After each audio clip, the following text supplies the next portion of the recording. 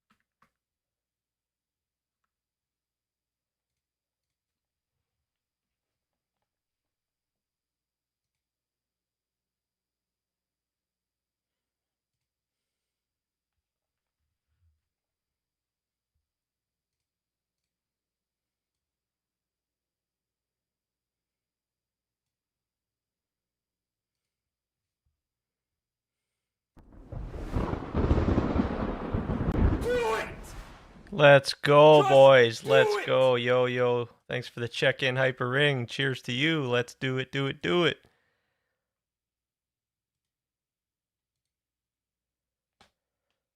Oh! Somebody! Oh! He needs some milk!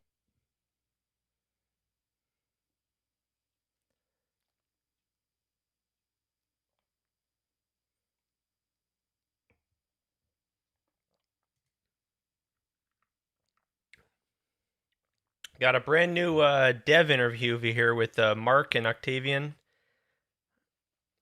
So I wanted to give this a watch today and give this a listen with you guys. And then yeah, I think start preparing, start doing some like leveling campaign runs, you know? Probably. Log in, dude. I have to say, it just feels so darn good having that hacker bot in my Discord now, in our Discord. Not getting any. Oh, it's such a relief. Like I just know I'm never gonna get any spam hacker nonsense in the channel again. So yeah, let's give this a watch. 51-minute interview. I love it. You love to see it. Yet another big expansion, and I got to sit down with Octavian and Mark Roberts to talk all about it. Let's get right into it. How have you both been? Good? Yeah. Very Busy. good. Yeah. Good. It's been about 4 months since we last chatted, right? That's about right, yeah. I think Jonathan does the PoE 2 one, so I don't duck out for that. I get to escape and just make the game for those. So. You have this big update coming out. You've been really consistent with these drops, constantly innovating and messing around with what Path of Exile is going forward. I think one of the things that really resonated with everybody in the group chat earlier was that you are targeting the starting game. What made you say we have to start focusing on the new player experience or onboarding new players? Honestly, I think that if you stop doing that, if you stop growing your audience, well, it's only got one way to go, and that's down, right? Like to believe that everyone who is currently playing will keep playing is not true. So I think if you truly want a game to continue, you have to be willing to go, we need to keep bringing in new players. And I guess I have seen that perception that a lot of people go, oh, now that PoE 2 is here, that's where the new players will go and they'll just cater to PoE 1's existing player base. And obviously that is true. We will cater to that player base, but we want that community to still grow. We want to have people who play PoE 2, maybe give PoE 1 a try. We want to, and the thing we see most is still games too complicated. And so when we come in and look at the changes to when we came, I think it was literally the launch day of Mirage, we were all in the office and we're like, let's send a message that we are still wanting to bring in new players. And and not just the message, do the changes. And so let's come up with a set of changes that we're willing to do to try and have newer players or less experienced players, or people who are getting into the ARPG via whatever game, give PoE 2 a go, give PoE 1 a go, and we still solve those problems in both games. And we had like a pretty short list of stuff that we wanted to start trying, but the socket colors was one that immediately was like, okay, we can action this straight away, so let's start working on it now. Whereas a lot of the other stuff, it's a little bit harder. We talked at the same time about socket numbers. We talked about socket links. It's like, okay, PoE 2 went all the way there of removing them. So where do we want PoE 1's identity and line to be drawn? We always talk about the passive tree. Are we happy or not? Bring it up, because we might feel one way last year. We might feel a different way this year. And we just keep talking about all those kinds of things. And then even the smaller things, like I don't remember if I mentioned, we things like adding the crafting bench to every town. It's like, it seems so obvious now in hindsight that if you played through once, like I'm not saying you're brand new, but if you played through once and you already had your hideout, crafting bench in every town is pretty no easy joke. to forget that hideout and That that is crafting so bench even huge. exist. Oh my god! And it's a pretty useful tool for people who aren't veterans in particular to solve resistances, solve damage, solve all of that stuff. So all of a sudden having that in town changes the dynamic quite a bit, where you're like, oh, that's right, this thing exists. I'm going to use it. And now you're significantly more powerful and able to progress through. So even that change was in our part of our same discussion of like, let's think about what we can do that's easy, quick, or otherwise to optimize the early game experience, remove complexity, add tools to people that don't have those 10,000 hours under their belt, and I want to make sure we keep doing this every league. I want to make sure we keep thinking about this and keep doing it. And it's not, I want to send the message to people that we're not giving up on trying to grow our audience for PoE 1, right? That's the main thing, which we aren't, right? It's not like a false message.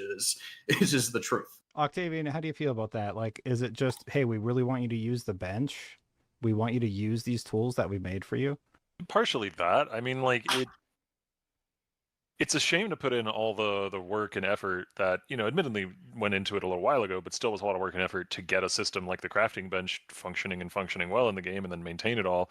And then a whole swathe of your player base doesn't engage with it simply because they don't know it exists. Like, surely that's the easiest step, like, you did all the work, you got this whole system in the game, just make sure players know it's there and they know to use it and it's in front of them.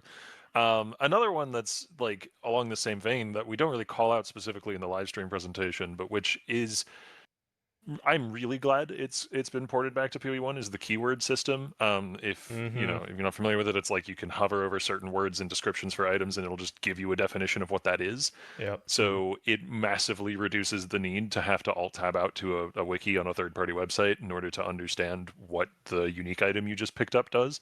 Now I do have to go with the caveat of Path of Exile 1 is an absolutely huge, like monstrously large game with descriptions everywhere, so we may not have been able to keyword everything that needs a keyword just yet, but the functionality is there, and we will be proliferating it as we can with every patch going forward. Do you think you would ever let the community contribute definitions of some kind to flesh it out? Definitions in Path of Exile have to be extremely, in some cases, maybe not every single case, but often have to be very precise and technical, because we want to communicate exactly how, like, we want the player to have, if they're going looking for it, to have full understanding of whatever mechanic they're working with so they can make an informed decision. And sometimes that can come down to, like, hyper precise wording on one specific line, meaning, one thing versus another. And there's actually, like, there's only a handful of people in the office, I would say a half dozen, who even really have permission to finalize descriptions of things, because we are so generally careful about how we word things in order to be as accurate as possible. And that's, so I guess the short answer is that's probably not something we would ever outsource, because we care about the precision quite a bit. I think it's safe to say everything in the game is our responsibility to make sure is done and communicated well, for sure. There are always tools outside of the game that the community can already use to learn that information. So it won't be too hard to honestly catch up on everything. it it's not instantaneous, but it shouldn't take too long to actually have, even if it was like 80 to 90% of things are covered, it should be something that we can achieve pretty quickly. The reason I ask that is because, and you kind of addressed it in the Q&A, you tease that you are considering bringing this mapping, the skill tree mapping, to PoE 1, and that's something that's sort of in the works. I was sort of curious, how far off do you think that is? What are the challenges you're still facing bringing that? Great, everybody's very happy about it in PoE 2. How do you feel about the challenge of bringing it to 1? It's, I wouldn't say it's a technical issue. It's honestly just having the UI programming resources to be able to do it. My immediate expectation is that we would have something by 3.30, as in by our end of year period, our next one.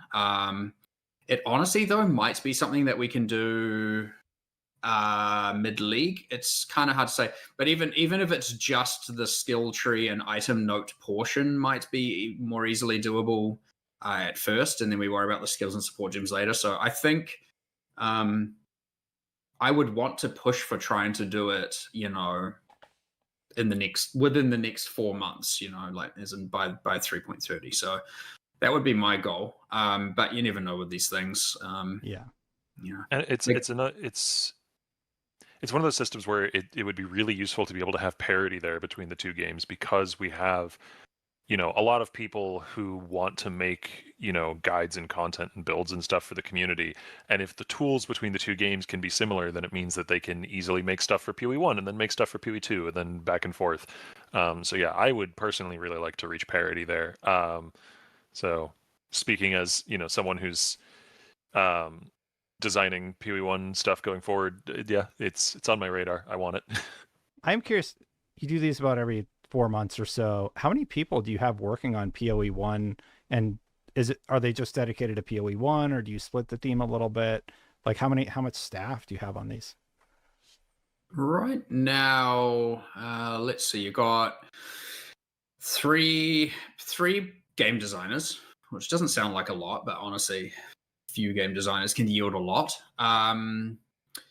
You've currently got 2 to 3 full-time gameplay programmers. You've got generally say 2, sometimes 3 UI programmers.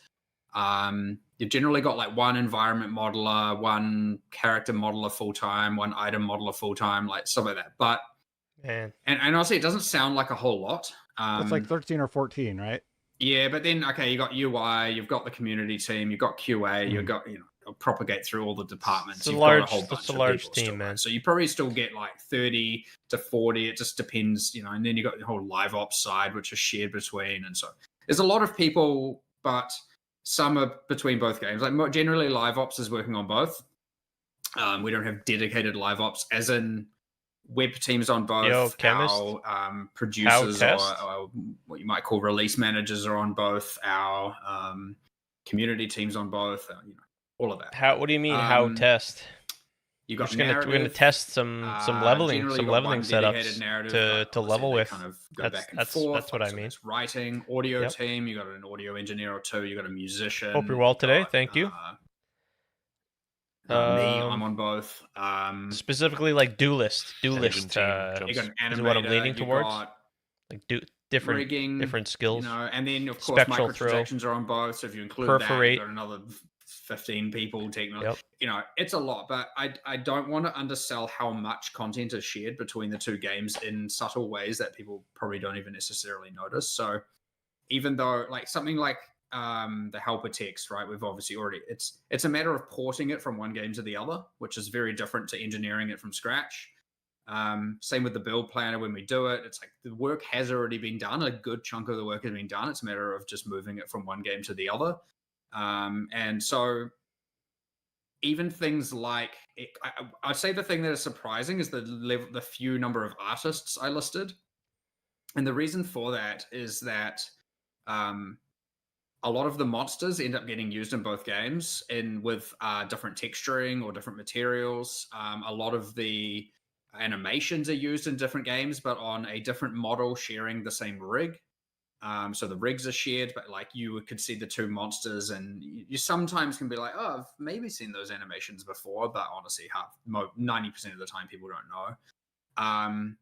Bosses can be shared, and so a lot of that work that you would argue is being used for PoE1, which it is, was done for PoE2 primary and is now being used for PoE1, and it kind of goes the other way around as well, where like I don't know if you saw that unique shield that had like a barnacle chomping during the video. Like I looking at that and I'm like, yeah, that can go in PoE2. So thanks the artist. That was a dedicated PoE1 resource that is 100% of the artistic quality to be able to be in PoE2.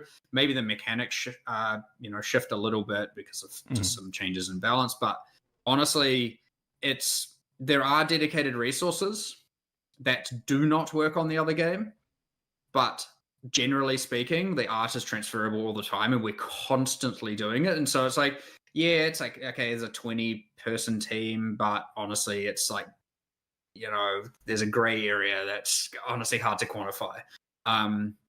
So like the total amount of work that went into this expansion is probably the work of 100+ people, but they didn't necessarily do the work for the context it's being used in.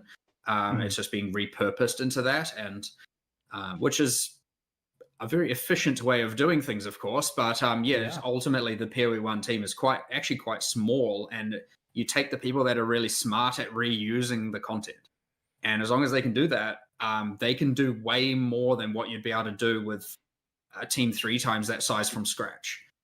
So that's kind of the play that we're using here, and it allows us to do so much for honestly both games. So it's working. I'm super surprised actually that you started with like single numbers, because we hear all these reports of these massive studios that have thousands of people or at least hundreds of people working on their projects. Is that by design at your studio? Like, are you very methodical about who you bring into the team as you expand? Yes, we are. So like, what do we have? Honestly, we have. It's hard to. Obviously, we have a support team's localization, and it starts to become a number of people. But like honestly, in terms of like in-house developers, we're in the maybe 200. That includes all our live ops side of things as well. Includes our QA, and because I know, they are developers to us, as opposed to, I know some companies are like, oh, QA is outsourced and stuff like that. They're not really part of the development team. We do include all of that. So, you're looking at like, it's honestly around 200 people working on both games. That's it's crazy. A lot of art, right? Art is the thing that occupies a large amount of the team for sure. But we've got 25 programmers total, something like that. 30 maybe a bit over that programmers. What do we have? Like 12, maybe 12 to 15 total game designers, and maybe that's even too high. But that's separated by like, there's like 6 on monsters, there's like 2 on or 3 on player skills, there's like 2 on uniques, and then you got 3 on PoE1. So it gets all split up into different things, but like you honestly don't need a huge amount of actual implementers. You generally just need, as in game design wise, you just honestly, it's the art that takes so long. It's that audio visual pipeline that is like quite consuming. And because we have like minimal to no middle management, pretty much everyone. So Jonathan hires everyone directly, right? Like we have team leaders interview and then Jonathan interviews them. That is what happens every single time. He hires literally every single person. So he knows and talks to them. They come in, they can talk to me and him directly. We don't have layers and layers and layers of people. We have minimal meetings, minimal bureaucracy. And with all of that, we just remain hyper efficient. We have direct game designer to game director. They're just so incredibly efficient talk to an effects artist, with their time and the resources. Request what they want. You can just tell. Deadline. You can just tell by the way they speak, right, or just sculpted from scratch. All of that kind of stuff happens, and it's just very, very efficient compared to a lot of what we hear about from other people, especially when we hire people and we're like, we give them a task in the interview. We're like, hey, here's a thing we do. How long would this take you? And our expectation is like, okay, our guys would do it in 2 weeks, let's say, or 2 days or 2 hours. And often the answer we get back is 10x what we expect. And we're just like, how? What are you like, what are you including sleeping time? Like, I don't understand. We just don't even understand what's going on sometimes. And it's a very, very good indicator as to whether or not someone's even in the right universe. And it's like, okay, maybe it's because of some engine they're working in, or maybe they misunderstand what we've explained.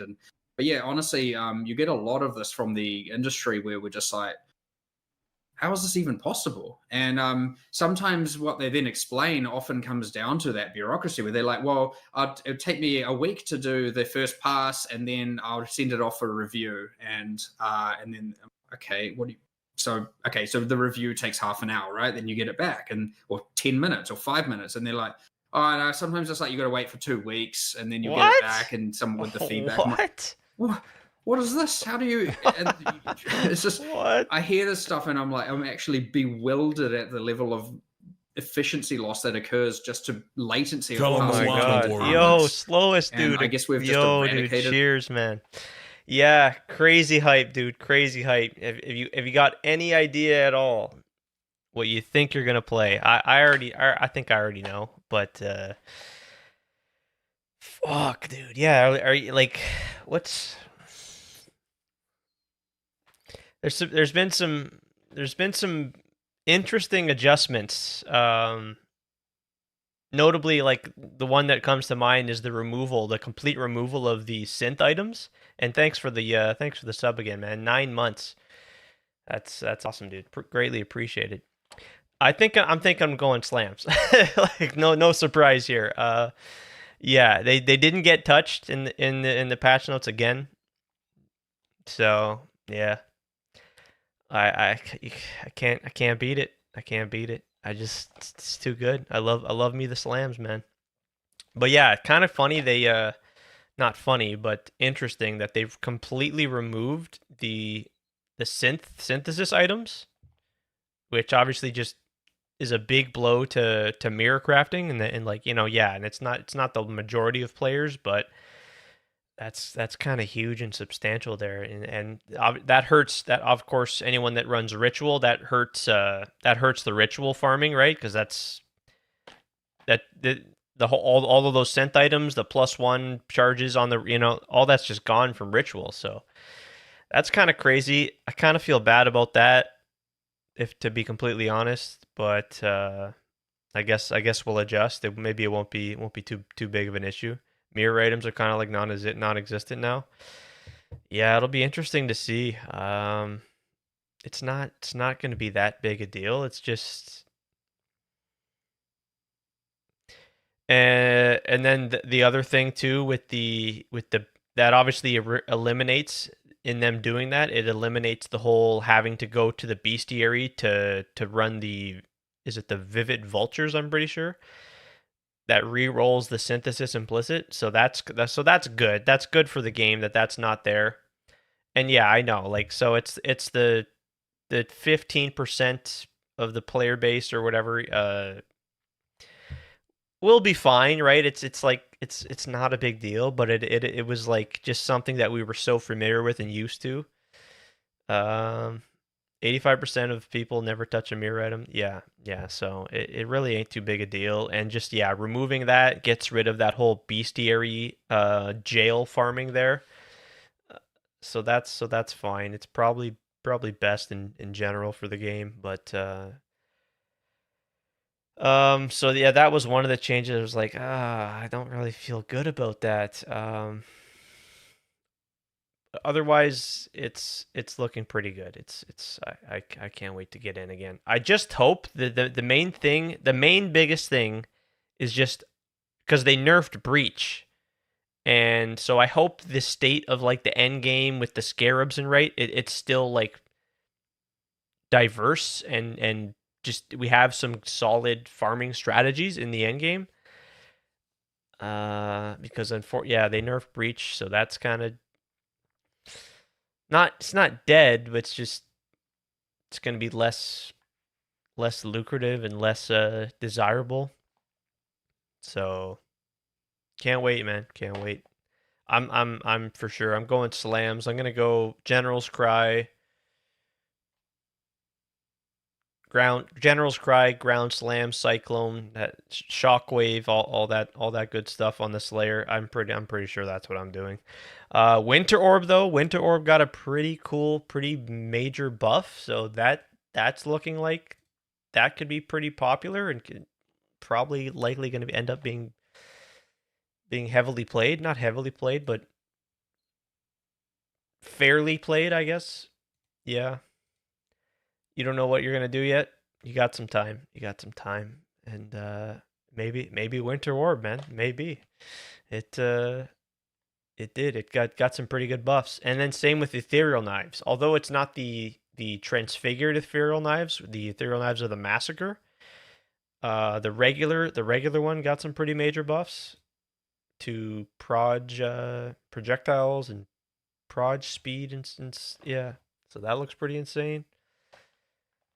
But I thankfully they didn't nerf slam, so and I just love it. I just love spin to win, especially. I haven't done Cyclone in a minute, so that's what I'm gonna do. Yep. I can't wait. And so there's a dev interview that was released just the other day. I always like to catch these interviews here. They provide some insight into like the new league and whatnot. Yeah, pretty much every spell got buffed. Yeah, so like hand casting, the self casting, you've got some good options. I didn't. I think I already just made up my mind, so I didn't really look into spells much at all. But yeah, you could probably be okay going like self casting to start.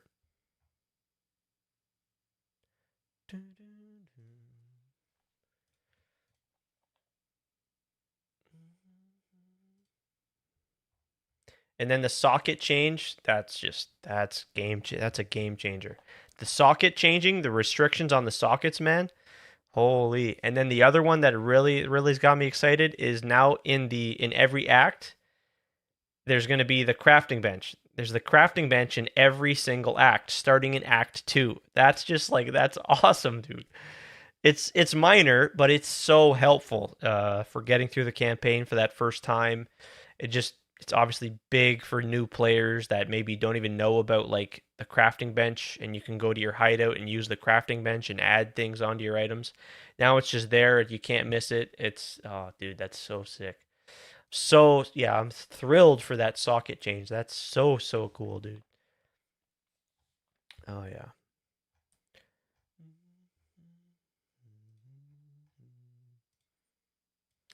Let's pull up the patch notes again here. 5 days, dude. Log in. This crafting here, this shit looks. This is wild too. Holy, like you get multiple choices to select from. Oh, this is great. Oh gosh. So you can just use one exalted orb, but you're gonna get to select multiple options.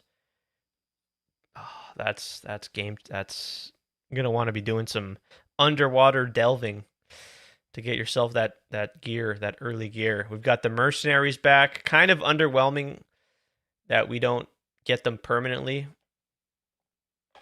It's fine, I guess, but I guess it's just an additional thing to interact with in the maps that could maybe sometimes result in a nice rare item or a nice like scarab, yeah. So just check the mercenary every single map. Let's go, dude. Skill issue, yeah. Yo, hypering, dude. Let's go, man. Can't wait. You got any idea what you're doing hypering at all?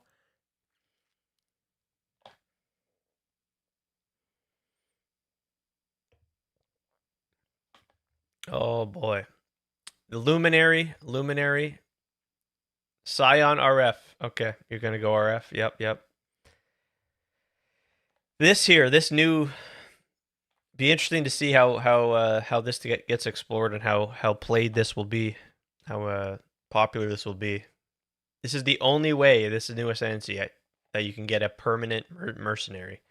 So pretty smart of them to kind of implement that, to give the game, to give you the opportunity to have a permanent merc.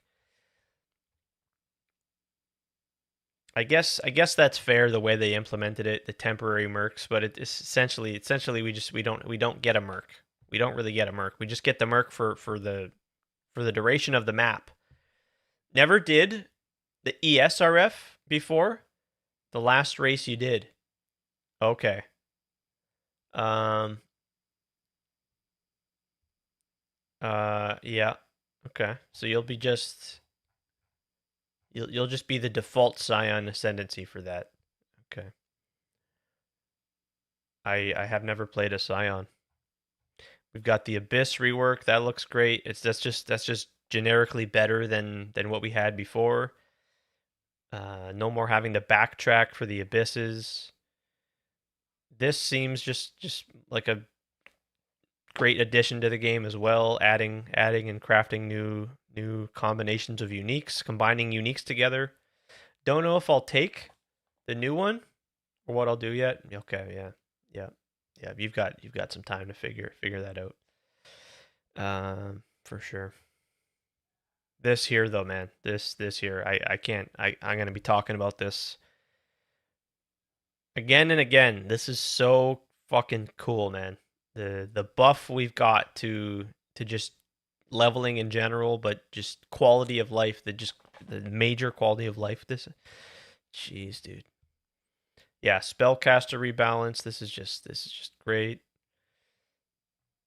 New spellcaster skills, the pacts. These could be pretty busted. I haven't looked into them. Mana infused staff. Yeah. Ready to go. Ready to go. I'm going slams, man. Slams all the way.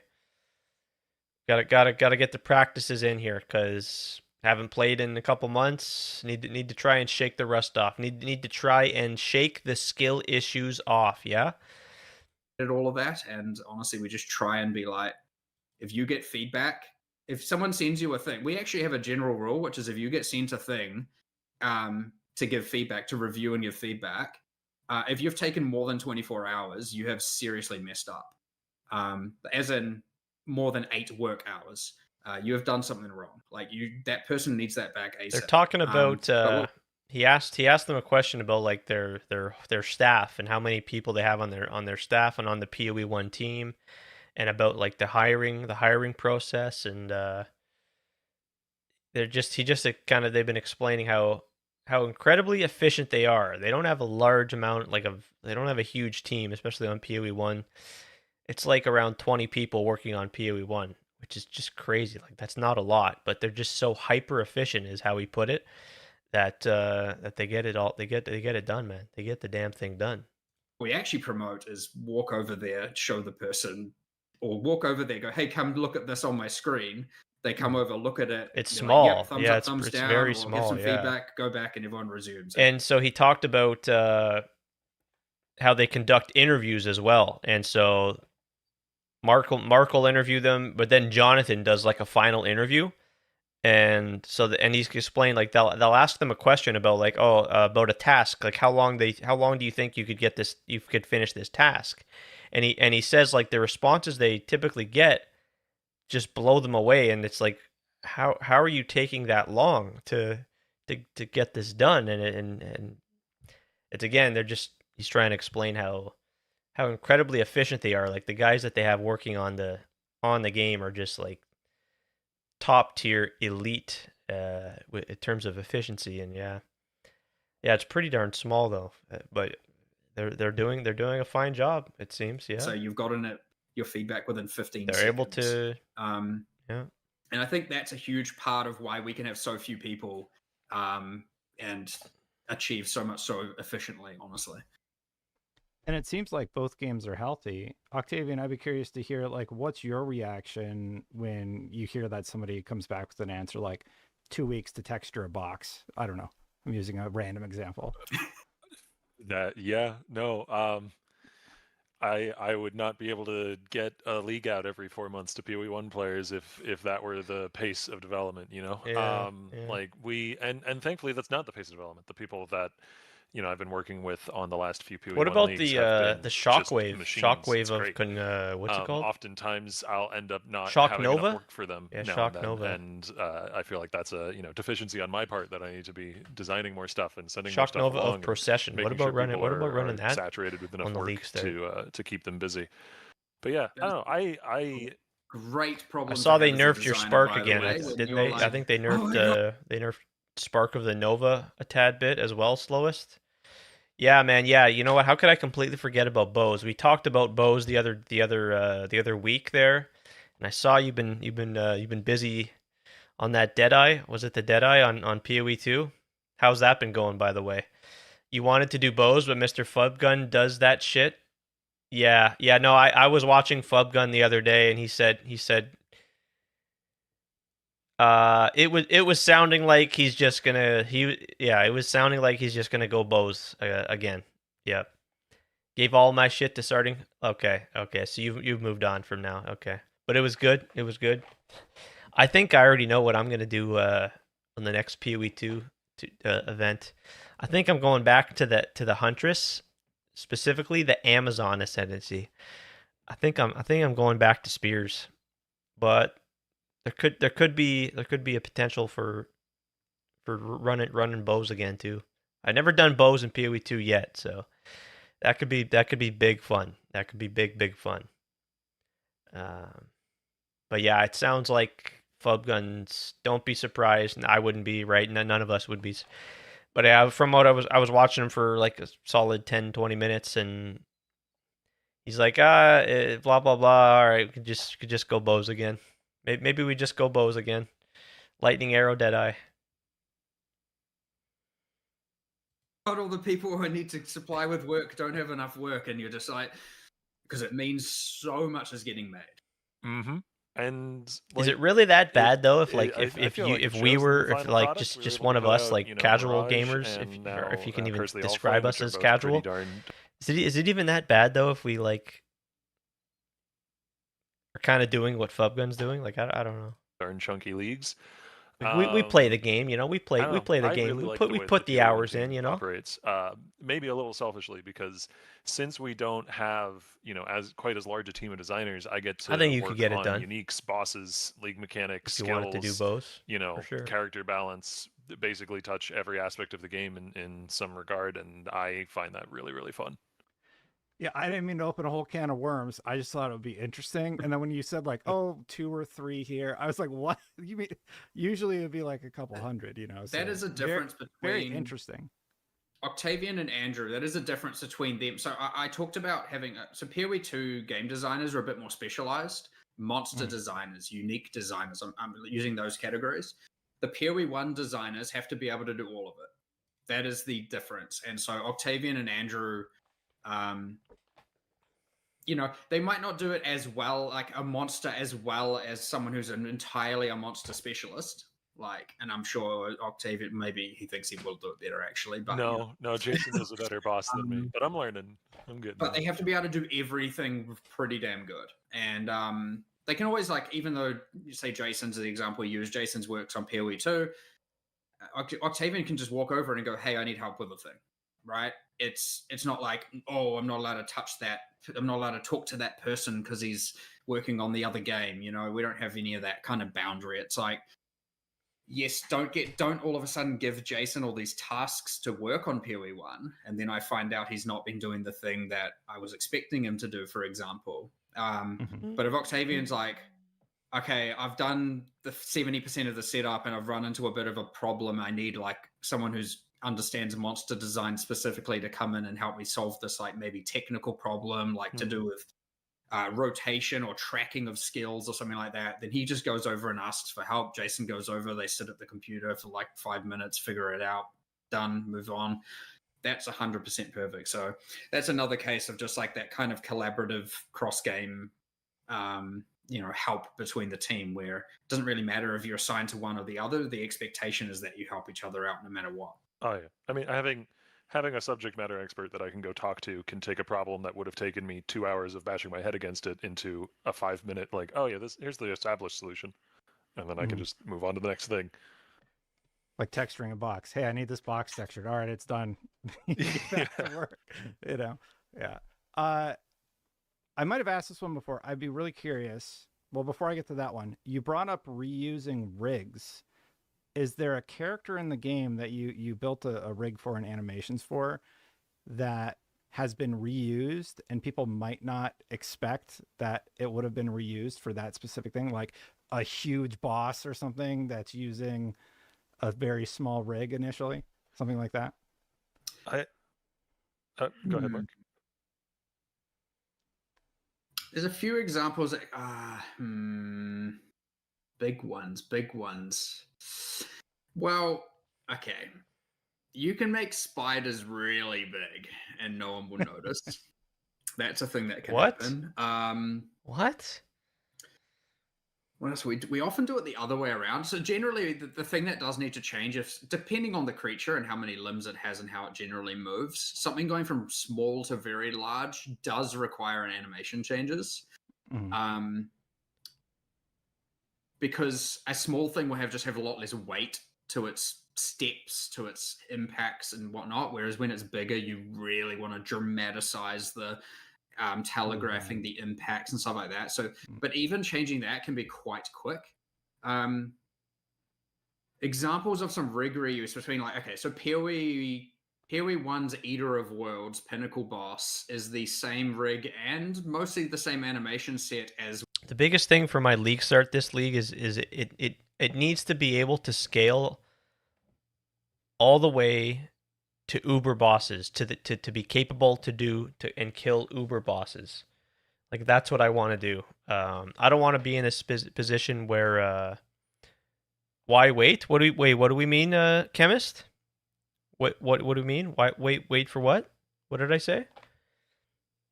One of the sub bosses of Abyss in PoE 2. It's a bit more recognizable because it still has the two tentacles at the bottom that do this. But like, we could just 3.29. Like, they don't need to be there. We have when start test. Oh, sorry, man. We're watching I did see some people going, "Hey, I'm watching this interview here," and then and then I'm going to get into it. Yeah, I'm not full new model. We removed his wings. We're doing it. Yeah. This is not false advertising by no means. It's just this interview just dropped. I like to watch these. We're gonna get into some leveling practice. As soon as we're done watching this, yeah. There's a version. This is brand new developer interview. There's a lot of that across the game. Are you doing some practice yourself, chemist? That's relatively recent. I'd be really surprised if anybody could figure out exactly which original enemy that we lifted the rig for Suresh from. Suresh being the boss of Mirage.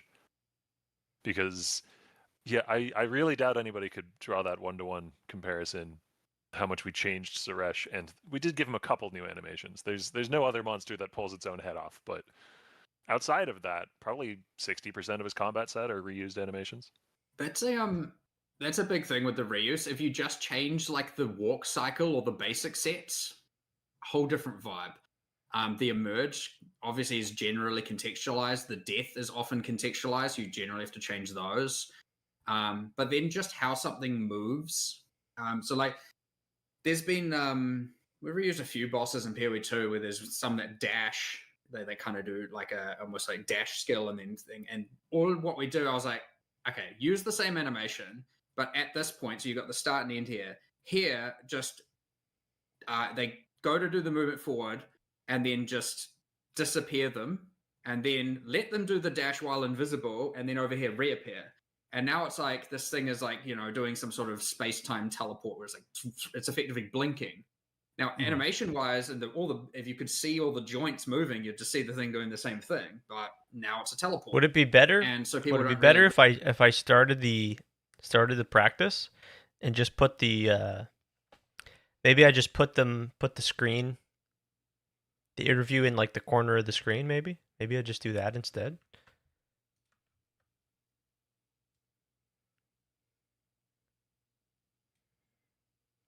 Could do that. Could. Yeah.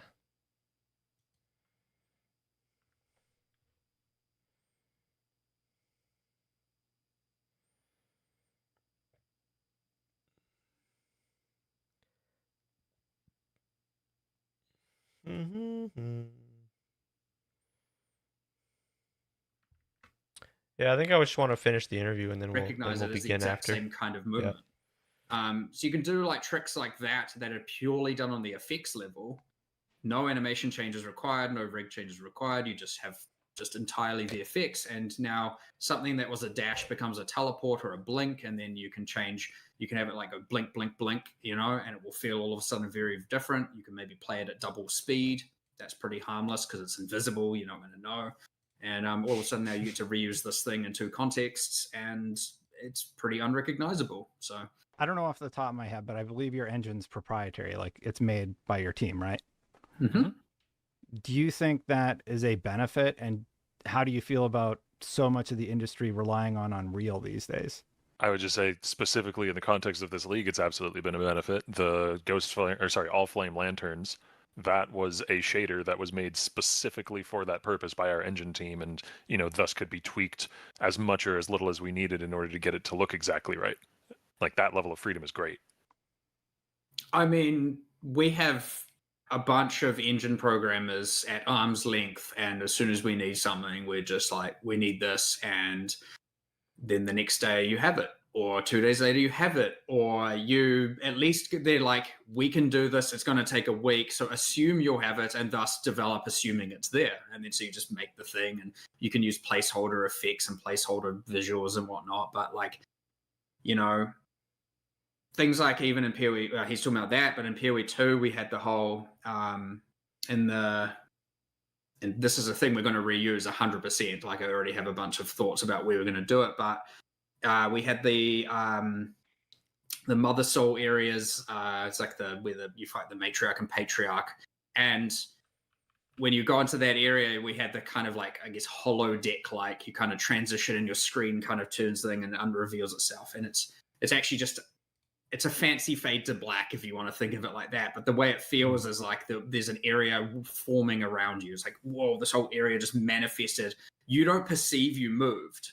You perceive the world was created around you. And I'm instantly like, oh, okay, we've got several leagues we need to do. And I was immediately thinking like, damn, if we had this for Mirage, we could have had like a thing where it's like it creates the mirage around you instead of having the loading screen in between. And I was like, damn, bit too late, but next time we'll be able to do it. So just being able to immediately just go, here's the thing we want to achieve, and then they're like, yeah, sweet, we'll give it to you in a couple of days, and then you're like, all right, and then they make it, they give it to the VFX artist. VFX artist generally does a little bit of the glow, the texturing, whatever it need be, gets it to look good. Audio team gets in, and now you've got this just thing in such a quick turnaround. Whereas I don't exactly, I'm a Path of Exile. I know the Path of Exile engine. I'm not familiar with the bounds of Unreal and all of that stuff 100%. But I generally, my impression I get from people is just the flexibility is lower. If you want to do something quite bespoke, you don't necessarily have the capability to do it, especially immediately. That being said, I don't know any other way. So it's hard to compare, but I know what we got is amazing and I love it. And without knowing any other way, I wouldn't want it any other way. I mean, whatever you're doing, it's working. So, I mean, keep it up, People are people are game developers. I want people to realize I'm not a game developer. I'm a Path of Exile developer. Like that is what I am. And so, you're expecting me to know what some other company's doing. Again, aside from what people describe to me in interviews or people that have changed role, I have absolutely no idea what's going on. You brought up bosses. I'd be curious, what's your favorite boss? Mine is really boring. It's the skeleton guy from Path of Exile 2. I don't know why. I just love how all the bones come together and then he fights you. Torgal. Yeah, Torgal. I really like that one. Do you have a favorite? He is... I mean, I don't know if you picked up on it from the trailer, but he is he is the shared rig that is used for the new PoE1 Abyss Pinnacle. So Yep, that's what I there you noticed. I go. He's caught obviously had that. some changes and whatnot, but I mean, They took again, that it is boss from PoE recognizable 2. to people who are picking up on those things. But yeah, I mean, that is an epic boss. Mine. Torgul, It right? might Yo, be hey, Master Roka, yo, PoE2. It's the how's new, it going? probably Good the to new. see you. What's going on? Cheers to you. What are we getting up to? We playing anything? Yes, sir. Yes, sir. Did you catch the reveal?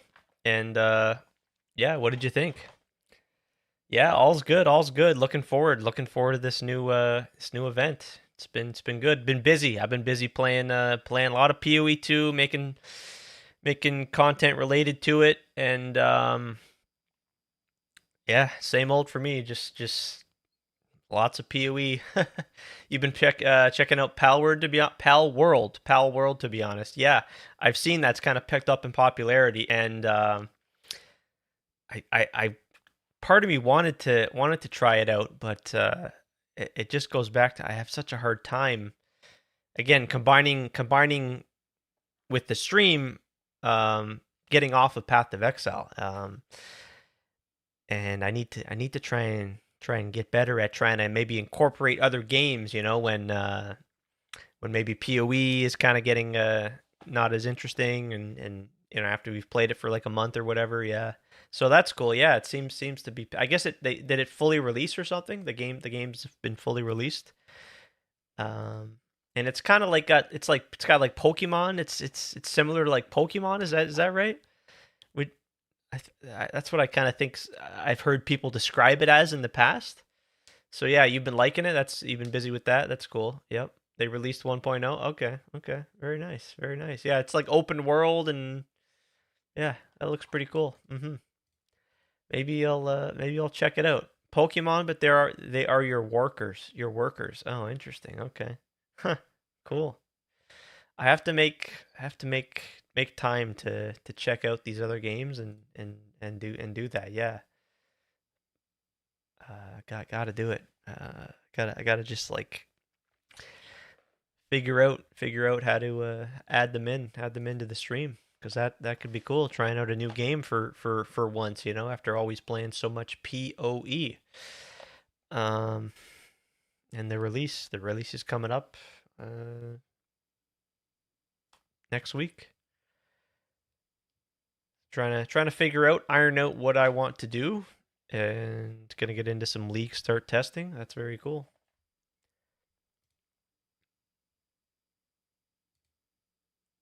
Hope you've been well as well. It's The been good. It's good to see you again. Wendigo. I just love. Just want to watch the rest of this dev interview, and I think I'm going to get into some some leveling practice because probably pretty rusty. I probably need to get people might get hate me good for at saying the this, game but again. honestly, and I wish Try I could do to a full fix the fresh skill coat of paint on it. I have issues. two choices. One is the Shaper, and one is Cirrus. But more from the point of developing it. Like I know at this point they're like dated, and I would love to redo them. But Redoing the Cirrus boss those fight, two yes, have please. a just kind of special place of being That's like crazy. those were the pinnacle bosses of their time when they were there. Yeah. And I know yeah. Cirrus was quite controversial for quite some time. Mm-hmm. But I like when my boss fights I develop evoke reactions out of people and different emotions and piss some people off and some people are satisfied and Yeah, but that's the what you Cirrus want out fight of it. is just that's just like if everything was no. just breezy and no one really cared, then I don't think you're really making something that's leaving a mark. And that's what I like to do. Cirrus has left a mark. Cirrus and have a the Cirrus boss has certainly left a mark on Moana everybody in the community. Hey, Masaroka, thanks so much for the resub. 5 months, greatly appreciated. Yeah, can't. Oh man, thank you so much. Means a lot, greatly appreciated. Do you think you're going to be checking out the Curse of the Allflame? And did you catch the reveal? And if so, what did you think? What are your impressions? If not, I try my best to fill you in. Can't get into PoE 1? No. You've done it in the past, I think, right? You have. Maybe I'm remembering wrong. You just can't get into it, eh? You're more so. Are you more so into PoE 2? Okay. Okay, you've tried, but okay. Yeah, I think I remember. Yeah, you had played it before and you've tried, but you just can't do it, eh? It just doesn't work. They need. I think a lot of people, and especially like the players that enjoy Path of Exile 2, I think there's a lot of players that want to try PoE 1, but they don't have WASD in PoE 1, at least not yet. And I know it's coming, and it is in fact coming. It's so maybe that's going to help bring some new players in and get in. So yeah. So okay, fair enough. You got Pal World. You're enjoying Pal World, so that's all good. And there's always going to be something new and something to enjoy. Yeah, you've got World of Warcraft too. I know you play that. Are you still diving into WoW and keeping busy with? I mean, I know if you're doing WoW, you're always busy. You always got something to do in World of Warcraft. And then there's League of Legends as well. I know you play League of Legends too. So, yep. Waiting for season 2 for WoW. Okay, is that coming up? Yeah. Yeah, and then there's League of Legends. I know you're a League Zoe. You're the Zoe main, right?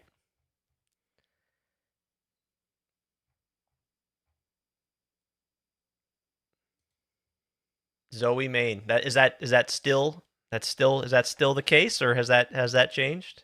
And do you still play? You still play League regularly from time to time? You switched over to Dota 2. Oh shit. Oh, okay. You find you like Dota better?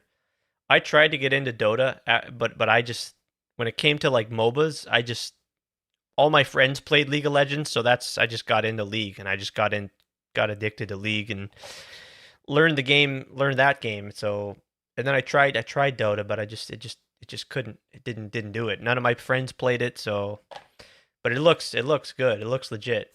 Yeah, and it's been around for a while. Yo, Osk for the follow. Thanks so much for the follow there. Good to meet you. Hello. Cheers to you. Yo, man. Hello. Cheers, my friend. How's it coming? How's it going? Yeah, just catching up on this dev interview. This is fresh off the press here. One day ago, with Jonathan and Octavian. I love listening to these guys. I love watching these dev interviews. So, yeah, extremely excited. Yes, always. If you're new here and obviously you are, I pretty much exclusively stream Path of Exile and play Path of Exile here. So yes, I'm extremely excited. Just like with all all new PoE related content. Yep. Tell him Moana Holy warrior. shit. My God, Masaroka, yo, thanks for the 5. Shit. What? Hey, wow. Hey, that's by no means necessary, but hey, wow, that's greatly appreciated. Thank you so much. Man. So yeah, Osk, I'm thrilled. I'm thrilled for the new league. There's unfortunately we lost some pretty nice like things that we've had in the game for some time. Specifically, like what I'm referring to, for example, are the synthesis items, the synthesis implicit items. Those are just gone. Which but otherwise no. Like I'm thrilled for another league for sure. Yeah. Man, Masaroka, thank you so much. It's good to see you again, and man, that means a lot. Yeah, what do you think, Osk? What do you think? Thank you for asking me, but what do you think? It will be fun following along for league start. What are you thinking of playing? They didn't nerf slams. I really enjoy melee. I've played a variety of different things. We've done brands, we've done all sorts of different builds in the past, but what I enjoy most is just melee in general and slams to be specific. So this time we're going to go I'm like 90% locked in on this. It's going to be a Cyclone, Shockwave, General's Cry, Slayer most likely. The Ascendancy could change. Maybe that'll be like a champion or a Juggernaut, but I love me some General's Cry, summoning those Mirage Warriors and the Mirage Warriors. Yep. I'm thrilled, and I think that's what I'm doing. So, yep. Yeah, I always want to hear what you guys are thinking of starting. And yeah, Masaroka, it'll be sad not to have you for PoE1, but hey, I'll be thinking of you. Yeah, you betcha. And always hope for the best in your league matches and whatever you're doing. Hope for great success. You know. Yep. I'm excited. Have 1,000 hours, but haven't played for 2-3 years. Oh wow. You were an RF enjoyer, and now I have no clue. Trying to find inspiration. Fair enough. Yeah, yeah. You can never. Like they're not gonna touch RF. Like I think RF's just one of those skills that's, yeah, sure they've done balance for it in the past, but it's at the point now, and I think they just know how popular and how also it's very beginner friendly. So you're never going to go wrong league starting with Righteous Fire. And then of course, if you are familiar with Pox, he's the Righteous Fire guy that that does a great job you know, holding your hand, if you can say that, for Righteous Fire league start. Mm-hmm. But yeah, there's certainly some options. They improved the spell casting with this patch, so maybe there's some potential for league starting like a variety of different spells, like self casting wise. They've made some adjustments to like the Templar here and the Occultist, or not the Occultist, the Occultist and the Assassin. Yeah, but I love slams. Earth Shatter, I've done lots of Earth Shatter in the past. Sunder, just yeah. You're scared of falling into Winter Orb Trap or anything meta? Mm-hmm. True. Yeah, because of the Winter Orb buffs, it's got a lot. It's got a lot of eyes. It's got a lot of eyes on it right now, right? Everyone sees those Winter Orb buffs in the patch notes. So it's getting a lot of attention. So it could be meta. I don't know. It's yeah. I wouldn't be surprised. So there's going to be I guess the generic, the usual league starts. Hey noobs. Hey, thank you for the follow, noob. Cheers to you. Let's do it. Yeah, 100%. I'm just doing slams. Last league, I did. Despite the terrible major nerfs to Penance Brand of Dissipation, I actually league started. Stormbrand and then transitioned into Penance Brand. I guess I was kind of just so excited to play Penance Brand in specific. And so that league didn't go too bad. We ended up playing a variety of different builds. Yeah. Hey noob. There we go. Got the treasure chest. And thanks again, Master Roka.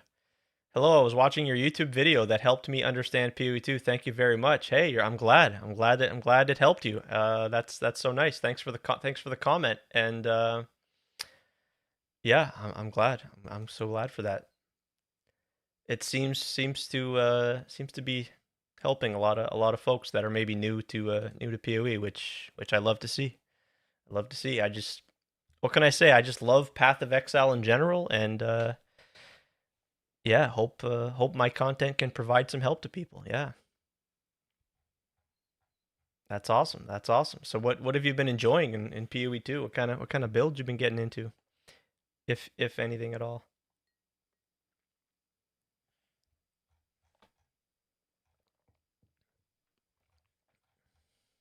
This here though, this I've talked about this. We're going to talk about it again. This is the biggest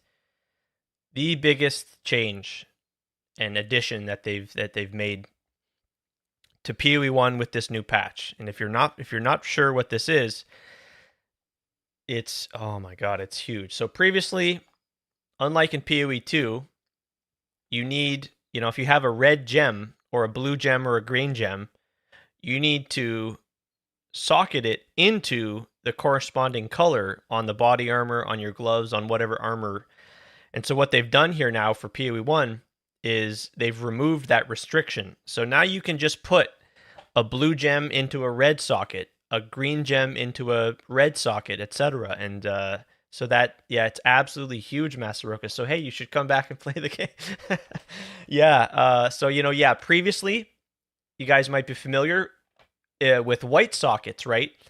You would actually want to get white sockets on your item, because what a white socket would do for you in Path of Exile 1 would allow you to just put whatever color gem into that socket. So whether you had a blue, green, or red gem, you could just put it into the white socket. There'd be no problem, and you wouldn't have to worry about, I need to get a red socket for my red gem, or a blue for my blue, green for green. Yeah, so unbelievable. Absolutely unbelievable. Noob says, well, the monk build was your favorite this league. Was pretty fun.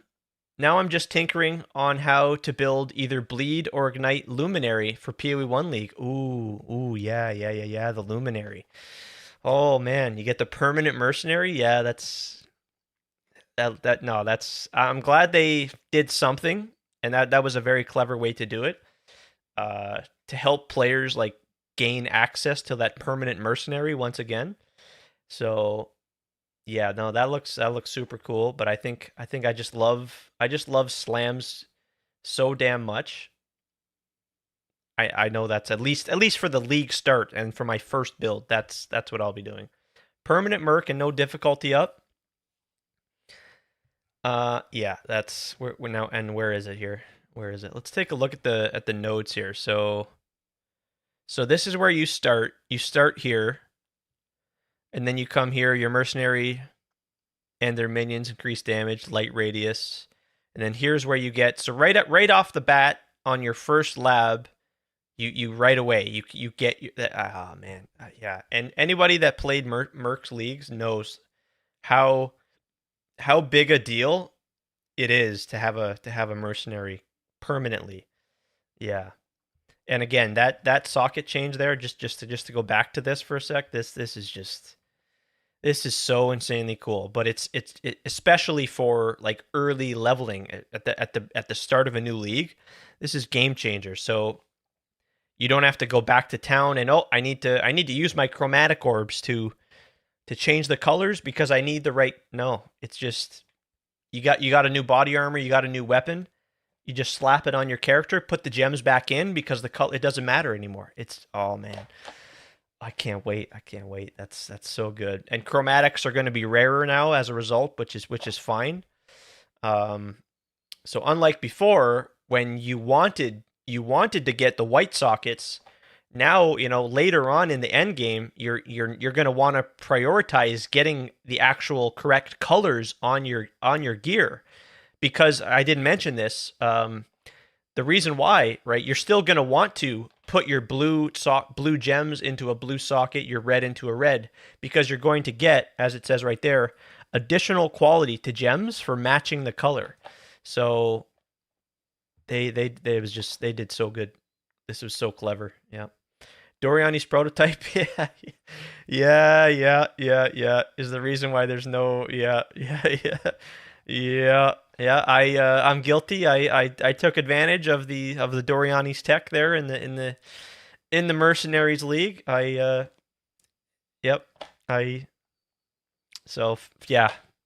enough. They had to remember that and not allow that to happen again. Yeah. The sockets will be very nice for leveling, dude. Yeah, like come on, man. So what's that going to mean for me? I'm going to maybe complete the campaign in like 10 minutes faster, hopefully. Hopefully, maybe, right? And that should help all of us. Yep.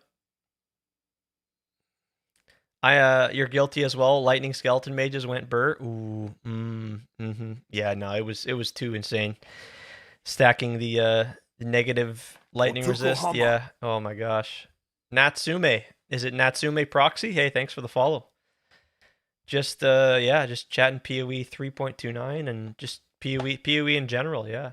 So yeah, to continue here, looking at this, I didn't really dive deep into looking at this. Good to meet you, Natsume. it always feels good when I get the pronunciation like on point. So like that matters to me, right? So good. Cheers to you. 50% less cost of link skills. Link skills have infinite attachment duration. Infinite attachment duration. So that means the link will never it will never break. If your linked mercenary dies, the link owner does not also die. Oh, interesting. I've never played with the because I don't often do like group play. So I've never done like the link supports, but this is super cool. Yeah, and it pairs perfectly with having a mercenary.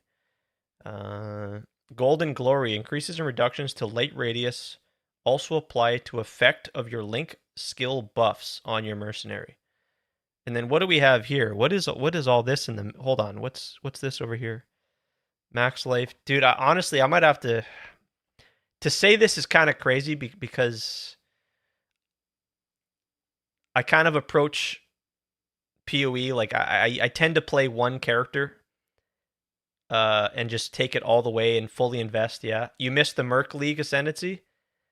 The I missed. Oh yeah. The I missed the Merc League Ascendancy. Yes, that's it. No, this is perfect, and it goes and it just perfect for the Scion to add another Ascendancy option with to the Scion.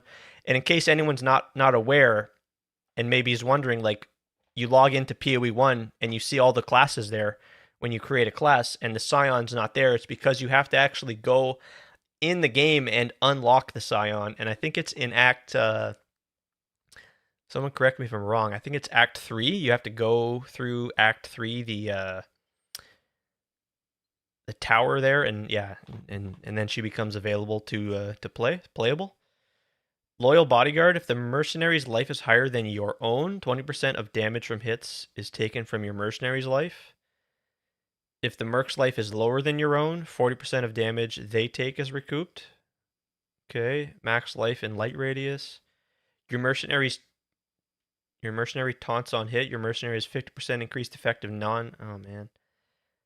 And what's this? This is where you allow it to equip certain items.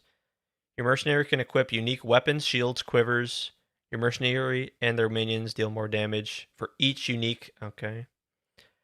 Mercenary can equip unique gloves. Okay, yeah. Helmets, boots, belts.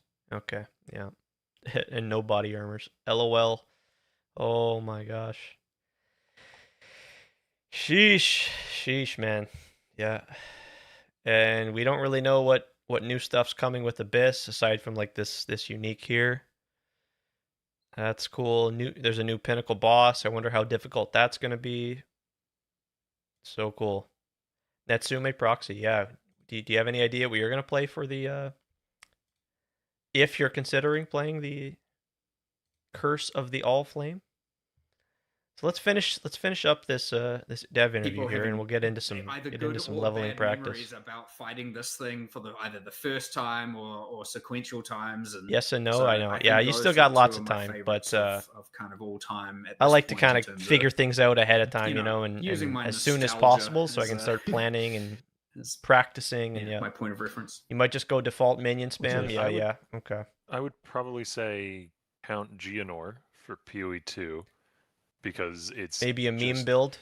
Like that one, a fun fight, and it's also got an hey, maybe it's not a meme. That's built up over the course it's the of real whole deal. Act, where you get closer and closer. That'd be really good if that that mercenary build was not a meme build. Well-suited fight for being at the bottom of a destroyed Gothic manor. Like it just all kind of comes together and works really well. And in PoE 1, it's definitely Uber Elder. Like the cadence of that fight is pretty much perfect. It's just the right amount of threatening, but you do have to learn it, and once you learn it, you feel like you can Uber do it. Like Elder, if you play perfectly, Elder Shaper. There's that.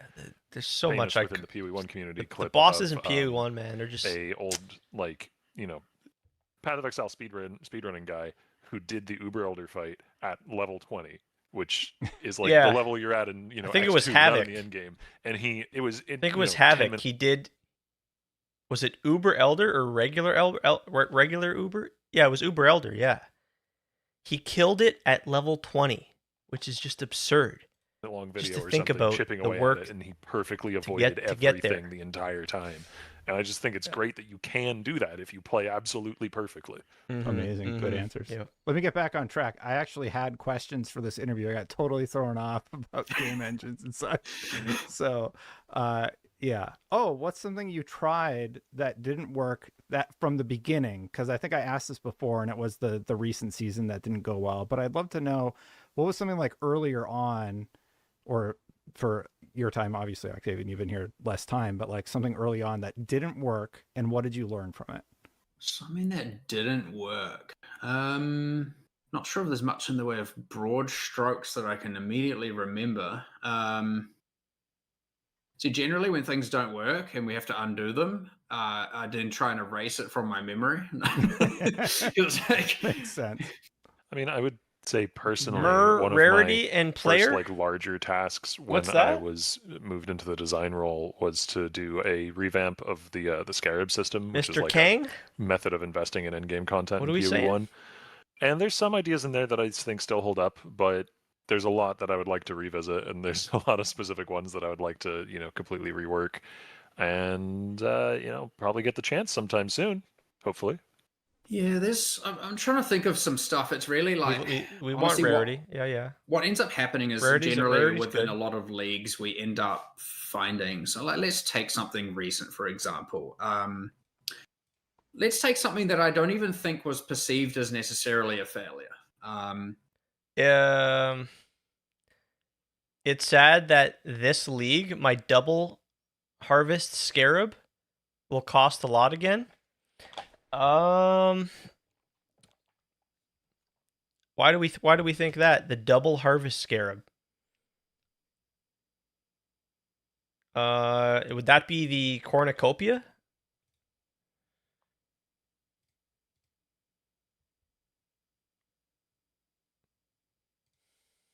Harvest scarab.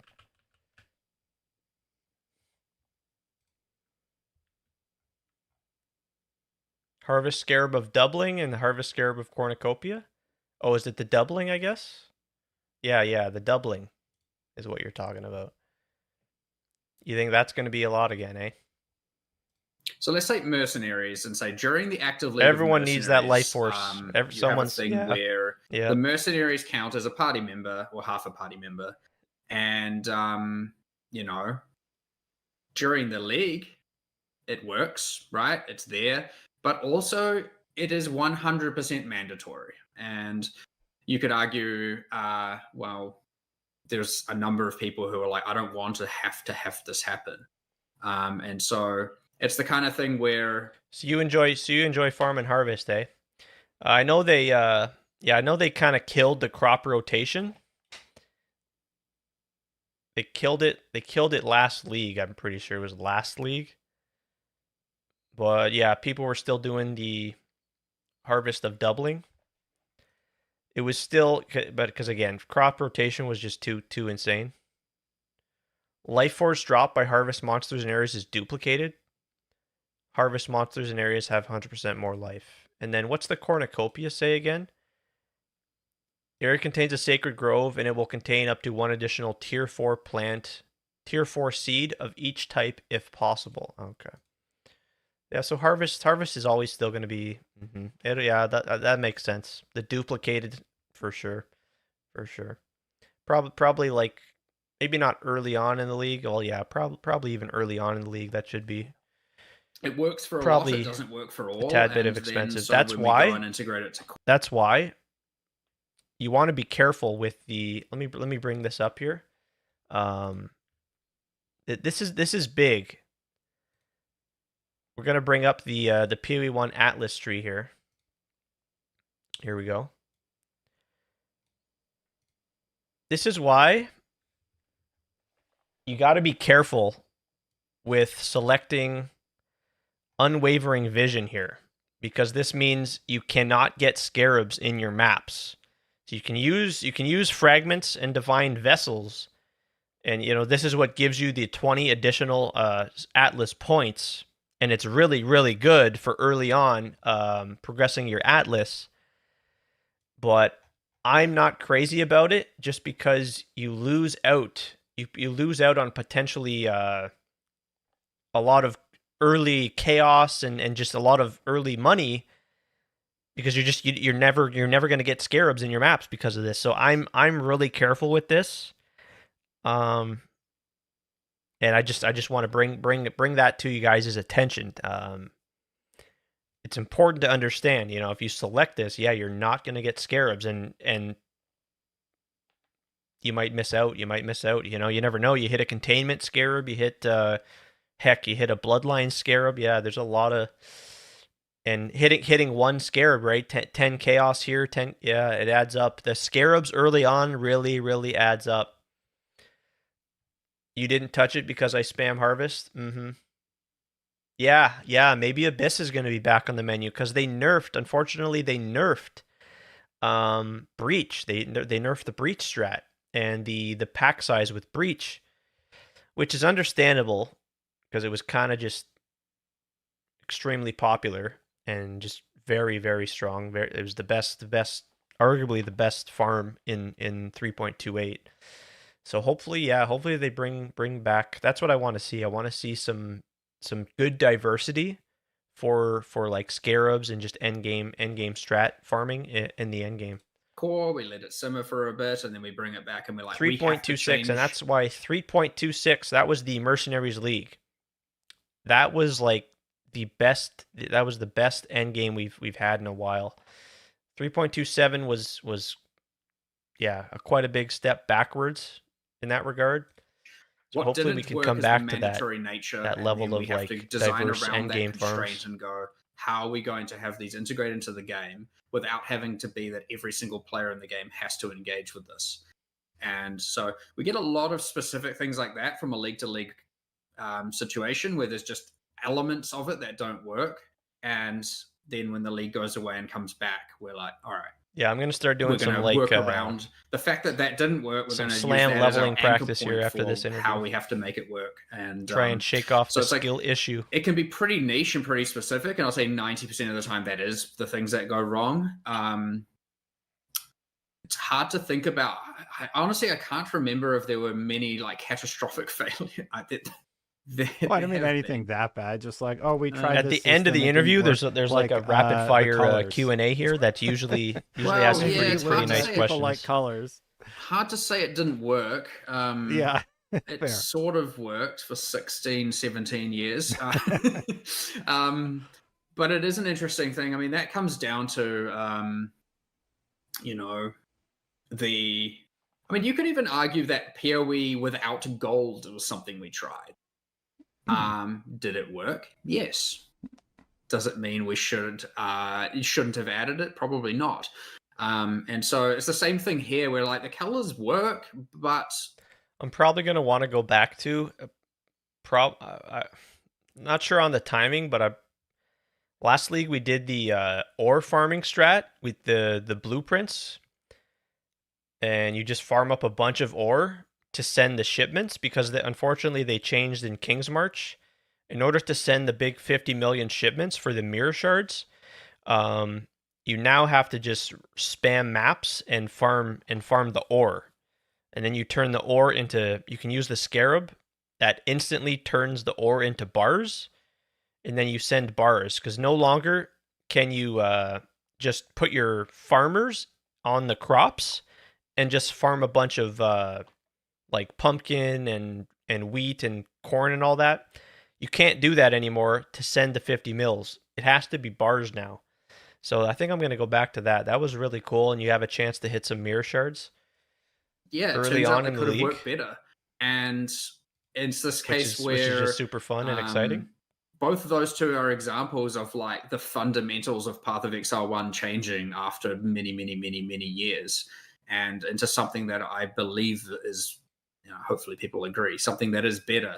But like, I'm fully prepared when we do a radical change like this as well for this to be the thing that doesn't work. Mm-hmm. And you just have to try. But if you're too afraid of that, you don't even really get to understand if it's going to work or not. So the hope here is that it does work, of course, and we try and do everything we can to make it so. But maybe this creates a different kind of problem. You know, maybe people see it as oversimplification. I don't believe that, of course. I think that we've actually hit a good middle ground. Maybe people just see it as you change something sacred and that's not okay. You know, maybe it's like, well, it didn't matter because I still can't upgrade my gear because the sockets and links aren't the same. So you've actually kind of achieved nothing. You know, you can get ranges of feedback like that. Not that I necessarily agree that those are, you know, binary, and, you know, but if people will have their different perspectives about these things. Again, there will be the audiences that feel that way, or feel like certain things are failures more than others. But yeah, it's hard to think about like objective failures for sure. But in terms of like things that don't necessarily hit the mark, I mean, they're all over the place. They hit for 70% of people, but not 30. They hit for 90, but not 10. Sometimes it's 50-50. Now that's kind of a luxury of our game when it comes to leagues, when it's like, you know, it's fine if only 10% of people want to do heist. I don't know the actual number, by the way. I have no issue with Any that. heist enjoyers? When it's the optional content at end game, and not to say it doesn't need some love. But, you know, it's a thing where if you don't want to heist, just don't heist. If you don't want to do blight, don't blight. And that's the thing I love about the end game. So with content, it's a bit more forgiving. With systems like this, yeah, it can be a bit scary. And I think it's why we were petrified about making this change when we were first talking about it. I remember just being in the room like, are we doing? Is this okay? Are we doing this? And we were all just like trying to convince ourselves it's the right thing to do. And then it's like, what can go wrong? Like, let's say it's all bad. We'll just undo it. And, no, which you is an can't. option, You can't. That's why they got to be so careful, because you can't really undo some of these things. That come back 4 months later, or even sooner, it'll be undone. You know, or maybe some people like it and some don't, and we're like, okay, let's find a way to support both of what players want. You know, so there's generally we can adapt to everything, but like a lot of stuff goes wrong in very small ways. Makes sense. I would be curious if you were ever to take the Path of Exile franchise and expand it into another form of either a game or media. What would you? He's asked this like question to see before. It expand to. I think he's asked this question before. They don't have plans to do anything, to do any other types of games. Okay, absolute personal preference, because it's not like I'm ever going to pitch this as an actual business side of things. But what would I? Path of Exile MMO. I would love to see something like our ExileCon card game become something. It isn't designed currently to be a long-term so that's what that thing, is on his wall. It's the ExileCon cards. A kind of card gamified version of our items and crafting. I think could be something that could be interesting.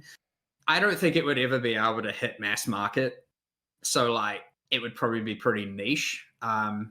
Maybe it would, but you know, we're not necessarily going to be that good at designing that kind of thing. What's another type of media? I mean, you always want to have the epic either TV show or movie, but like, let's be real, most of them don't get executed very well. Man. And then I don't want that. I'm like, statistically, it will probably be bad. So let's not do that.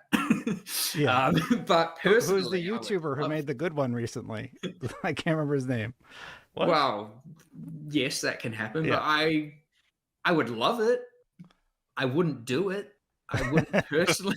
Like, I would love to see that. I have my idealistic view of this like perfect product. I don't think that product would be able to be executed with any high probability. They got enough. Success, they got enough things to worry about and work and but, enough. Do we have anything else? Not really at this moment. More cinematics in the game. Mean, I don't like really have a cinematics strong, would be cool. There's certainly nothing that really ever comes up. Like I'm never like pushing for new products and new things to use with the franchise. Neither is Jonathan. We're just like, no, we just make Path of Exiles. Like, it's fine. That's like, it. We're fine with that. Like, then if we do talk about it, it's just kind of like, do you really want to take on another project? And we're like, wait, why are we talking about this? Like, no, of course not. So we're just really happy with just making PoE 1 and PoE 2 right now, and that's going to be us for like a long time, right? Yep. But yeah, personal preference. Yeah, of course I would want to see a 10 out of 10 movie about Path of Exile. But like, come on, realism takes hold and is like probably won't ever happen. So yeah. Come on, Disney. Sort of maybe bad example. They haven't been doing so hot lately. I don't know if James it's quite Gunn. the Oh, for that. maybe. Sorry, go ahead. What were you saying? I was saying the grimdark universe of Rayclast may not be Disney's cup of tea. Yeah. Yeah. Okay, real quick, last one. Kelly's telling me to wrap it up. Do you ever put Easter eggs in the game that nobody has discovered yet? Like, is there one in there that's still There's a good kind of question. like a nod to the fans or something? There's a good question. I mean, it's hard to be certain that nobody has discovered them, right? Mm-hmm. Because there could be somebody somewhere who just spotted it and didn't really say much. Yeah. But I know for a fact that the environment artist that I have been working with primarily on this league really likes to hide bananas in places. What? As well as cats that look like his cat. So, What? keep an eye out aboard the Sovereign. Aboard Hidden the ship bananas. for those little Easter eggs. We have bit of backstory there. I don't know if I've told this story before. We have a group of us at the office that play a bunch of Counter-Strike. And of course, for those who are familiar with Counter-Strike, you have Inferno, and Inferno has a place in the map called Banana. And we all of a sudden, the group we're in is called Banana. And so we don't go to each other, hey, you want to play some Counter-Strike? Everyone just starts sending each other bananas. And then that turned into all of a sudden there's bananas appearing in game. And, so I don't know. It's been this kind of funny running thing where, and I even find them, I'm like running around King's March, I remember, and I'm like, why is there a banana here? And then, because one of the environment artists is in the Counter-Strike pretty group. interesting. I'll be looking out for some bananas. Yeah, we occasionally just go and, play some FPS games, and, our group is called Banana, and it's just been a whole thing. And I don't know, I think it's all quite funny, just like, we're all just trying to add bananas into the game without the other people knowing, and then they go find it when they're playing on live. But in terms of actual, like, because that's like really niche, and people were just probably like, okay, there's a banana here, I don't understand it in the slightest. It's but is there anything undiscovered? Probably. I don't keep track 100% on whether or not people discover them, because but like, there's different kind of levels. There's in-game stuff, and then there's like the amount of bait that we leave intentionally in the data mining is kind of, sometimes literally we call it bait, is quite funny. And so you create this thing where there's actual in-game stuff, and then there's data mine conspiracies, and sometimes those overlap where people can't identify one from the other. Like, there's a data mine, a crossbow that was data mined in PoE2, and I'm not going to say the truth about this. I'm just going to say the story that occurred. And they were like, "Oh, I wonder how to get this and whatnot." And it's level 11 crossbow, okay. And then all of a sudden, I hear stories about how someone's convinced that, I think the name of it is like Gatebreaker or something like that. And so someone's like, Gatebreaker. There's a boss on the starting beach in PoE2 that's trying to break the gate. That's definitely the link. Now, I'm not going to confirm or deny whether or not that is the link. Why not? However, that person was like, level 11 gate. Okay, I'm going to level to level 11 on the beach in PoE2, and then try and kill the boss at level 11 and see if it drops the crossbow. Wow. And I heard the story, and I was just like, oh my God, that is a level of commitment. Like, I don't think people maybe quite understand how difficult that is to do. Yeah. And I was just Onigoroshi? like, I don't know if they actually did it, or if Yeah. it was just like that's what they were trying to do at the time. But I was just like, I love this more than anyone could really know.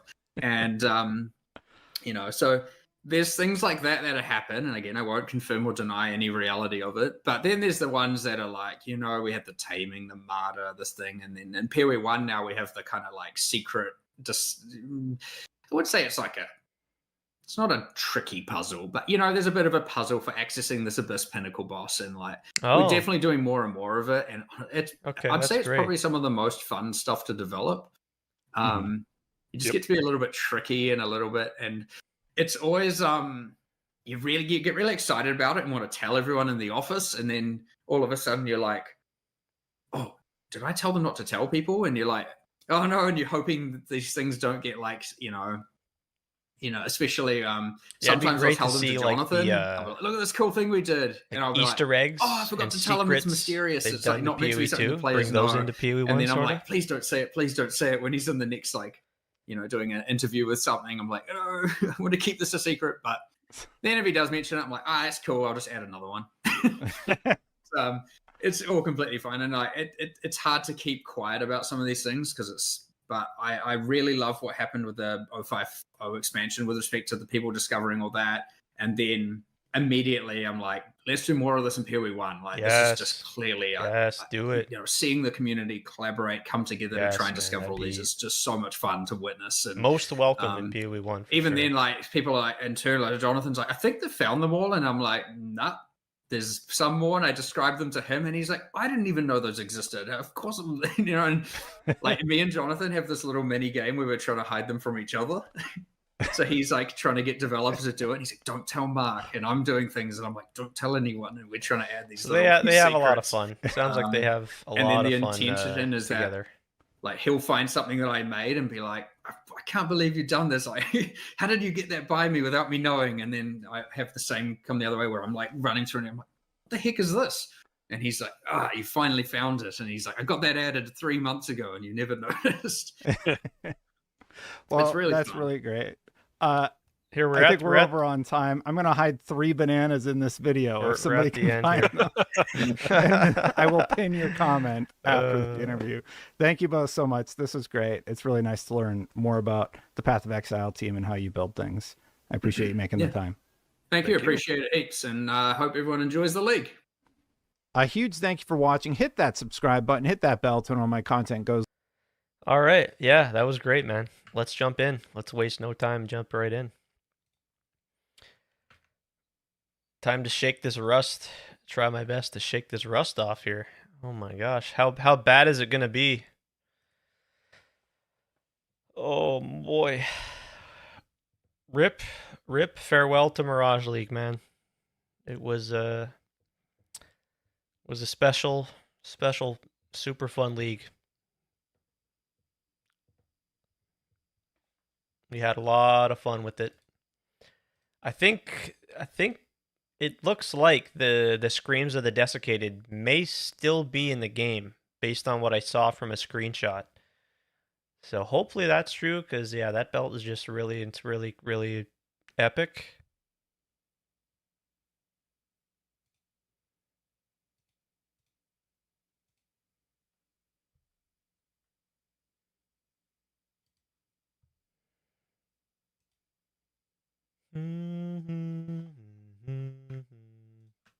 Okay, I'm gonna stand up, grab another water here, and we'll get into some leveling runs here.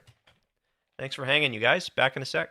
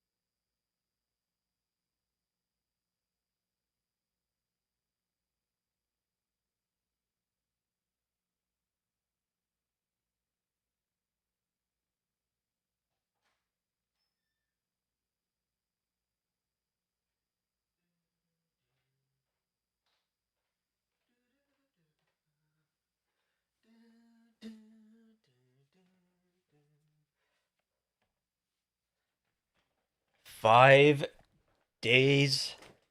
Yes. I like the supporter packs too. Especially the pestilence, whatever that one's called. That one looks really good. All right, so wait, Mirage League hasn't ended? I thought it did. Oh, maybe I'm thinking of the other event that's ended. The Ancestors event, right? Yeah. Okay. So Mirage League is still going.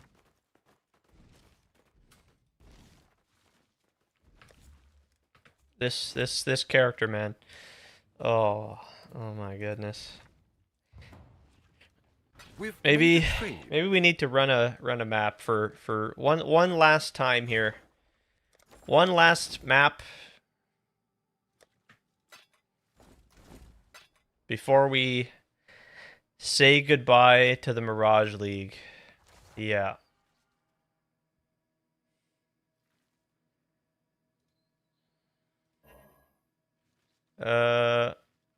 Wait, what? You must visit Exile.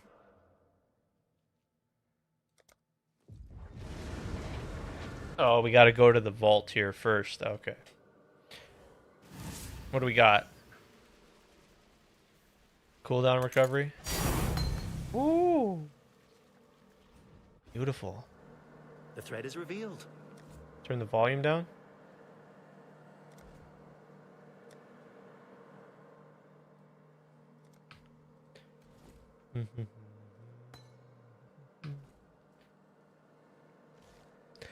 Okay, so again we go Astrolabe. Do we have our scarabs? We've already got our scarabs. We've already got our map. Here we go. 100 Delirious. That's everything, right? That's it. We just... Yeah. This is going to be it. This is going to be the last official Breach map and Mirage map. Yep. Let's do one more map for good to send things off properly. This character. I'm glad I built this character and played this build. They're completely changing. Minion pact. It's just completely changing. Oh my god. Oh, the PoE 2 brain is... Oh my god. Yeah, we gotta... Oh my god.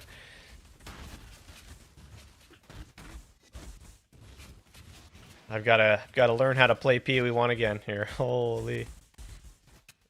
Yeah, we gotta rush the boss. Oh my goodness. Oh,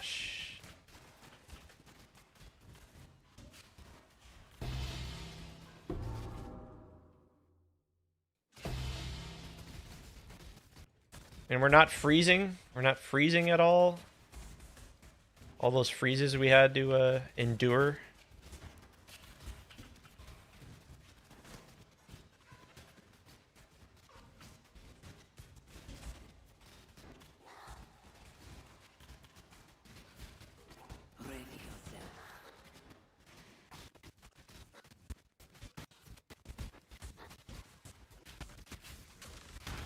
Where's the boss gonna be? Over here? Yep.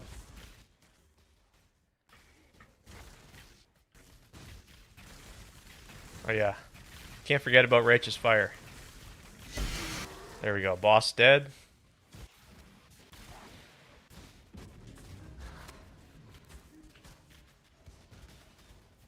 Yeah, it's gonna be tempting to maybe start bows.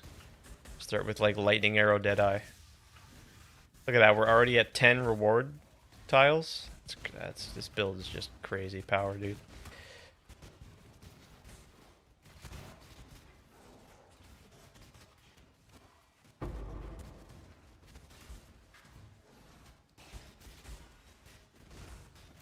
And yeah, they're also reducing with breach. That's right. They're reducing the amount of breaches you can open. from 3 to 2, like at a time.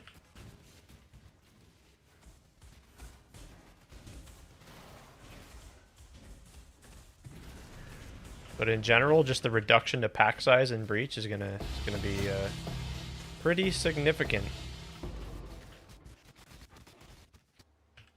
Don't.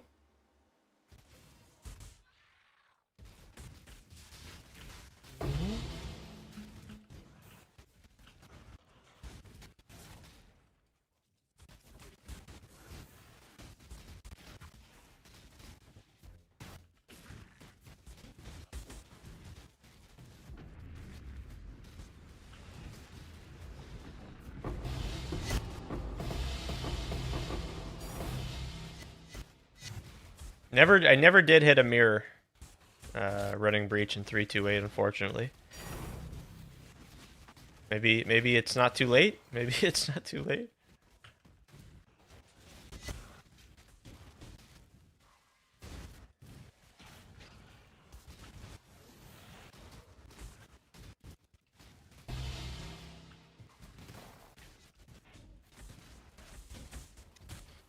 Not enough altars here. There we go.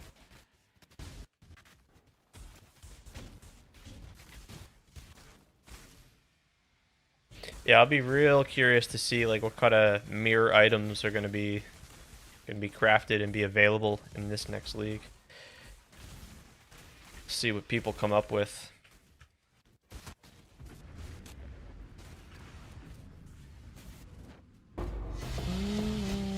And then, oh yeah, that's the other thing.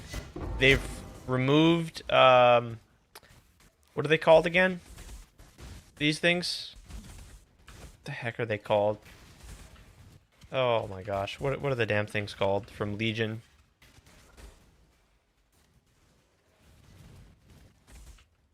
What the heck are they called? The little eggs. Incubators. Incubators? Those are gone from the game too. That's just a huge win. And then I was thinking as well with the removal of all those of the socket color restriction there. That's gonna just mean you're not gonna have to worry about like doing a regex too.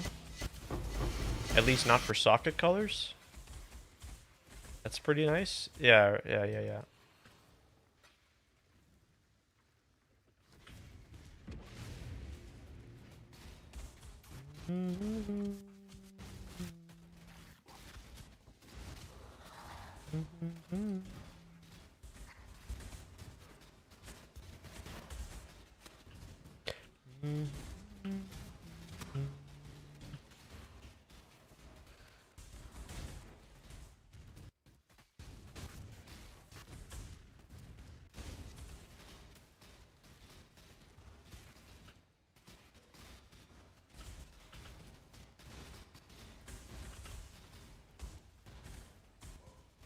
Really nice that they buffed Ethereal Knives, even though it's not the Transfigured. They did buff the Transfigured version, the EK of the Massacre, but not as much as the regular EK. So it'll be interesting to see how that gets played, if that gets played. It should see some play, for sure.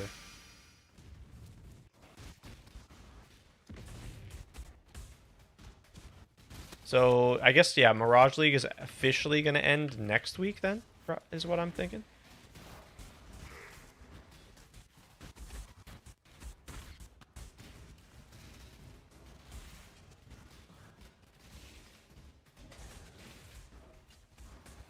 Where I thought I'd be by this time.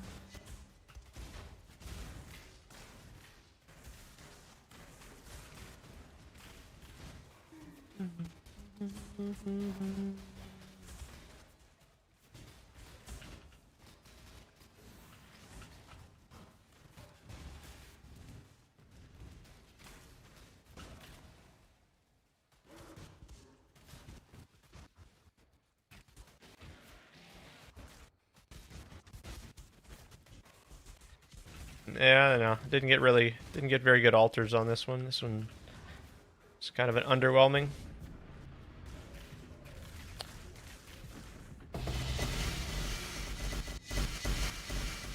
I guess that confirms too. We're not going to get the imbued gems either from Mirage. Those are going away as well. I think, eh?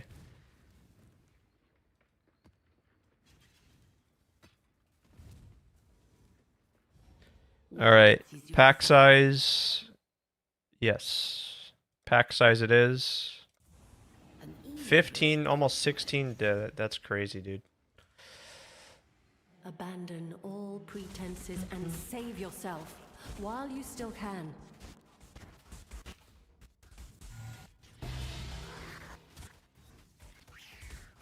Yeah, oh, this is... I'm gonna miss this. Holy...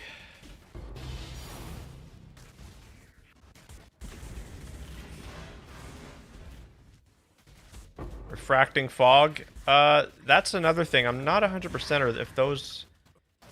Are those getting added to the game, to the core game as well? Because those are kind of a big deal for jewel crafting.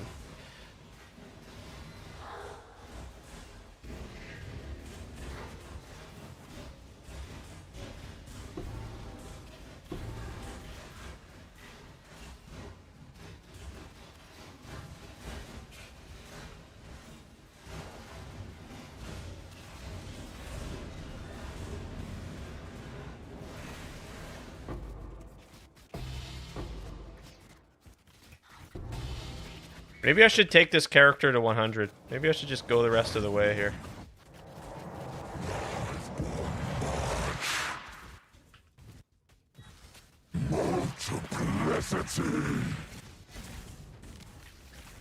Should turn the volume down, I think, a little bit.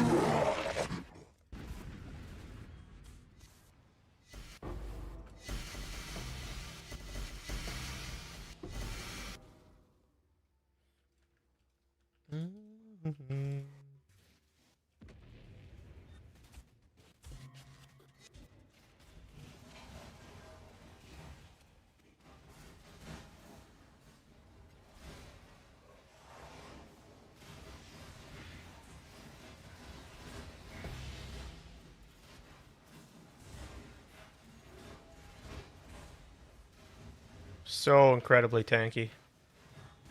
Chieftain for the win, man. Talamawana Warriors.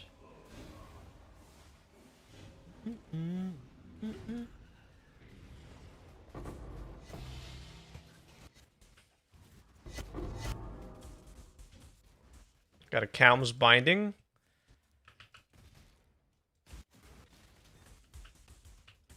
The XP in these maps was just absolutely absurd too. You level so insanely fast with these maps. You get level 100 in like freaking 30 maps or something.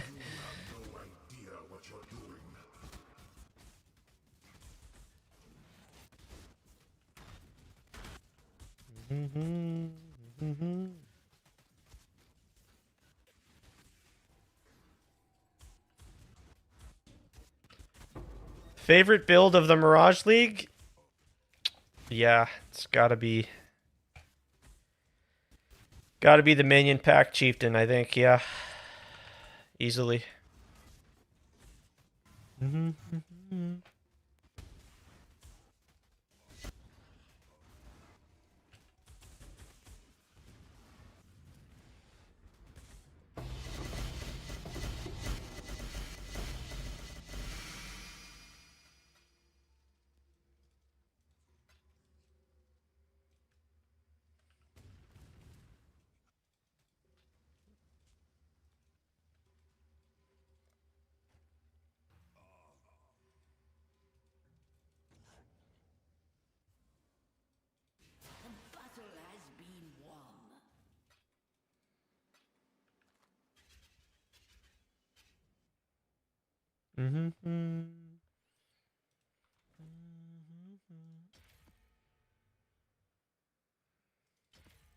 Sublime Vision.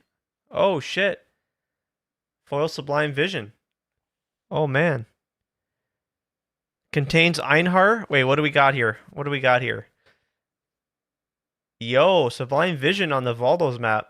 Contains Einhar. Contains the Feared. Katava Heralds. Cannot suppress. This is kind of free. This is kind of free. I think I can manage with this. I think I can do this map for sure. I'm curious to see. Sublime Vision. Could we hit the Purity of Fire at the end of the league? Travel skills are disabled. That's gonna be a bit that's gonna be a bit tricky. Reduced movement speed. Yeah.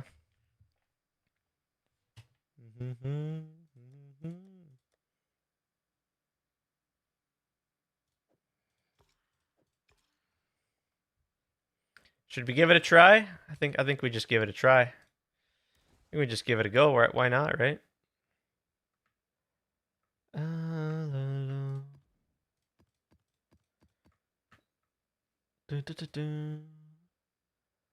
Primordial blocks. Contains Einhar, Feared, Katava, Union of Souls. Wrong type of map item? Wait, what? Where do I don't remember. It's here, right? Yeah. You got to use the Valdos all the way on the top. All right, let's see if we can run it. I'll be curious. Bit of a late game, end game test here.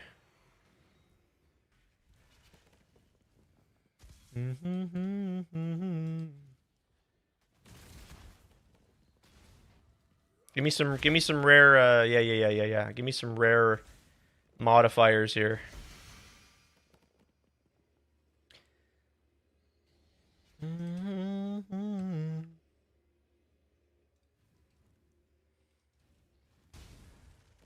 We gotta find the feared here quick. We gotta find the feared quick and take out the feared. It's really the only issue. And then there's Einhar on the map too. Something about an Einhar. Where's the feared? Go. Oh yeah, let's not forget. Gotta always remember to turn on the RF here, boys. There we go. We got the proxy bubble. Come on. Where's the feared? Chieftain Valdo Farmer, anyone? Yeah.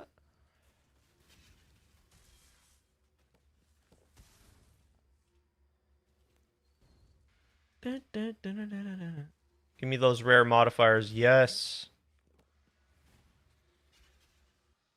I think we got something here. What's this? What is this? Einhar? Wait, so is Einhar on my team? I don't know how this works. Does that mean he's on my team, or is he gonna hunt me? I don't know. Okay, here we go.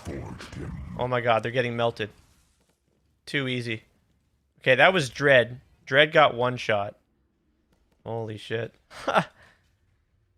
It's Cirrus, though. Cirrus is always the problem for me. I can't stand that dude. Dude's so annoying.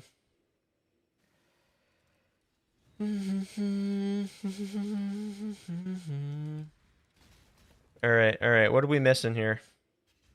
It's gonna be over here.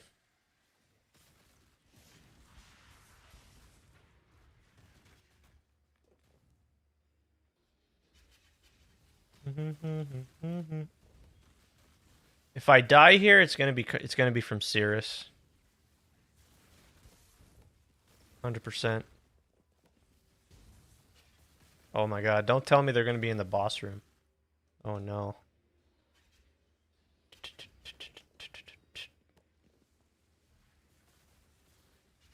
So slow. Oh my gosh. They could be all in here, the rest of the feared. No, guess not. Dude, we could hit. Oh my gosh. We're gonna ID the Sublime here. We're gonna do it.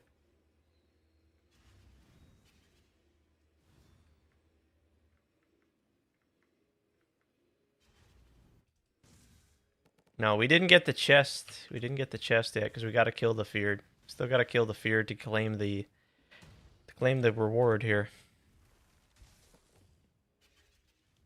Pretty sure.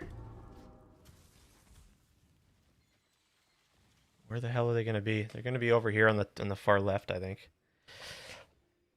All right, I'm ready for a fight.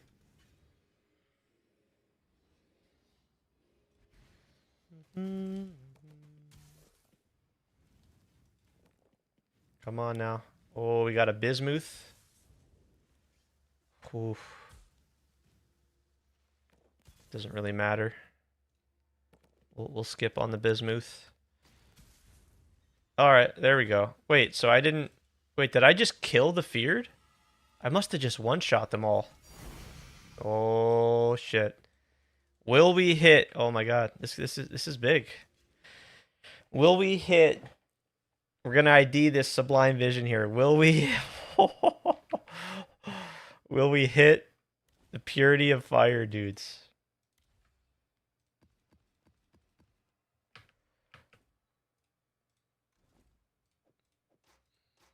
Here we go.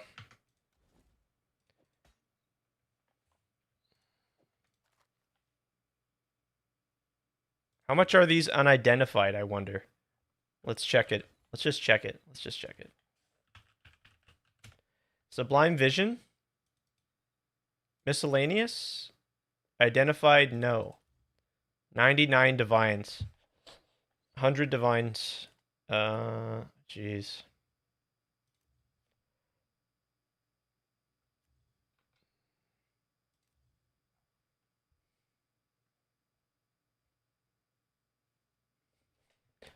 All right, where's Purity of Fire? Where is it?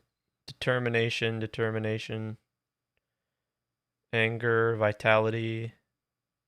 Purity of Fire right here. So what if I can...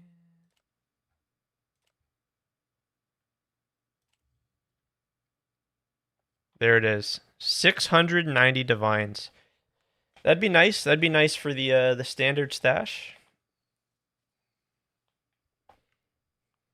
Let's do it. Hatred. Okay, we hit Hatred.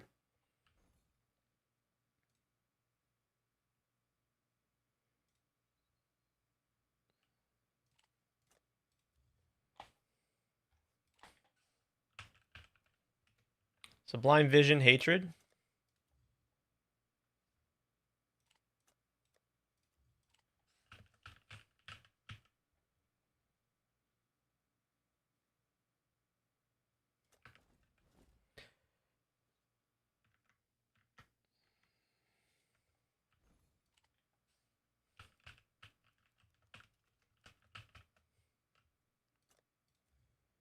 Five divines. Rip.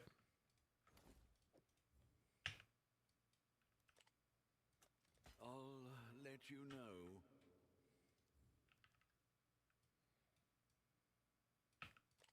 Thought so.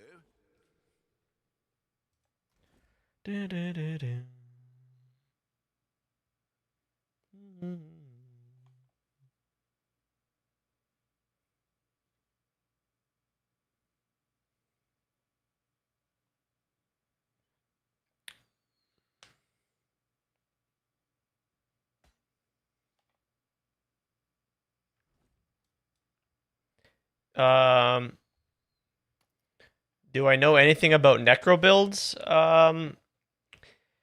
A little bit. I'll know a little bit, but like I have some knowledge when it comes to that, but it's not what I typically play. Why are you thinking about maybe doing some necro league starter? Is it Vizty? You're new to PoE, and I don't know if this build would be viable. Do you have a build that you're looking at? If so, you can link it in the chat, and I can offer you my opinion if you'd like. You're welcome to link it in the chat. It's like a PoE Ninja build or something like that. Mobilytics. So you say you're new to PoE. Hey, and thanks for the question. Good to meet you. Vol Absolution Necromancer. Yeah, this is perfectly fine. Oh yeah. Yep. Does this is this tagged as a league starter? Yeah, league starter to end game. Yeah, oh yeah. Yeah, Absolution is very very friendly. Very league start friendly. Yep. And yes, Absolution did get buffed in the latest patch, in the last patch in 3.28. You're level 90 right now? Okay. Okay, so you're wondering if this will be viable in the end game. So are you playing? You're currently playing this build, or you're thinking about playing it, or what's the? Are you thinking about it for the next league? In particular, you're running it now. Okay. Okay, so whereabouts are you with it currently? Right now.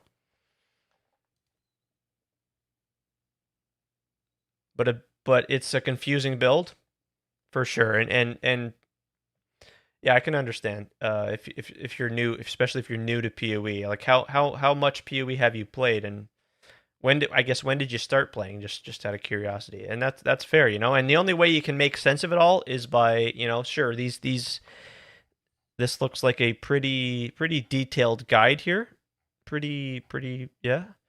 But certainly to make sense, to make more sense of it, is just ask questions, you know, yeah, for sure. So.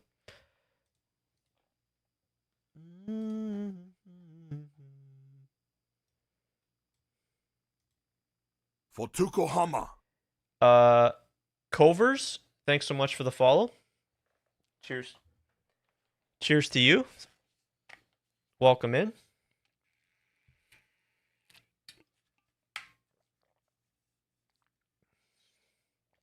But yeah, Absolution is very very good, very well rounded for early game, for league start, and end game for sure. Oh yeah, yep. You can't go wrong with Absolution, and again, because they buffed it in 3.28. Tell a Moana warrior. Soon 69 with the Prime sub. Hey, thank you so much. Thanks for selecting me and choosing me with the Prime this month. Greatly appreciated, and good to meet you. For Tukohama. Cheers to you, man. Holy. Greatly appreciated. Man, you got ads? Oh, okay. Yep, no problem. No problem.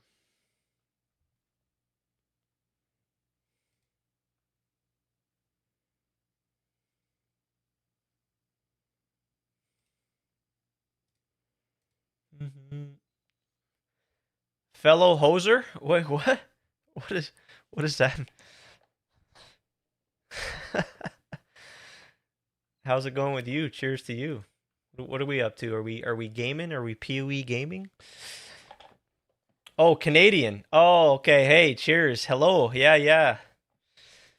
Nice. Hey, that's always nice. Always cool. Always cool to meet new Canadians. For sure. Yeah, I'm in Ontario specifically, and we're getting fucked by those absolutely terrible forest fires, man. It's been rough, so hopefully you're not being terribly affected by those. Yeah, cheers to you. Good to meet you. Thanks so much for the Prime sub, man. Okay, so here's your character, yeah? Here's what you got. All right, so yeah, any questions in particular, Visti? It's Visti, right?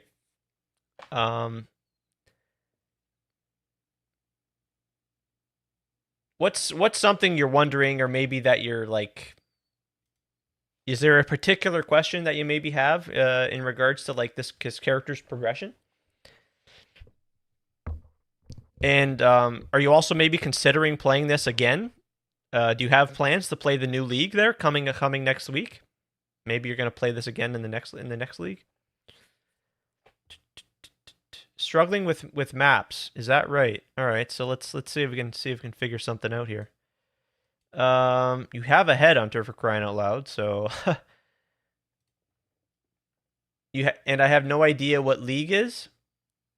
Okay, so you have no idea what a league is. So the league. Okay, wait. Okay, Visti. So you're in standard. Okay. Okay, let's explain something here. So here we go. Let's go into the game here. And just to explain, if you come here to looks like I can't create a character. I have to delete a character. I don't want to delete my long neck, XDD long neck here. So okay, you can go look. No, that's fine. It's fine. I just want to explain to you because you're saying you're not sure what a league is. So I want to clarify that and make sure you understand. So yeah, looking at your character here, it says standard league. So you're playing in the standard league, which is like the, how do I describe that? That's like the kind of like the permanent that's where kind of all your characters go after a league. And so, but yeah, you don't know what a league is. So what a league is in Path of Exile terms, a league is when they make a new update, and so this is what the new update is here.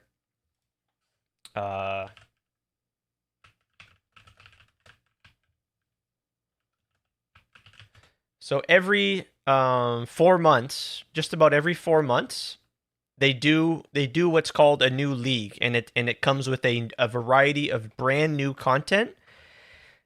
And this also involves when you play in a new league. As you can see, the new league that's coming next Friday is called Curse of the Allflame. And give me a 23 if you're following along and if this all makes sense so far. When you play in a new league, you're going to create a brand new character. And so currently, the current league here, and this league is going to end. You can see here, these are my characters in this current league. These are my characters in the standard league. So as you can see, these are all characters that I previously played in past leagues. So just to give you an example, in previous leagues, and again, every 4 months, there's a new league, or maybe you may be familiar with the season. It's also sometimes referred to as a new season. Like in Diablo, for example, Diablo 3, Diablo 4, they do new seasons, okay?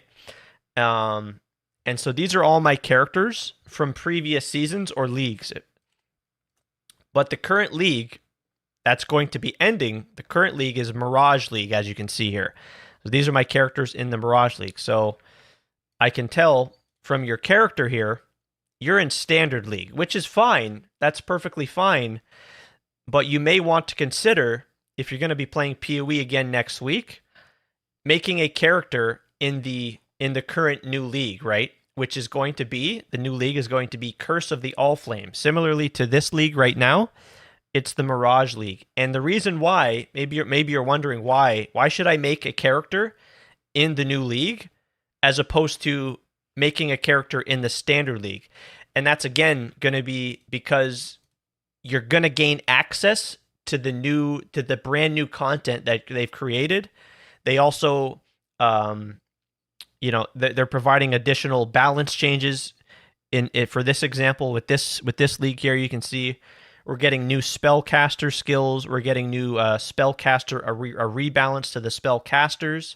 They're doing a real big rework to the socket colors. Let's stop and just break that down real quick, because this is like a really big deal for this new league that's coming. They're rebalancing the socket colors. So you may be familiar. If we come back to your character here, right? You've got your absolution, you've got your sockets that go into your gems that go into your body armor, right? And so you've got your absolution. This is a red gem, and you need to socket it into a red socket, obviously, in order for it to work. It can't be socketed into a blue or a green socket. Same with all of these, right? But that's what they're changing, and this is really, really major. And this is again one of the reasons why you may want to consider playing in the new league and creating a new character in the new league, because you're not going to gain access to all of those features. So what this means is, with this new league and with this specific change here, is it doesn't matter anymore. Your absolution gem, you can socket it into a blue gem. You can socket it into a green gem. So they've reduced and removed those restrictions where a blue has to match a blue, a green to a green, a red to a red. That's gone and that's removed, and that's just a huge win for everybody. Yeah. So with new seasons, characters go to standard, and you make a new one. Yes, exactly. That's exactly it. Yep. So, like for example, if your character here, level 86 Necromancer, if your character was in Mirage League, and when the Mirage League ends, which is going to be next week, it will go to the standard league. So yeah, my characters here, if we log into them, you're going to see always on the top of the screen, on the top right corner, it's going to list the name of the league there. So you can see Mirage League. Yeah. So I need to delete a character. I don't really like that. I don't want to delete. Well, I don't know, what is this? I haven't logged into these characters in forever. This is a very old character here. Holy cow. Yeah, so you need a new build for the next league, and it's I'm just, anyone that knows PoE can attest and vouch. Like it's such a good time starting in a new league for a lot of different reasons. Yeah, you'll need to delete one of those. Yeah, so I'm gonna have to delete a character. Yeah, the one I chose was so confusing. The Absolution Necromancer was confusing. Yeah, I can understand. Depending on the build you select, it as a new player, what did you say previously? You've got 16 hours, so you're pretty well brand new to the game, and hopefully I can provide you some help and guidance to help make things easier to digest and understand with regards to PoE. So you're probably going to have a lot of questions. I encourage you to just ask the questions, and yeah, you've got this guide that you've or this what is it? The Mobalytics, on the Mobalytics website. There's probably some good information on there that will help clarify things. But yeah, if you have any other questions, that's the best way to make sense of things in PoE for sure.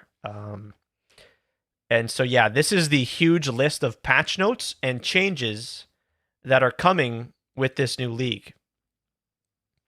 So just to summarize, yeah, I suggest if you're interested in playing PoE some more, that you try out the new league, because that's where all the cool changes come. And in this case, with this league, it's the Curse of the Allflame League, and this kind of means we get to go delve and go down to the ocean floor and kind of explore the ocean and shipwrecks and all sorts of stuff. Yeah, so I'm gonna have to delete a character or buy another spot. I think I'll just delete this character. Yeah, this is one of my oldest characters. Maybe I'll just put all the gear in the stash, right? And then just delete the character, I guess. This is an extremely old character. Holy. This was like one of my first characters I ever played, I think. So yeah, we're gonna delete this guy, and then we'll go and show you.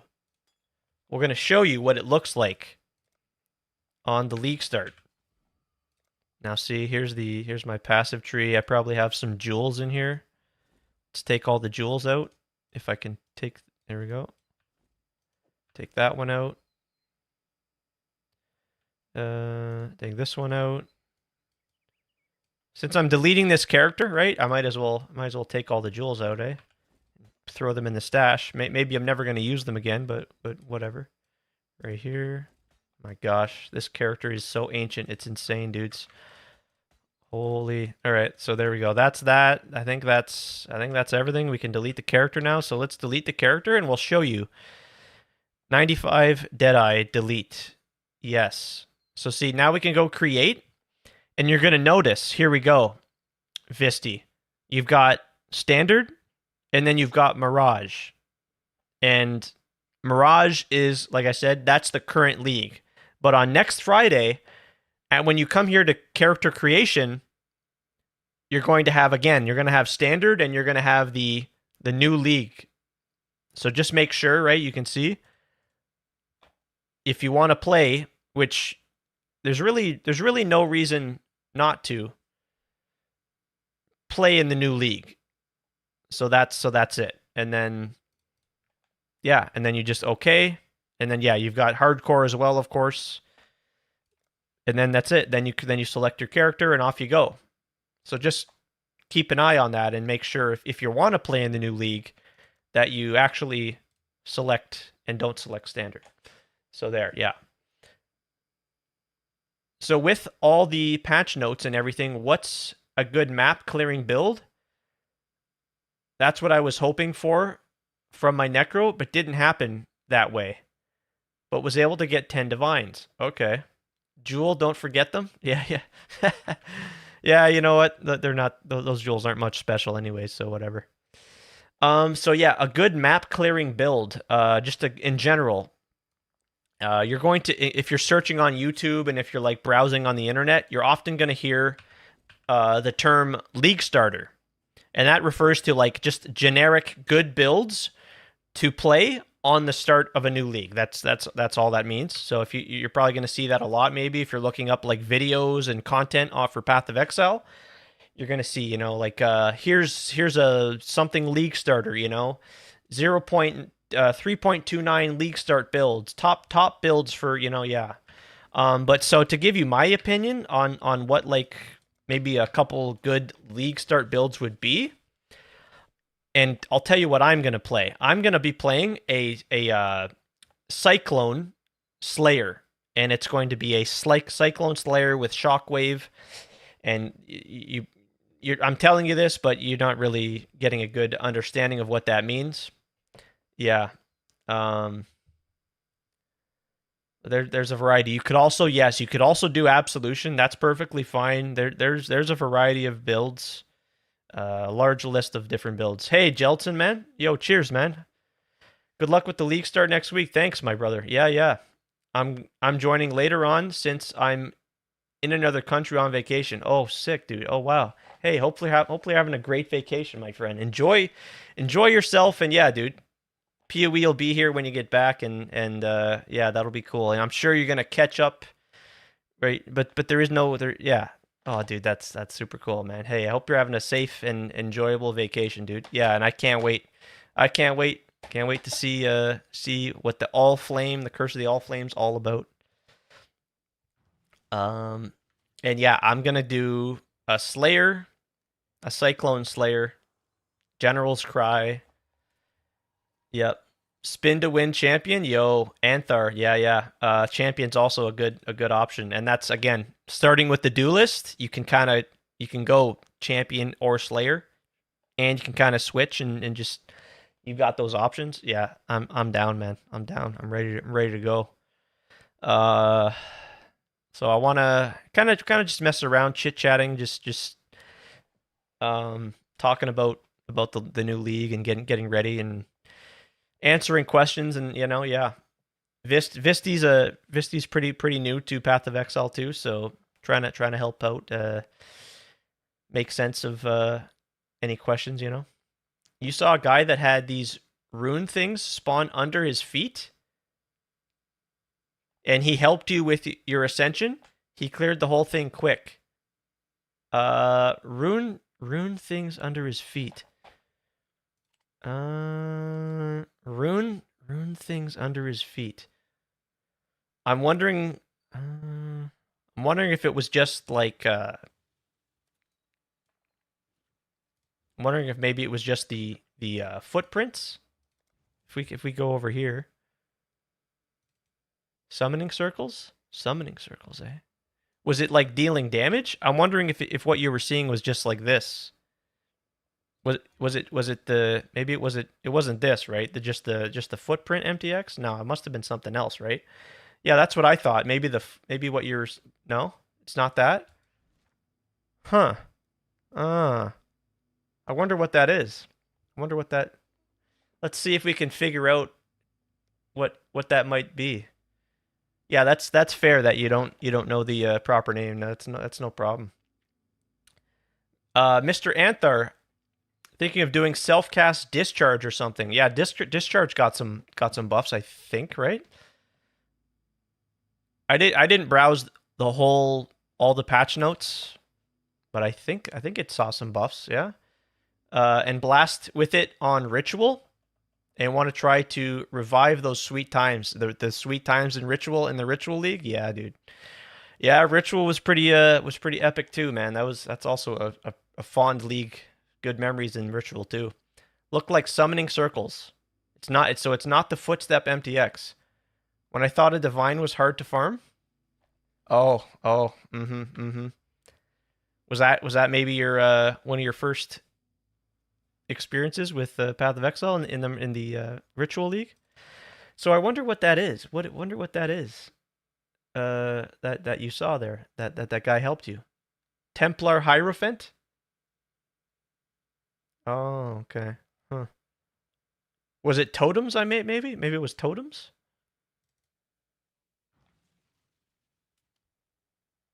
Well, either way, that's nice that guy helped you. And yeah, I'm always down to help anyone out. You know, whatever. If it's for the like the lab, the ascension carry for sure. Yeah. About 15% more damage and half the cooldown. Oh wow, that sounds pretty nice. Reducing the cooldown is a big deal for discharge, I can imagine. Um, hmm. What are some I'm trying to think for Visti here. What are some other solid league start options? What I'm gonna do is just Cyclone, Shockwave, General's Cry, and so just to show you what General's Cry is, it's one of my favorite. It's one of my absolute favorite. Where is General's Cry at? Yeah, right here. So General's Cry summons Mirage Warriors, and they use a socketed attack. And it's just really insane. So if I can get it up and running, I can show you, and I'm probably gonna do that on standard or something. So yeah, can't wait to get into it. Can I link a video I found similar build? His all right, let's see. What's this here?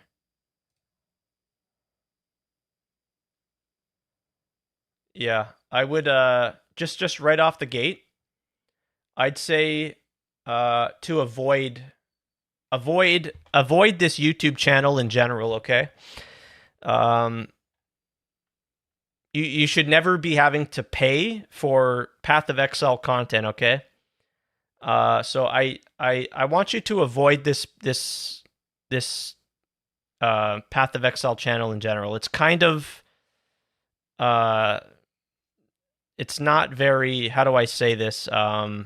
Anyone can anyone vouch and kind of understand where I'm coming from in regards to this? It's just not what's the word I'm looking for? I want to be careful here with I guess there's just better, more ethical. It's not very ethical, and again, you're paying for no like nah yeah no yeah I wouldn't I just trust me on this and avoid this channel in general. And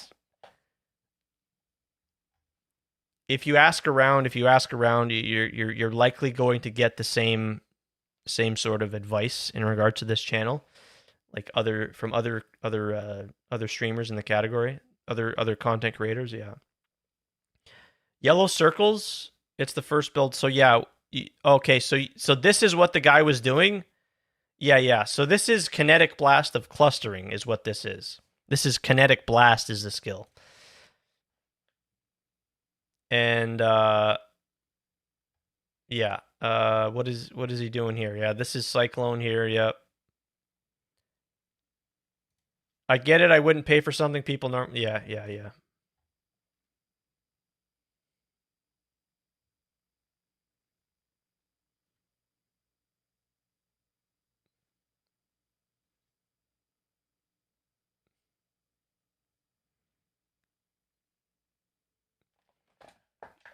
Mm-hmm.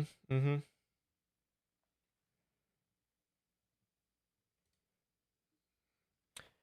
Uh,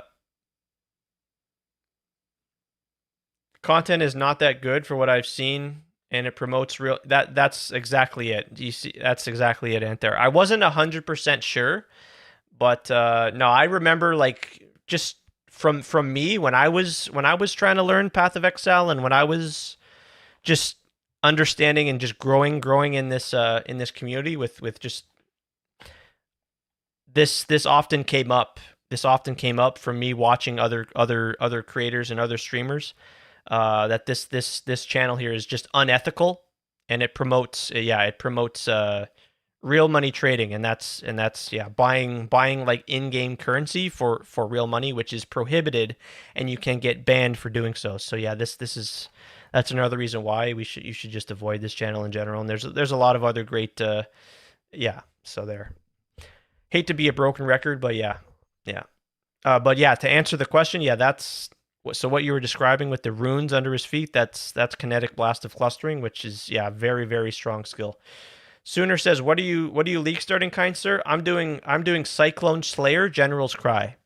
Cyclone Slayer, General's Cry, Shockwave. Yep, that's what I'm doing. So I need to yeah, I need to start practicing and shaking the rust off. Yep. Yeah, this is yep.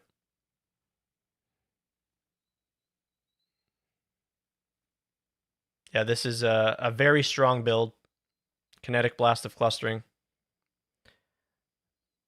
Are there other variants or just that one? Variants in terms of what build? Like this here?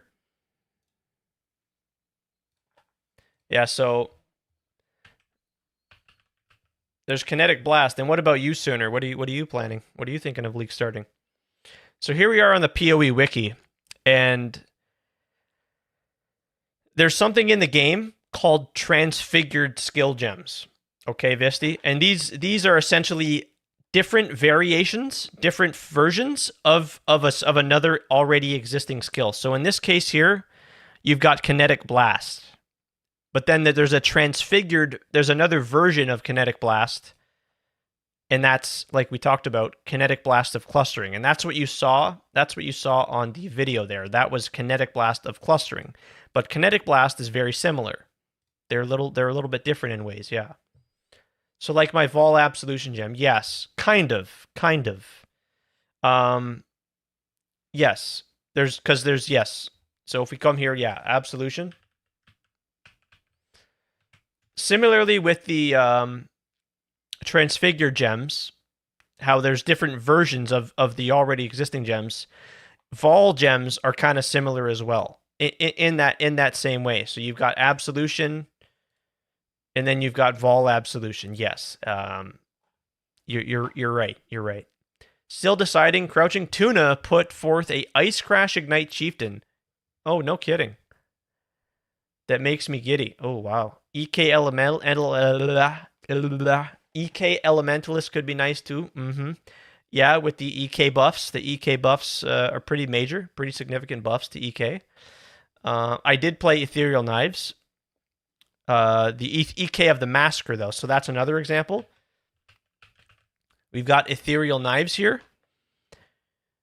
And this is what they buffed. This is the version of Ethereal Knives that they buffed pretty significantly. If we come to the patch notes,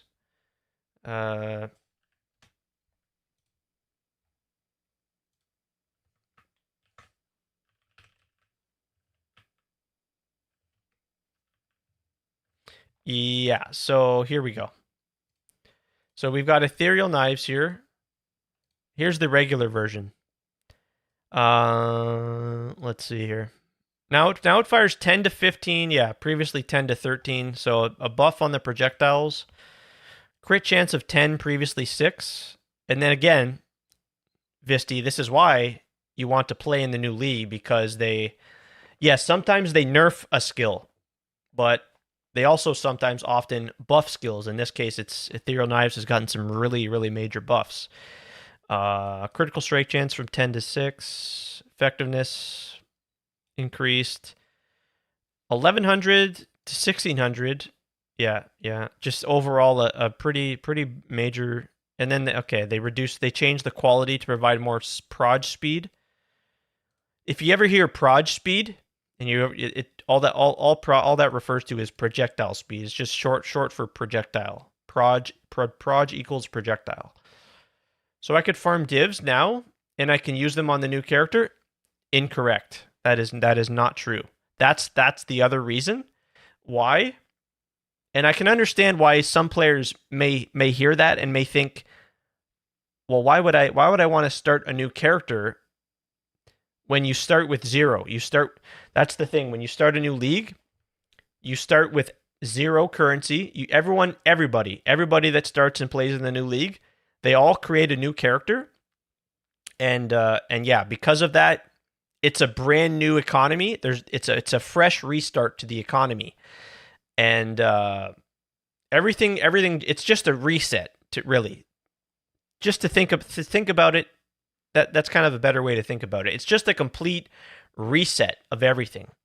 And that's again, this is how they're able, and they take the time to introduce new mechanics, new skills. A lot of the time they introduce brand new skills, and they rebalance the game and provide just additional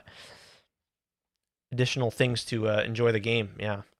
You don't mind at all? Yeah, so no, you can't like take what you've got and bring it over into the new league. No. I want a general idea of what I got to do. I want to make a build like that. But if you want to do a build, just to clarify, like the kinetic blast there in the video, or like the absolution. So what if we get off this character here? What if I were to go and do what's it called? A leveling practice run. Now see, we're talking about absolution. This character is an absolution character. We're playing absolution on this character. This was from the you guys might be familiar with the Zizarin Gauntlet, the Zizarin event. This was from that event, the Mirage Gauntlet. See here? You gain this Mirage Gauntlet cosmetic from completing and interacting, and participating in that event. And so yeah, this character is absolution, just like your necromancer was. Yeah, and so I do like absolution. I very much do. Yes. Is there something that you found lacking in your experience? I'm not sure if you're asking me or if you're asking Visti, but no, absolution is very strong. It's a very strong league starter. Yes. Now let's just see.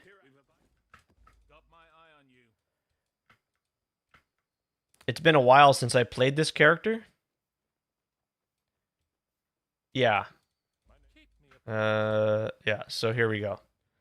Visti, how far have you gotten in the game? Like, have you made it to this here? Have you made it to this part in the game, the maps?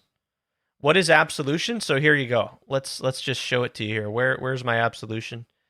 Absolution is right here. So let's read the gem together here. Now again, this is an older character of mine, but it's going to summon minions here. So as you can see on the very top of the skill, you can see right below absolution, you've got spell, minion, duration, physical, lightning, vol, and AoE. And all of that may be very confusing.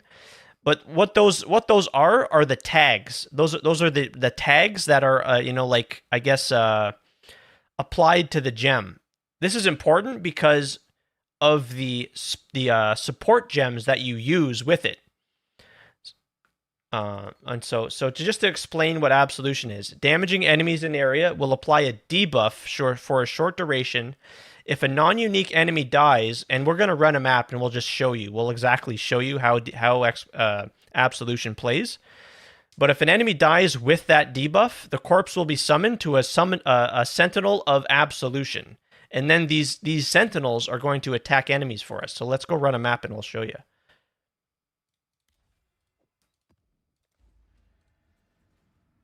I've started you're okay. Okay, so you've started the Atlas and you've okay, cool. Okay. You just feel like mine sucks? Isn't what it should be? We could maybe do a comparison, yeah. Don't forget to reslot the gem. yeah, yeah, yeah, yeah, yeah, yeah. Yeah. So it summons a Sentinel of Lightning before the debuff is applied. And then yeah, we also have Vol Absolution here. So and then you can see on the bottom there in the blue text, you can have a maximum of 3 summoned Sentinels of Absolution, and then these Sentinels are going to attack the enemies. And as you can see, 25% chance to summon a Sentinel of Absolution on hitting a rare enemy. So you're just always going to be summoning Sentinels of Absolution. So if we put the, and then we're supporting this skill here, Absolution, with Hypothermia, Physical to Lightning, and this is converting physical and giving us additional physical damage as extra lightning damage, Spell Echo, and faster casting. So here we go. Let's just do a map and show you. It's been a while since I played this character. So see, we're clicking Absolution on my right click, and that's what you can see. See these beams of lightning? That's Absolution right there. And as we note, see, I'm not even doing anything. You see these Sentinels here? These have been summoned as a result of me killing enemies with Absolution myself. So as we kill enemies and we apply the debuff to the enemies, it's summoning, and you can see on the top left of the screen, we've got the indicator. This indicates the Sentinels of Absolution that I've summoned, and I've got 3 of them available, and you can see them. You can see them there, and they're attacking enemies with Absolution themselves as well. And so that's really all. That's how it plays. And then we have Vol Absolution as well. And we can occasionally press Vol Absolution for even more damage. Yeah. So, yeah, we're gonna maybe look into and see why you're maybe having a hard time, Visti. See if we can break down and figure out why that might be. So yeah, that's all it is. And then there's a bunch of other buttons that you don't really need to worry about. Flesh Offering is quite cool too, and I will talk about Flesh Offering because we're using minions here. We summon. You can see we've got a whole bunch of minions here. We've got some specters. You don't need to really worry about the specters. It's just additional minions that we get to have, and they provide bonuses. The specters minions provide bonuses to our other minions. So you can see now we don't have any minions because our sentinels that we get from using our Absolution, they don't last forever. They're temporary minions, but we can keep them up by just continuously going through the map and killing more monsters. Yeah. Hey, Arafu, yo, yeah. Yeah, huge thanks to Masaroka, yeah. Cheers to you. Just kind of do my best to explain and showcase some Absolution here for some of the guys in chat. Let's see. You just can't clear anything above tier 8 maps. You're dying a lot. Okay, so we'll dive in and take a look at your character again and see. Most new players usually die because they invest in offense only. Yes, for sure. So yeah, I haven't took a closer look at your character, so we got to take a look and see. It's true. Yeah, there's a lot of things you got to factor in and keep in mind. Yeah, endgame is different. You need many layers of defense for sure. Yep. By the way, did they introduce any new skill gems? There's these new pacts. We can find them.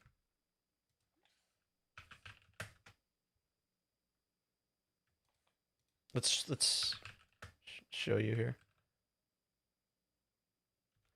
Let's bring this up here. There weren't too many new gems that were introduced.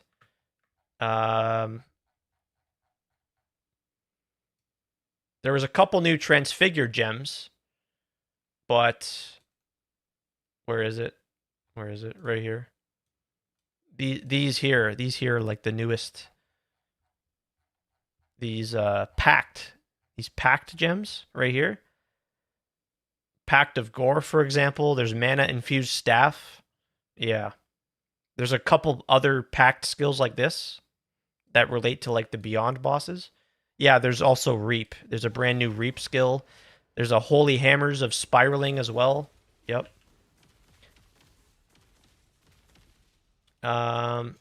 What's it called? Reap of it's another transfigured skill for Reap. Reap of something. I don't remember. It's a 360 Reap? Okay, yeah. Visti says the only thing I didn't follow in the build was armor, helmet, and gloves and shield. Okay, well that's a lot of okay. All right, we'll take a look. We'll take a look again. But yeah, this is pretty well absolution. You just go and see. Now we're summoning a bunch of extra minions because we've just got a lot of there's a lot going on here, and I don't want to overwhelm you with a bunch of you know. It's kind of just go one thing at a time and make things make sense as we go and progress. But yeah, you can see as we continuously keep going and just continuously apply absolution to the enemies, we're gonna make sure we always have our absolution sentinels. So you can see they're following me. See the three of them there? So we have to make sure we keep moving and keep going, and that's going to just ensure that they stay alive and they stay with us. And that's super important because again, with absolution, those absolution minions are also going to use absolution. So see, I'm not even doing anything and they're killing the monsters with absolution. And this is absolutely 100% a very strong, very, very well-rounded and safe league start build that you can. But yeah, you gotta have the understanding for sure, and so that's what maybe hopefully I can help with. And so we'll do the boss here, and then we'll get out of here, and we'll look at your character again. Yeah.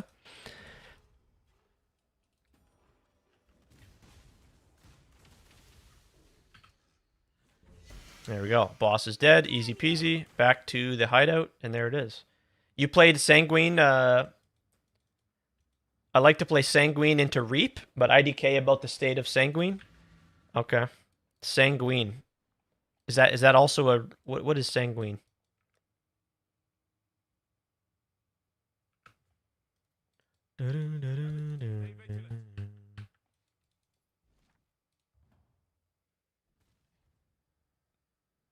Only character I've ever reached maps with is my default attack character. What? Holy crap. Check general chat in Discord. Oh, okay. The blood tendrils. Oh, is that what it is? The yeah. I know the one. I know what you're. Yeah. Oh, did we get a ban? Did we ban somebody? Oh, the bot caught a ban. Oh, someone got fucked by Steve. Oh, nice. All right, wait. Where did you post? I don't see. Where did you post? Did you post something in Discord, Visti? I don't see it. Corrupted Fever. Yeah, there it is. Yeah. Corrupted Fever. Yes. Yeah, I've played that before. Oh, you posted in the. Oh, that was you. Oh no, dude. Oh shit. Oh, you got taken out by the bot. Oh no. Okay, I've got to. Okay, yeah, that's the channel you don't want to post in. That's the bait channel for any hackers and spammers. Okay, that's how we keep the Discord nice and clean. So, oh. Oh, yeah, you okay. I see what happened here. All right, let me see if I can.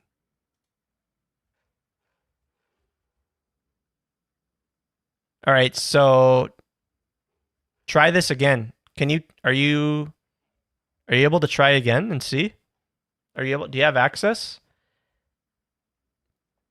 For now, links are fine in the Twitch chat, but that might change.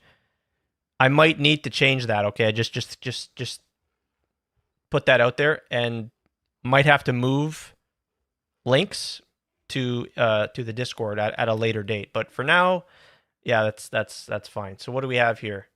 So your profile is set to private, so I can't actually see your character there.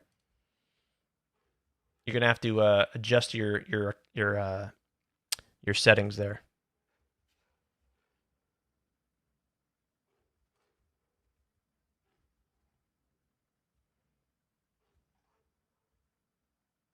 Yeah.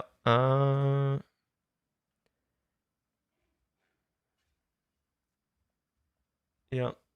Yeah, you might be in a timeout. You might be in a timeout that I don't know.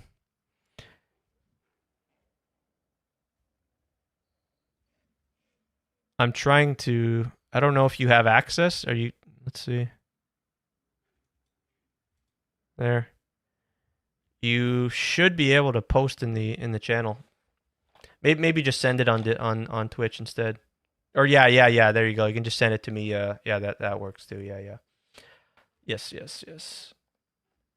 That's hilarious. The bot got you. Oh no.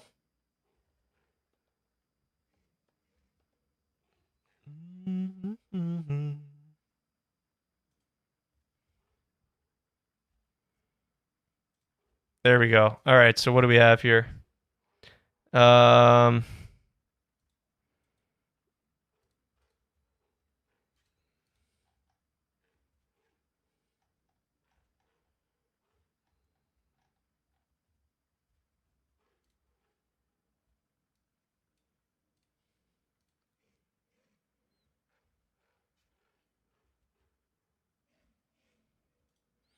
Okay.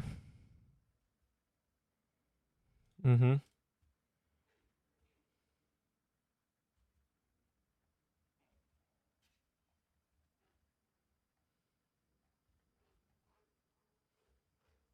How do I do that? How do I do what? What's that? Oh, adjust the.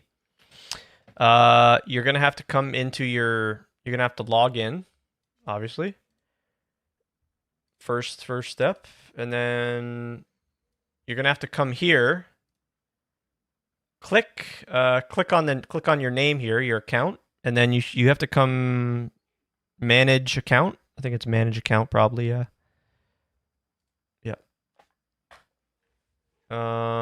So yeah, I can see your resists are fine.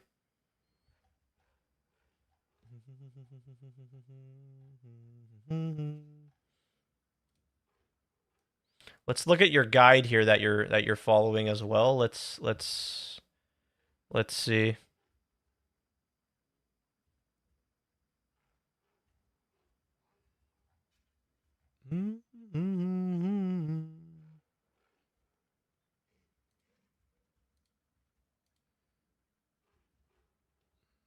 Rona Ray usually does good enough builds. Yeah, this written guide here looks very good. Looks good to me. So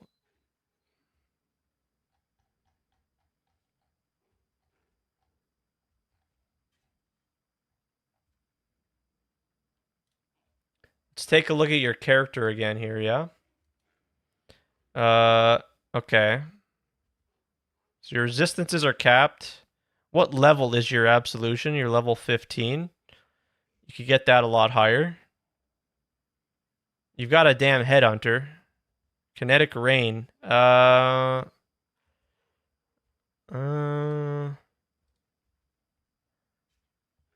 do we want kinetic rain? Let's see. Let's look at his. Yeah. So you don't want kinetic rain in there. You want like just like here, minion damage, fizz to lightning, and that's exactly what I've got on my absolution character. Kinetic rain, minion damage, increased crits, fizz to lightning. Okay, so you've okay, that's fine. Yeah, all right.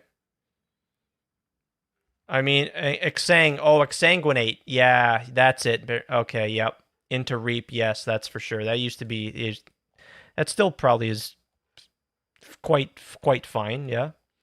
And then for your specters, do you have specters, Visti, as well?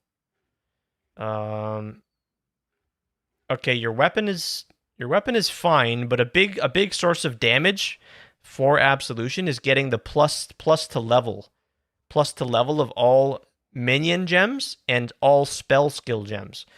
And that can be very hard to get, but do you know if they touched it this patch, Exsanguinate? Well, let's go check, my friend.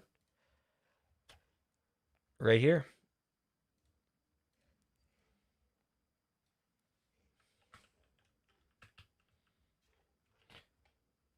I don't think so. Don't think so. No, doesn't look like it. Nope. Nope. Yeah. Reap of Butchery is what they added. No, they didn't touch it. It's not been changed. You've got Rave Specters and both Golems on gloves. Rave Specters, Feeding Frenzy, and Summon Golem, Feeding Frenzy. Okay. Uh-huh. Mm-hmm. How much life do you have? Let's see. You've got no life on your helmet, which is major. You can get life on your amulet as well. The rings are fine. You have no life on your ring as either. The Venter's Gamble is actually, yeah, you got a lot of resist on the Venters. That's good. That's fine, I guess. But very, very low life as well. So there's a theme here with you're lacking a lot of life.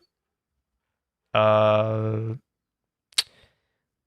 on the body armor is fine. That's fine.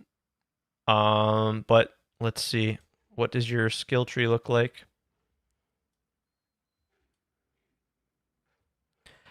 The reason why you sometimes may not want to get life on your body armor, and you have to keep in mind, it's very important to keep this in mind, is because there's something that are called masteries on the Atlas passive tree, not the Atlas passive tree, but the skill tree.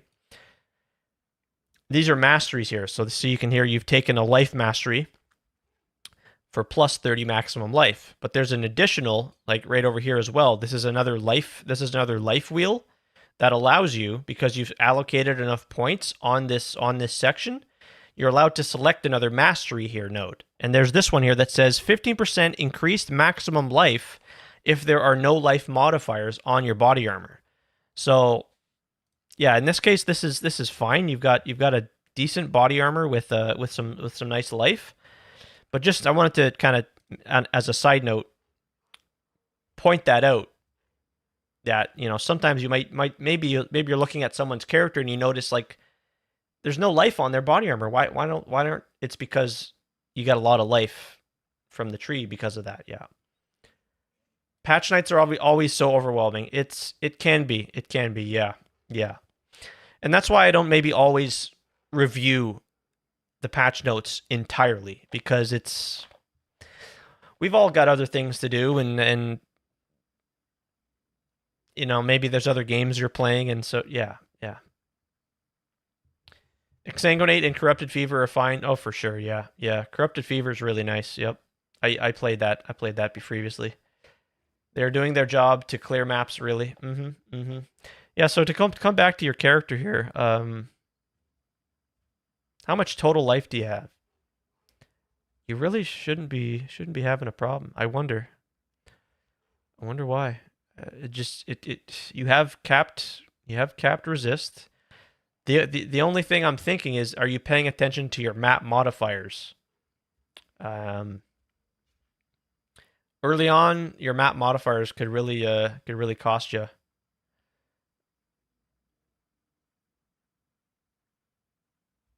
Okay. Maybe I don't run my abilities properly. So you're using Desecrate. Ellie Weakness. Okay. Spirit Offering. This is the setup with the wand. It's going to trigger, as it says there, the crafted modifier. It's going to trigger a socketed spell when you use a skill. So whenever you use a skill, it's going to, for example, trigger Desecrate, Ellie Weakness, Spirit Offering. Desecrate and Spirit Offering, they work together. Desecrate, just, you may already know this, but I'm just gonna go over it just because why the heck not, right? Just to make sense of things. Desecrate is going to desecrate the ground and it's going to spawn corpses. It's just that's its purpose. Desecrate is to spawn corpses. The reason why you want to spawn corpses, and the reason you're going to want to do this, especially is when you come to the boss, because usually when you're fighting a boss, there's not going to be monsters nearby that can create corpses already. So this is why you like to use Desecrate to kind of automate that. When you aren't able to create corpses, you use Desecrate.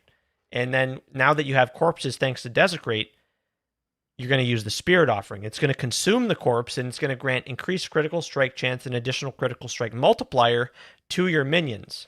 This is a big deal. So think of it as just an offering to your minions, right?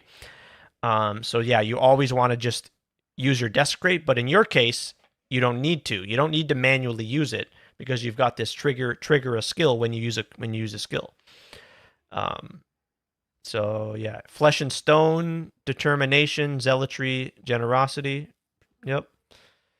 So yeah, other than the Kinetic Rain, yeah, everything's fine here. So generally, yeah, maybe you're not playing the build in the, I guess, the most efficient way.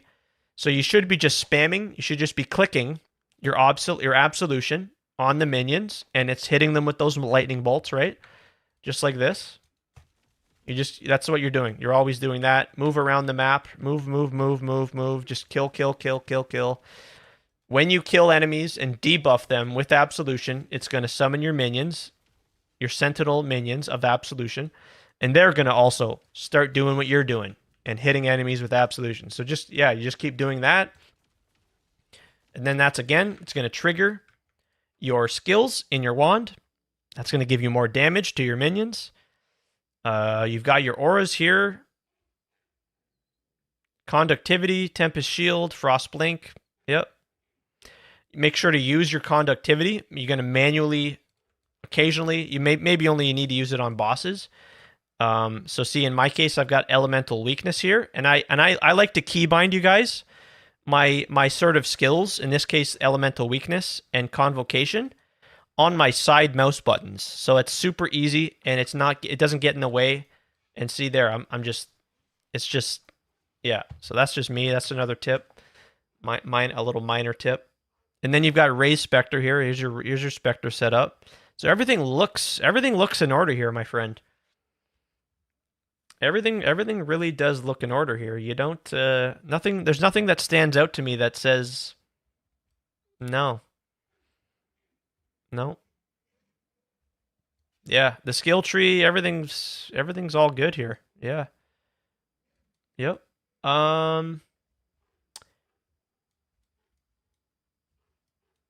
Let's see.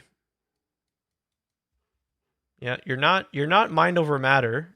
You're not taking mind over matter, so you're fine there. The only question I would have is how much mana and how much life and energy shield do you have in total? But you might just be lacking damage. Is what I'm thinking. You might just be lacking damage. Is what you might be finding. I don't know.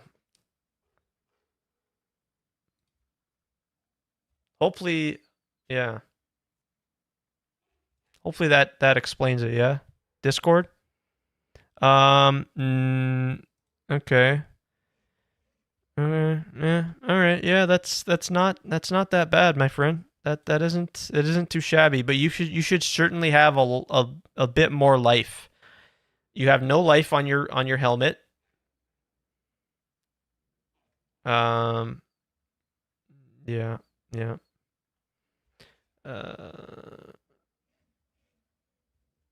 How do I add life to it? You're just gonna have to like either craft new items or just buy new items. So in the game, if you come into the game and you press / or the question mark key, I can't have access to it because this character's in solo self-found. That's pretty funny. But yeah, you would just have to like look for better items on the trade site. So yeah, so here's the market, here's the trade site, and you would just search Like here, rings, ring, max life right here. And then, right, type in whatever, 80, and then you go. What's another trick you can do just to make things simpler on the trade site? Instead of going like, let's say you need a bunch of resistance, right? You're looking for a ton of resistance on your ring or on your item. Instead of everyone, right? Instead of just searching, okay, I want to go cold resist, I want fire resist, I want cold resist, and I want, instead of doing that, which that's fine. That's fine to do that, but you could also just go like this and go for total resistance, and then you can put the amount of resistance that you want, and then there we go. Now every time I search, these items are going to at least have 60 total resistance. But if you want to kind of specify which resistances you're looking for, you can do that. Yeah, and yes, we are in fact the jellyfish. Are you jelly of the jellyfish? Are you jelly of the jellyfish? And then, so the reason why, right? Let's go purchase this ring. In this case, and this is a nice ring. This is a nice ring. It's got a lot of life, and it's got some resistances. But it might not have the resistances you want. In this case, it's got fire and cold. But maybe you need lightning resistance, right? So what you can do is you can come over here to the Horta crafting bench, and if you type in resist, there's some crafts in here that allow you to swap your resistances. In this case, we can swap the cold to lightning, right there, and it costs the life force. You need, in order to interact with this bench, just in case anyone doesn't know, you need the life force. So here. Change a modifier that grants cold resistance into a similar tier modifier that grants lightning resist. So see, we've got 44 fire, 25 light, or 25 cold. There, it changed it to lightning. So that's just something to know if you don't know, What do we got here? Matu. What's this? Yeah. That's a shield. Yep. +2 to minion, yep, for sure. Plus to skills, because again, like we talked about earlier, absolution. Remember earlier how we talked about the tags? Notice how absolution, again, has the tags on the top. And notice how it has the minion tag. It's because it has the minion tag that we can use items like this that have plus to level of all minion spell skills. Right here. So just like on your helmet, right? The plus to level of all minion skills, this can actually go to 2. You can get this up to 2 on the helmet, which is another thing you can do to increase your damage. But you can also get this modifier, the plus level, on wands. You can get them on the convoking wands here, like you have on your character. You've got 2 pieces. You got 2 of those in your stash. And are they any useful? Yeah, you could. You're not jelly. You said madness. I'm not a bit jelly. Oh, you are a bit jelly. Oh yeah. I thought so. The monarch, the dark monarch. See, you just got to be careful. You just got to be careful to make sure your resistances are still balanced.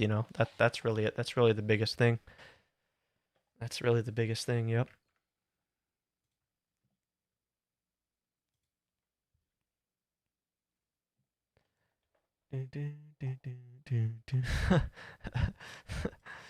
You're the first person to get banned in the Discord, and I didn't even have to do it myself. That's all. Sorry that happened. One's a shield, one's a helmet. Yeah. Those are fine. Those are fine. It's just the thing with uniques is sometimes the unique items don't have resist, so you got to be careful. You got to be careful with using too many of them.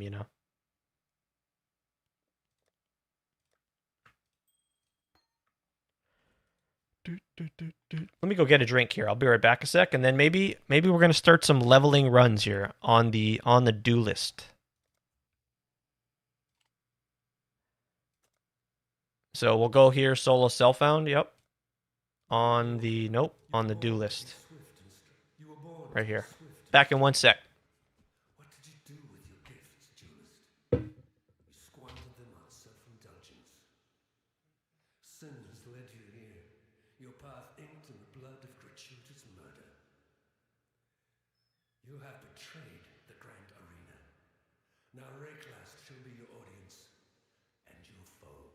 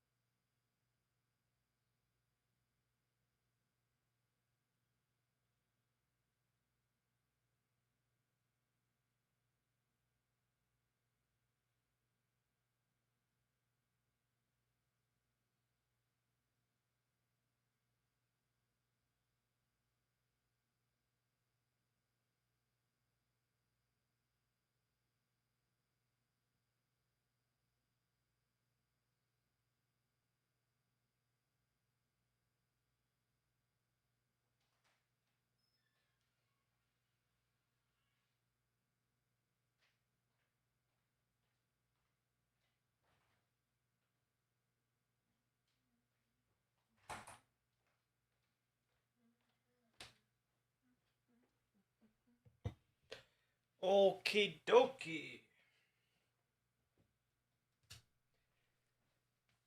All right, let's try and shake this rust off here and figure out how to play this game again, yeah? Oh my gosh.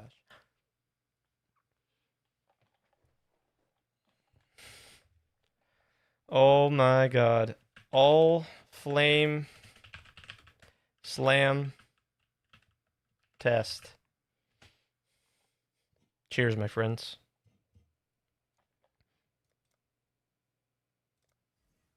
Wait, what? Oh. Let's go like this. Let's go like that.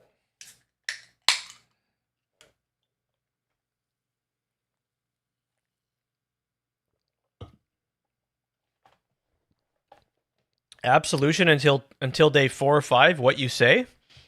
Do you have something in mind that you want to, like, what do you want to do after day 5? Would be my question. Absolution's perfectly. Yeah, like that's yeah, 100%. 100% for the first, you could do absolution for the first 4 weeks. You could yeah, oh totally. Swap to specters, CI with just like pure specters. Oh yeah, that's totally doable, yeah. Nothing wrong with that at all. Absolution's a very good league starter. Yep. Yes, absolutely. Not a bad idea. You want to go? Do you want to go Necro or do you want to go Templar?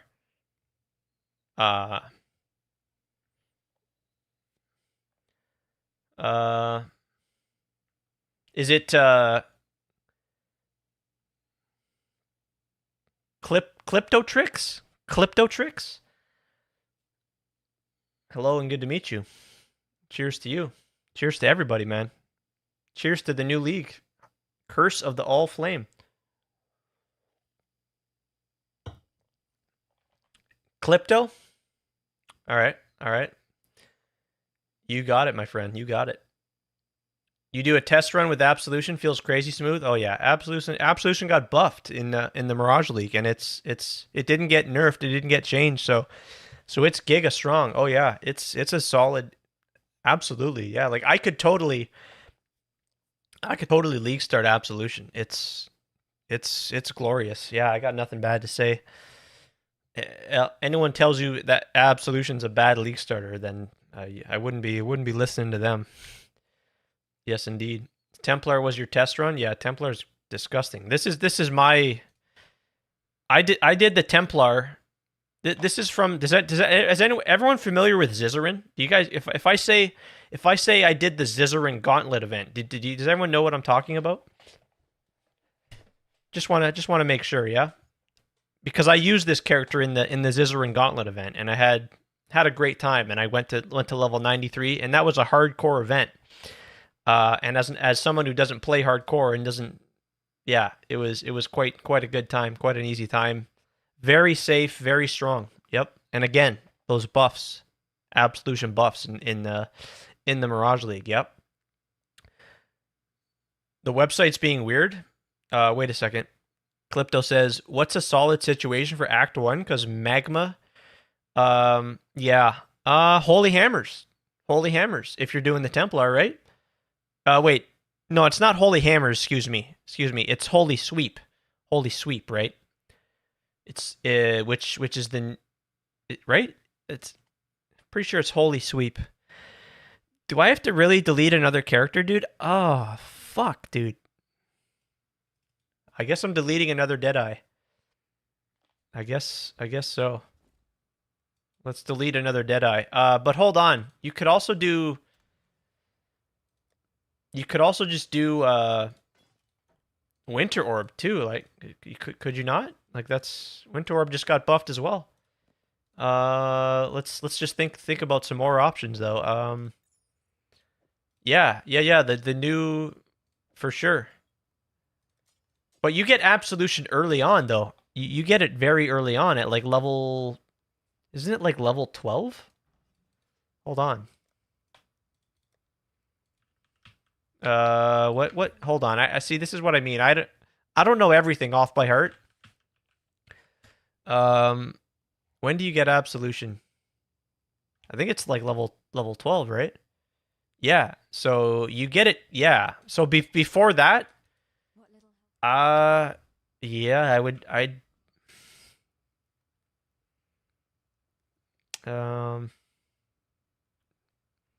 yeah, you could just do the new skill that the Templar gets right off the jump.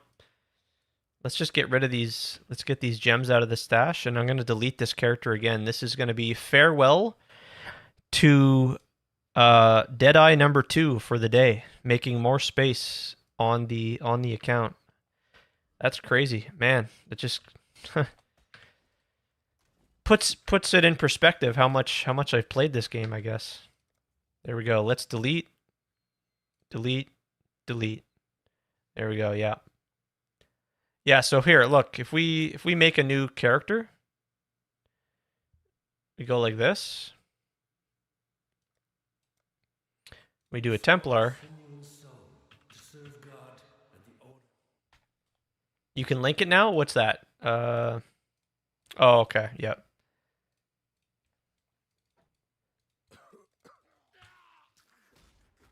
It's Holy Sweep. Holy Strike, excuse me. Holy Strike. And this is quite nice. It's quite strong. You could just rock this until level 12, and then you go Absolution, and then you're smooth sailing, easy peasy. You're getting shield with more life. What does it mean if it has memory strands? Don't worry about that. That just refers to, like, crafting. All memory strands is when you use, like, a currency orb, like a crafting orb on there, it's going to increase the odds of it being like a better roll. It's going to have a better chance to hit a higher tier roll. Like, look at the damage. Look at the damage on Holy Strike here, or whatever it's called. And so you get the additional hammers. Like, you could just do this. It's only till level 12, right? So, yeah, rolling magma. I don't know. Is it really gonna be so bad to where it's not gonna be worth using? I don't have my flask binds set up correctly.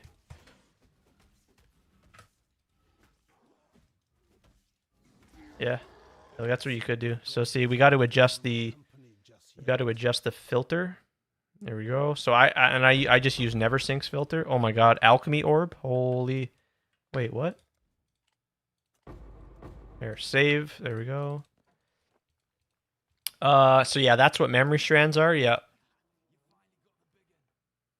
Oh no, that's fine. This isn't speed running, okay? This, and by no means am I a pro speed runner. Maybe one day, hopefully, I can get good enough. But yeah, no, it don't matter. What you do now? I'm just gonna be doing duelist. I'm likely doing duelist on the league start for Cyclone, General's Cry, Slammer. That's what I'm planning on, but yeah, rolling magma. I don't know. Maybe it's not going to be as good. Frostbolt. Yeah, you just go. I think I would just go Holy Strike. Smite could be fine too. Yeah. Yeah, go ahead, Madness. Are you trying to just post your character? Is that what it is? That's what I would say, Clipto. Yeah.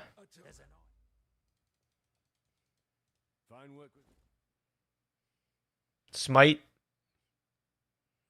Lightning tendrils? What about lightning tendrils?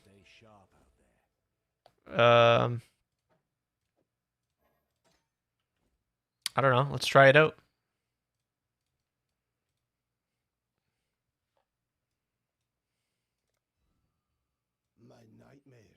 I don't know. I think I went up here. You go for elemental damage, retribution. You could also come down to sanctify though. Yeah, I think you just come here like this. I haven't tried lightning tendrils. Let's see how does this feel. And then remember as well, with all of your skills, you want to click. You want to make sure to click all your skills and click the button to enable it so it's always attack without moving. Because if you don't do that, you're going to be in a position where it's not going to feel like snappy. Yeah, I wouldn't be doing lightning tendrils. No. Lightning tendrils is no, that's a hard no. That's an absolute hard no.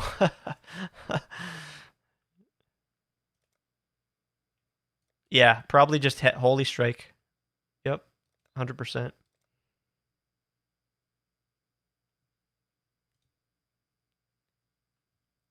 Yeah, you can link your character. Go for it. Yeah. I don't care. I'm not trying to like. I'm not worried about doing the leveling. You know, it doesn't matter. It does not matter. What matters is interacting with you guys. You know.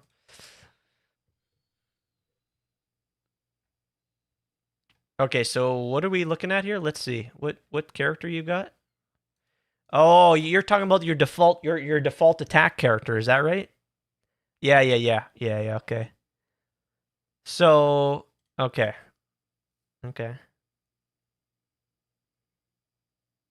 Mm-hmm.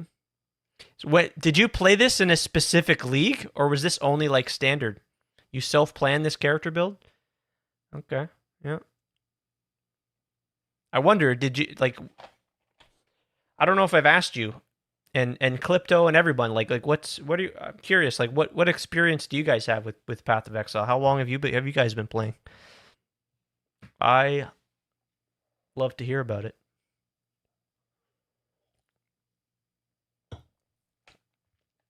Okay, so you were doing this in the previous league.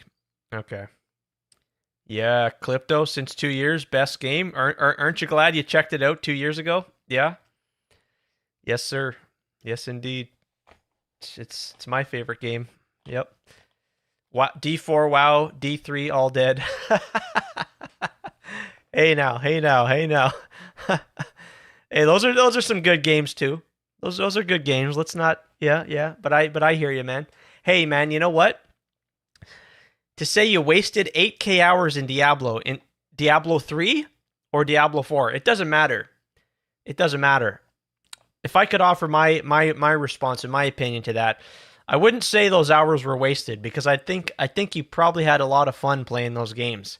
I can say for myself, I played a lot, thousands of hours, just like you as well, playing Diablo 3, and I had a blast. I had a great time, and it probably wasn't if it wasn't for Diablo 3, I may not have found Path of Exile. So that's how I kind of think about it and look at it.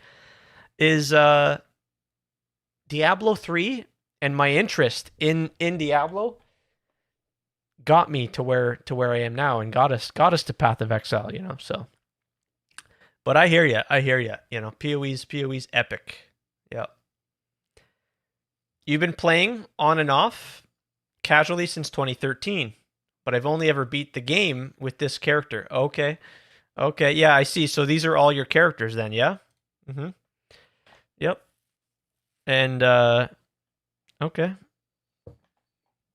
D3 is not really wasted because it's a great game. Oh yeah, no, I love D3, man. Absolutely.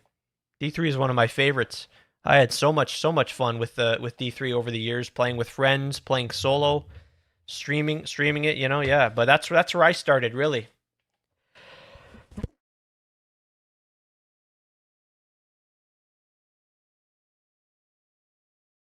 Yeah, that's where it started for me. And certainly I played some Diablo 2 as well in the past. But Diablo 3 was big for me, yep. And yeah, I played some Diablo 4 as well. They've yeah, it didn't start out too well, right? We don't need to get into it with D4.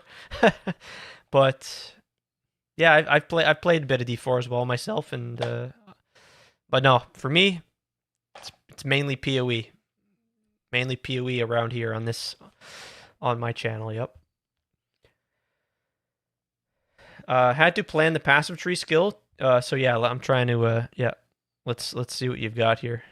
So decoy totem, vulnerability, vitality, determ, berserk. Mm-hmm.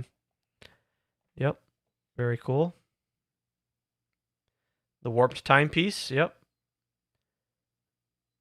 Yeah, you said you had to plan the passive tree, skill tree to cover the massive weakness. Yeah, I can imagine it. The difficulty to playing around the default attack. Yeah, very proud of it. Yeah, you should be. It's a big deal. It's like a self project, right? Yeah, man. Quite a bit of armor here on the chest. It's pretty good. Pretty good. Yep. You don't have a 6 link though, but I guess again you're not. You're just using the default attack, so it's not the typical build. But yeah, steel skin. Yeah, dude, that's pretty cool. What level? What level are you? 72. Yeah. Yep. Extra strike range. Getting some additional resistances from diamond skin. Yep. Golem's blood. Yep. Really good. Very good. That's pretty cool. So you played this in the I guess would it have been the Keepers League? Keepers of the Flame there. PoE 2 is 2 years also mainly. For 2 years also mainly. Best time for me was Freesia. Oh man. Oh.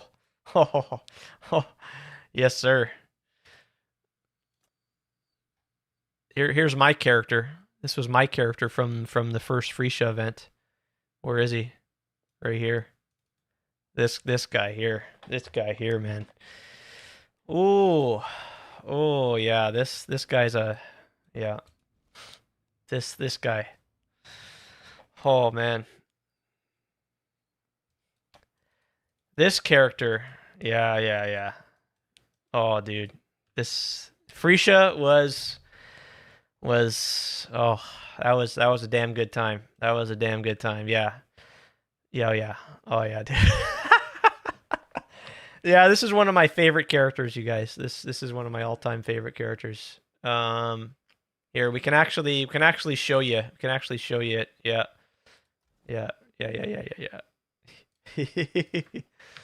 Yeah, we've played a lot of Path of Exile, right? Like it's just there we go. Why don't I have sound? What the hell's going on here?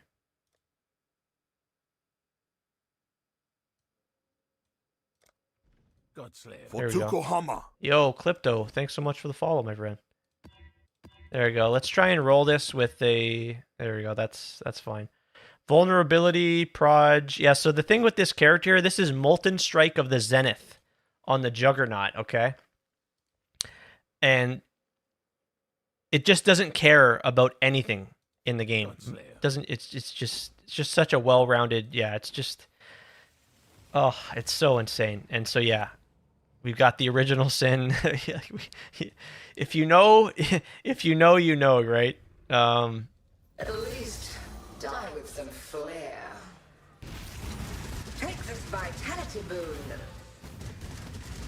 Time to up the stakes. Handle this.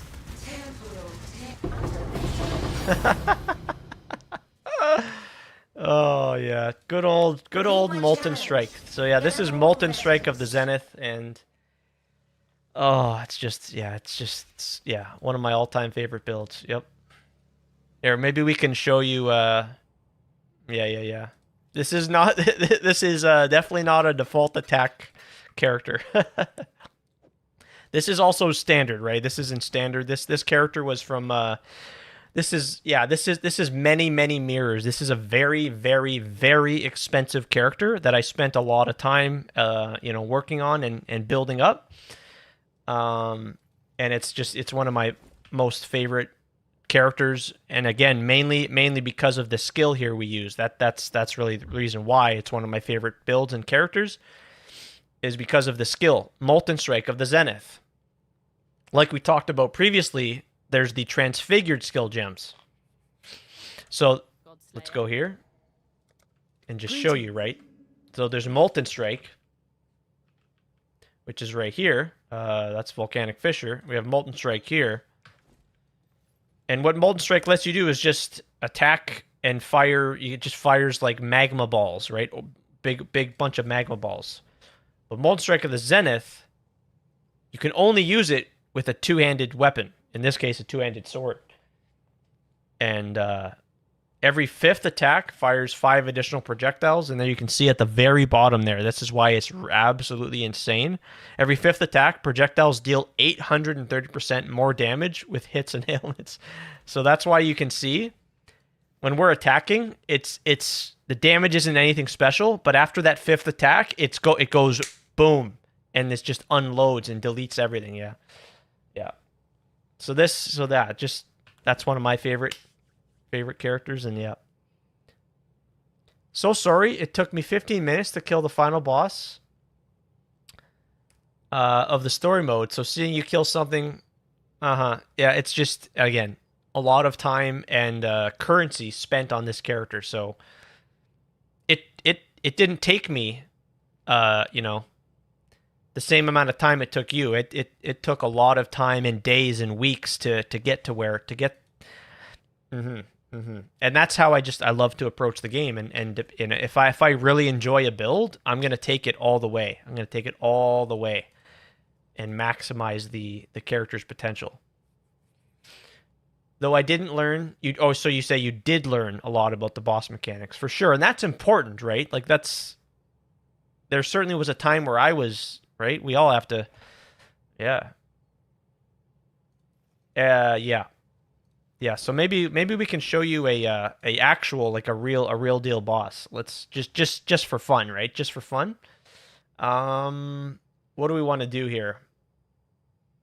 Maybe we can, should we show a Maven maybe? Do you want to see, maybe we can show you a Maven.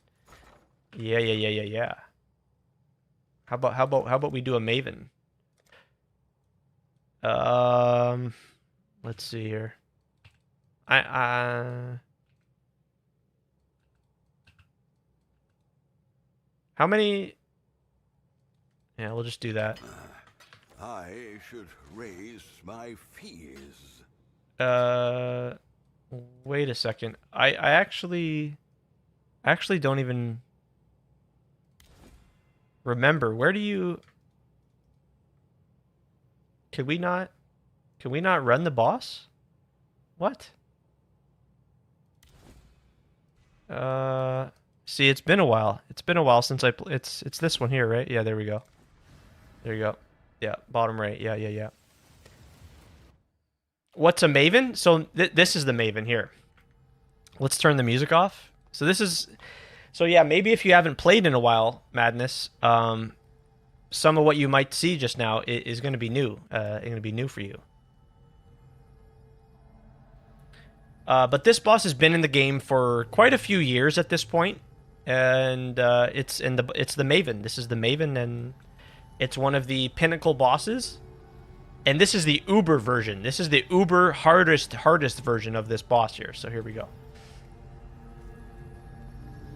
The prize piece comes to join.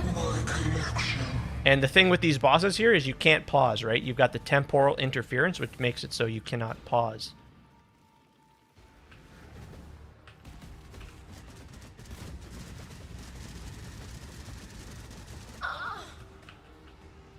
So notice we're hitting, and then eventually it's just that fifth attack, boom, huge nuke. And then the big brain comes down, and we got to take him out. We want to hit our blood rage to give us more attack speed, because attack speed is king. And then, yeah, here we go. She's going to do the memory game. We have to do this memory game. If you've never seen this before, she's going to... Scurry.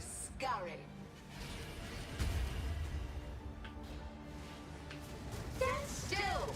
Death may be real. Resistance will be punished. Time contorts. Scurry. My irritation is growing. Yeah, Simon says, yeah. This will not be an So there, escape. she's going to do another memory game. Super annoying, but...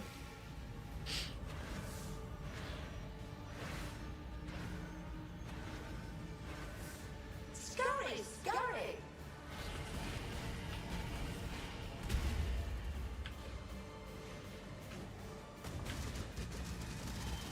Oh. Stop resisting. And you want to chase these balls and put them out on the side Reality. if you can, right? Obviously it helps. It helps if you have the damage to be able to do that sooner. Inescapable. But sometimes you're not going to be able to do that, and those balls are going to chase you around. You're going to put them in the center here. Take this. Now she's going to throw a thing at me. There we go. Death will not Now be she does a final memory game here, and this time it's even harder because you have to avoid these beams. You touch these beams, you're going to take a lot of damage. Top, left, top. Okay, let's see if I remember that.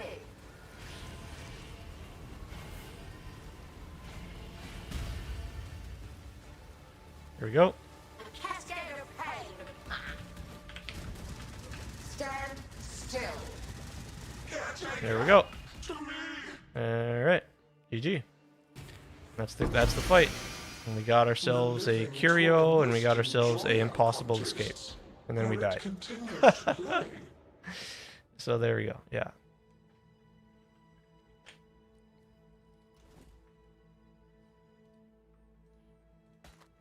And this one is Crimson Dance. All right, not bad. Yep. Let's see. What were you guys saying? Is Raise Spectre untouched? Yeah, they didn't change Raise Spectre this patch. Nope. But let's check. Let's just double check. But I don't think they changed it. Nope. Pretty sure. Let's come back to the patch notes here and let's see.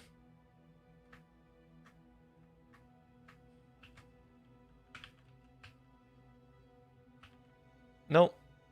Oh.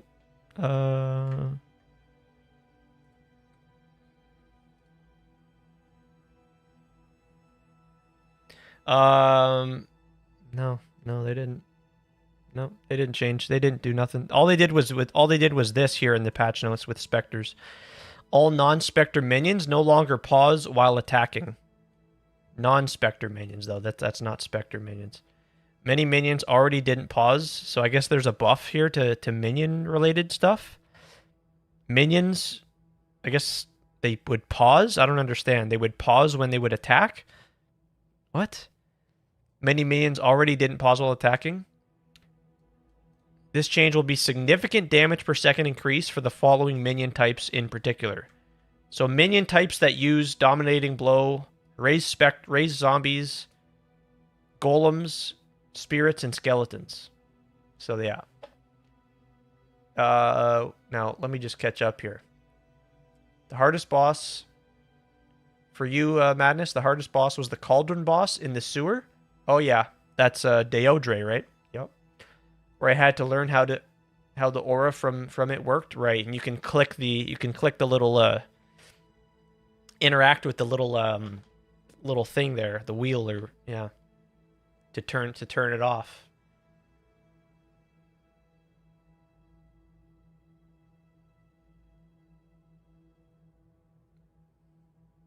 This is so far above my knowledge level.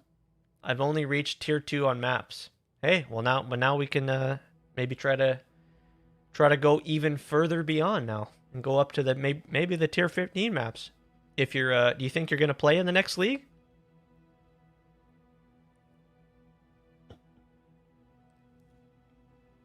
You've been planning a shield charge build as the next character. I want to try to beat the game with it. You can make it happen. I believe. So you're thinking you're going to use shield charge as like your main skill to deal damage? That could be a thing. Typically it's obviously used just as like a travel skill, you know, just as a way to kind of travel around the map.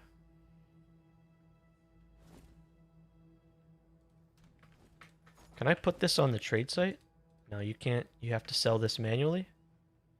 Curio of Potential. How much are these things even? Not that it even matters. I don't really much care for like stuff on my standard account. My character's on standard. This is 40 chaos. Okay.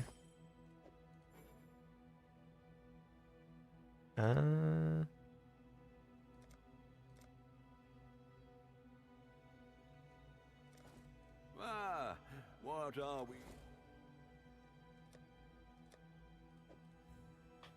I think I can sell that.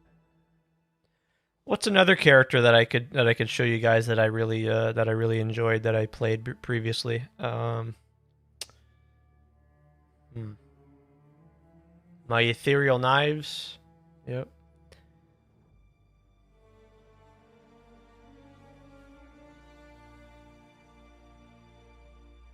You were looking at taking the knockback nodes and knockback support so I can keep ramming at max rage for max damage. Oh, okay. You're gonna have to give that shield charge some damage somehow, though, for sure. Ward Shatter, if you got one, haha. Wait, what? Ward Shatter. Ward Shatter? I think this is my Kinetic Blast character, right? I think I got rid of this. I think I deleted the character, I guess.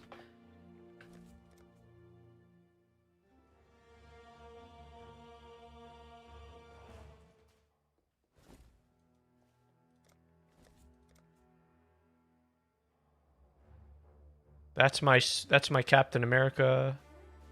Darude Sandstorms.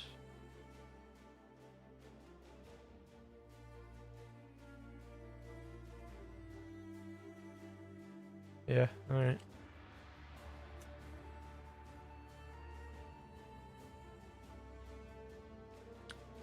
I'm going into all the increased defenses on shield nodes to buff the skill's damage.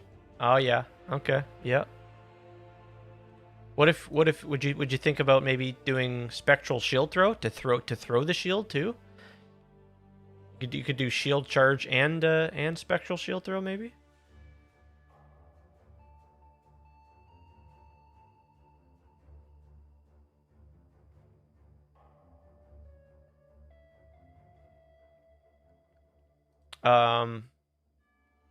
You could also do Holy Flame Totem as well, Clipto. Holy Flame Totem is insane for leveling too. 100%. 100,000%. You gotta rock the Holy Flame Totem.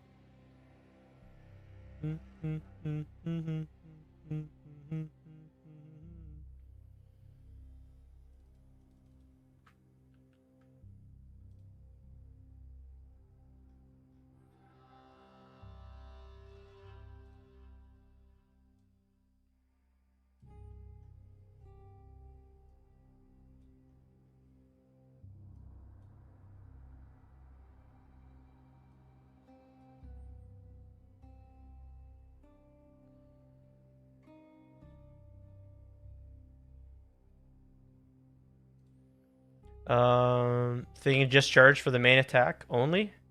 Holy. That might be a bit of a challenge. But I like that. I like that.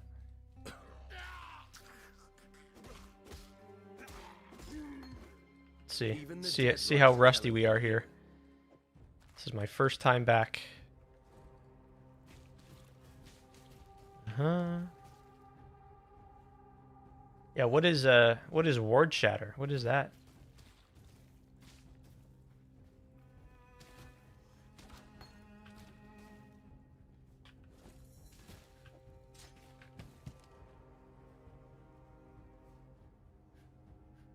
Yeah, it'll probably be a bit better than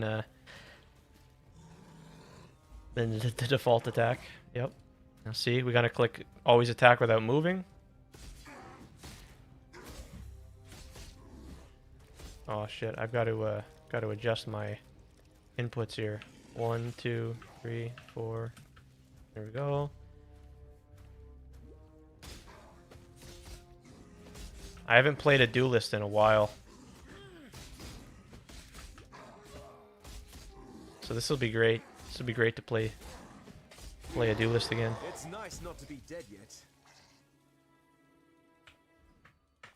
You can control click, eh? It's important to understand you can control click. It's not a major deal, but it just helps and it can save you a little bit of time. If you hold down control and click, right, it can just insta allocate. Now, Dinah, farewell. As an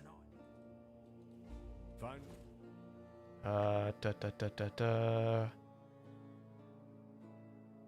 Galvanic arrow, molten strike, cleave. What do I want to do here? I like perforate. I really do like perforate. Still alive.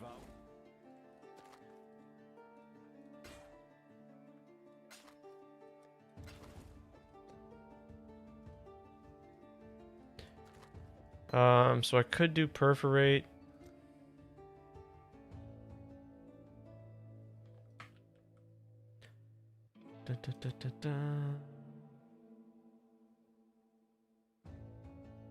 It's all about being fast in the towns, and that's what I need to get better at. Just being faster in the towns. Stay sharp out there. But the new changes to the sockets coming in the next league, the free 10% quality will help a lot. Oh my gosh, that's going to be huge for early on, like especially early on. Hello. I can't wait, and you're not going to have to just mess around with your gear all often and adjust things and stop and go back to town. It's just going to be Such a saver. Spectral throw. Yeah, I want to do spectral throw here, you guys. Yeah.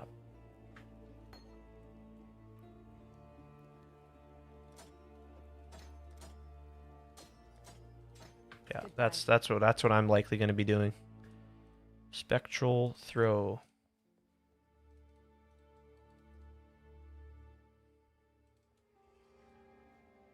And then again, Not the most pleasant we of want manners, to click that. but I'll Always have attack to without deal with moving. it for now. That's going to just make things a lot easier. I swear the amount of good items I've had to throw away because I couldn't get the right sockets. Yep. Oh, good old spectral throw. It's so good. And we just use this to level 12, and then we just go sunder the rest of the way.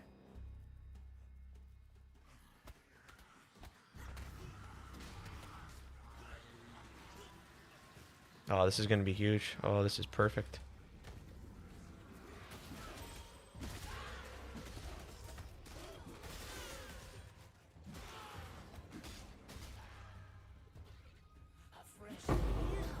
Oh, chromatic orb. Holy. Not going to be seeing those. That's for darn sure. Not going to be seeing those at all, really, anymore. Oh, shit.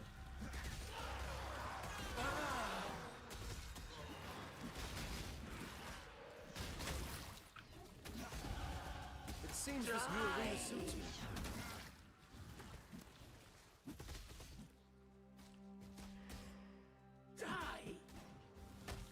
Should be over this way.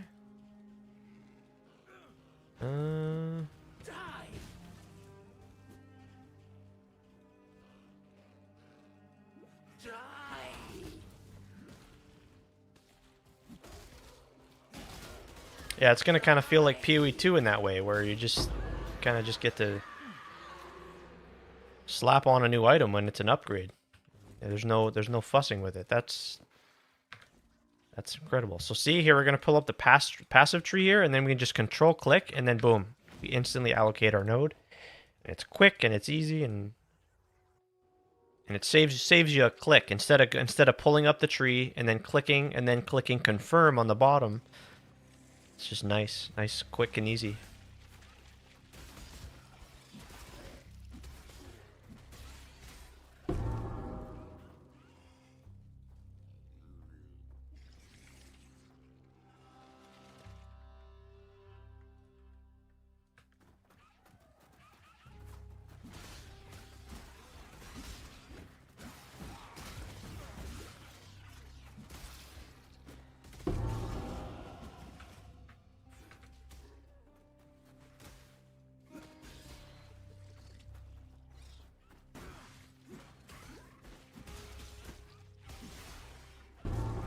Yep, next week's gonna be great. Can't wait, guys. Log in.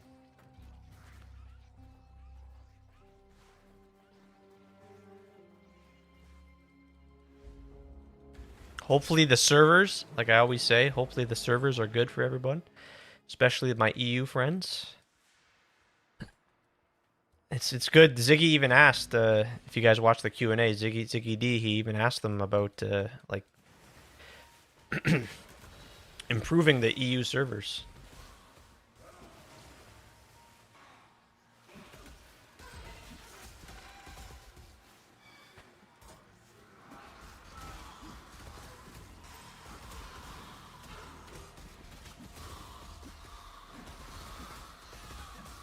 Yeah, Spectral Throw is just too good.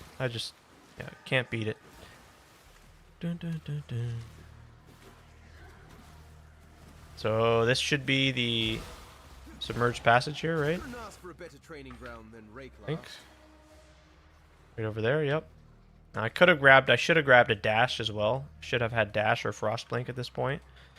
But with the duelist, do we have enough? See, this is what I mean. I need to get back into the swing of things.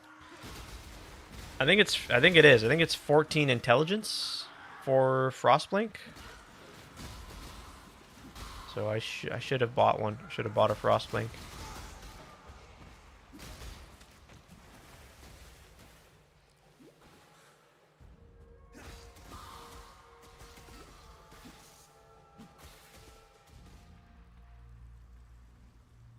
Let's see if we have what it takes to take out the Dweller here.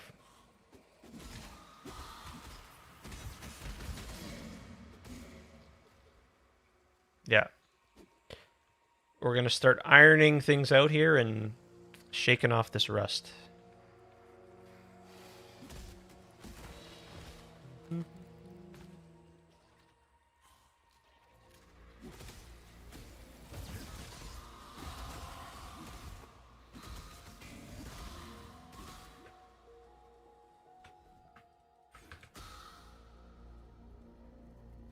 Could have grabbed a decoy totem as well, so this will be a little harder than it should be.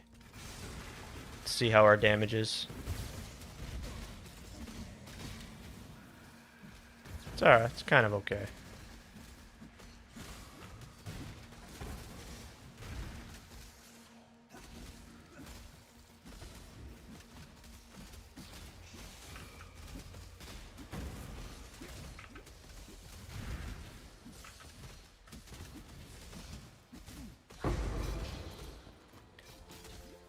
And then there's the boat. You can take this boat, click the boat over here, and it's going to take you back to where you want to be.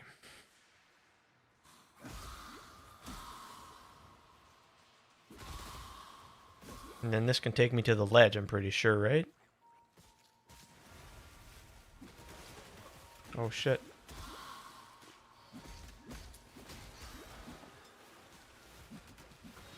Yep, always look to improve your life flasks. Yeah, the ledge should be right here, I think.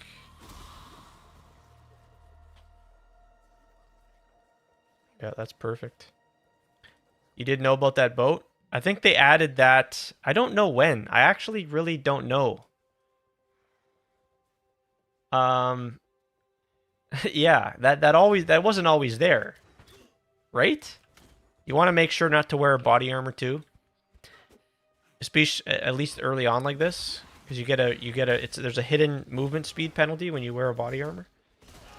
So not wearing one early on is like, yeah.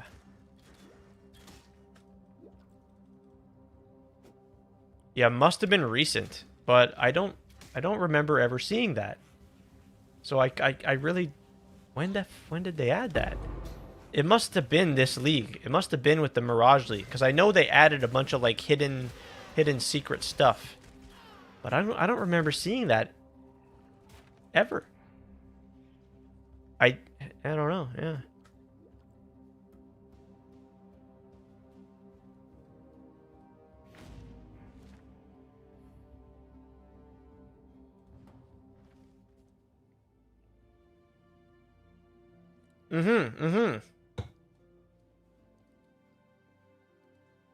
Yeah.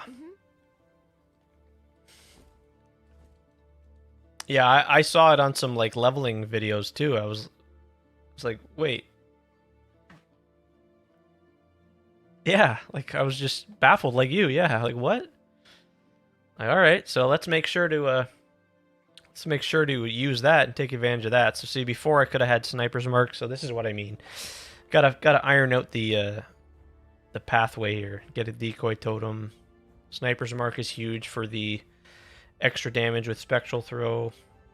I think here we just take... You can also do Blood and Sand. I think I just take the Sniper's Mark. Shield Charge. I think I just go Shield Charge here. Yeah, see, this... Oh my god, dude, I can't tell you enough how insane this is. So when you do your regex, right? If you find a 3-link... Right? Like I could, if this was an axe, for example, if you find the 3-link, you can just grab it up. Like this here.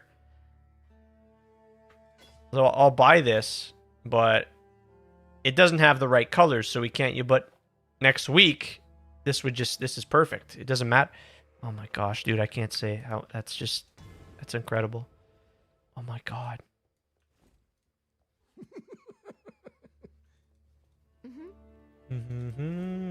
Yeah, Jungron did a what's it called? A Winter Orb run, right? I saw he posted the video. I might have to watch it. He knows what he's doing, dude. Yes, indeed. Be well. So here we want to see if we can grab a shield. A buckler. We don't have a buckler though. Feels bad. I wouldn't mind a buckler for shield charge here. Stay sharp out. And then we want to grab up Frostblink, which is right here. We don't have enough, so yeah.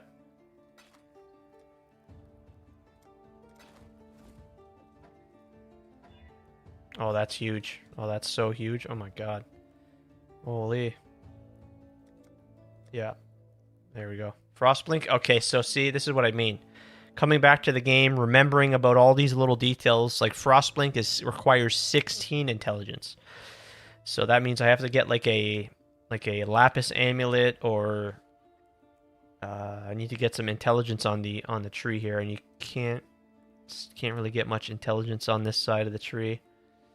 So it's gonna just be dash instead. Yes? Yeah. Yep. Dash.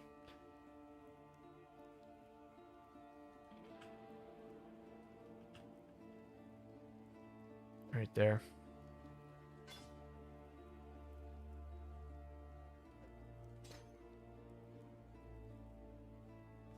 Farewell.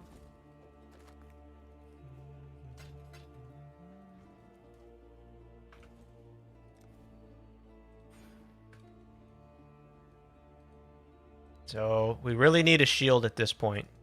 Yeah. Did you watch his run? His Winter Orb run?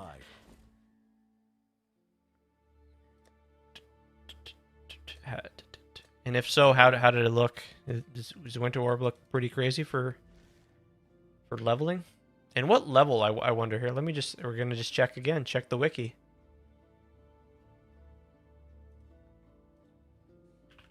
What level do you even get Winter Orb at? I don't see. Requires level 28, so that's not too bad.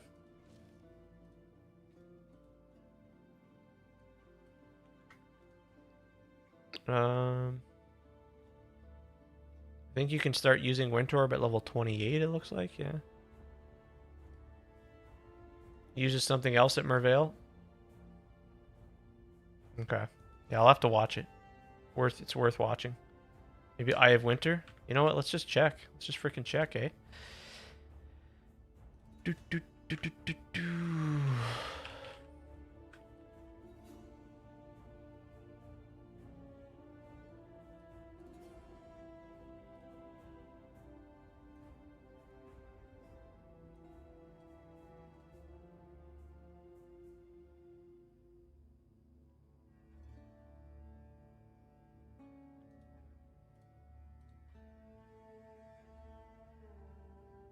He's using kinetic bolt here, right? They do not look like they're fucking healthy. Yeah.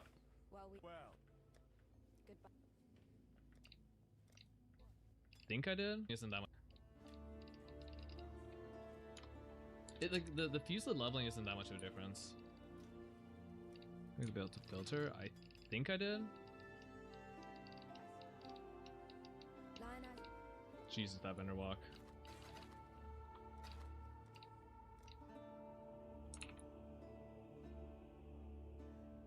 He does KB for the first 12 levels? Kinetic bolt, yeah, okay, yeah. Yeah, that's probably, yeah. It's probably the new best for the first 12, yeah. Seems like Magma Orb is or Rolling Magma, I should say, is people are moving on from that after the nerfs probably. I know that stench.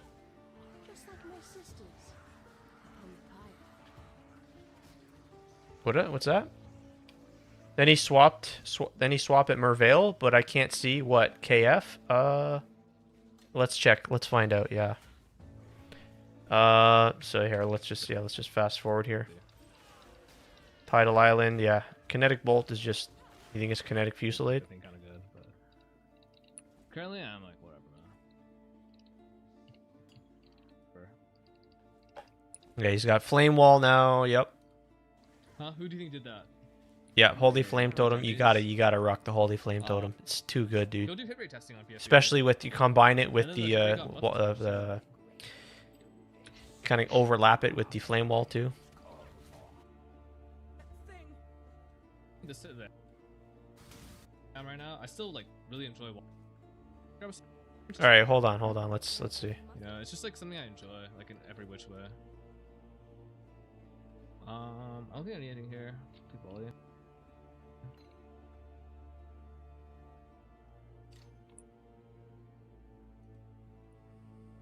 There it is. Yep, there it is. There.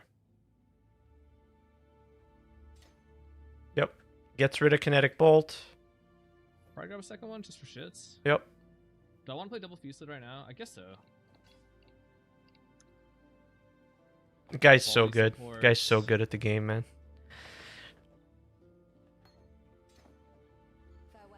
Can learn a lot from watching videos like this. And I will watch it for sure. I have not used kinetic fusillade. I've not used it ever. You get high mogged by Lily. Dude, Ben's It is a newer gem like, anyway, the so. stylist and But like, look everything. at that, look at that. It's Didn't just, watch him win. I want him to yeah. win. I want him to play, man. I just like Crazy. Watching, like, I think PvE. Look at that stuff is, like, I damage. actually Look at that don't- damage. It's how do- crazy. Most of the PvE content that's like competitive is like kind of weird to watch, right? Because I don't actually. See that? Let's see how the Merveil damage is Right, it's here really- with this. Jeez. Kind of clunky. I mean, that's pretty good damage. Hold on. Where's my damage? This is a 5-hour run. Jeez. Yeah, he's amazing, man.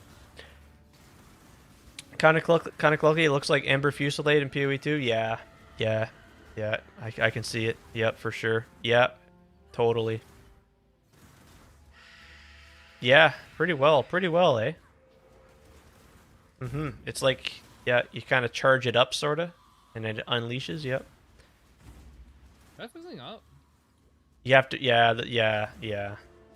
Like the preloading, it's got to load, yeah. I think I'm messing up, man. But I guess that's why you use multiple of them, like he was saying there. You use like multiple. That's interesting. It works like that. You can use multiple copies. I watch old PvP tournaments in Yeah. WoW. And it kind of just seeks out enemies. Yeah, pretty cool. I mean, there's a lot of PvP stuff I like watching in general. Yeah, like, he you says. know, Yeah, like he's watching got League of multiple. Legends, Yeah, CS, said and, like, he said that in the town. there's something like that He said like, oh, should I get a second one? He's like, I probably. He's like, should I go double Fusillade? Yeah, I don't really understand. See, let's go back. See?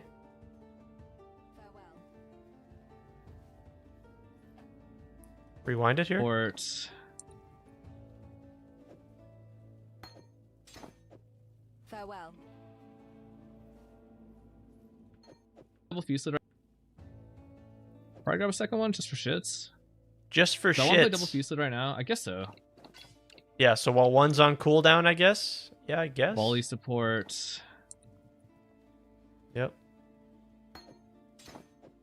Farewell. Like RWF. Yes, days of thaumaturgy. Would you go late game? I just need to like. I really want to I mean, that's a really hard question to answer. I don't know what the meta try to looks like me improve right now, my and it depends on what I campaign wanna speed farm. there. You know, my leveling speed. Because like, if I want to do Valdos, then I But I really got to like, study most of the these builds I play. I would videos probably and just, like, learn go from these stagger. great guys. These guys that just excel at This the game. match though, you know, I think this yeah, Gladiator ES stack is still way too strong. I guess I don't do Even with, too bad for no, yeah, I leveling mean, it's leveling wise, kind of but untouched now. always looking to improve and get better.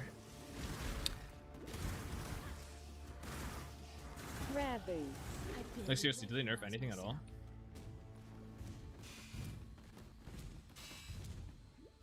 But RF Gladiator?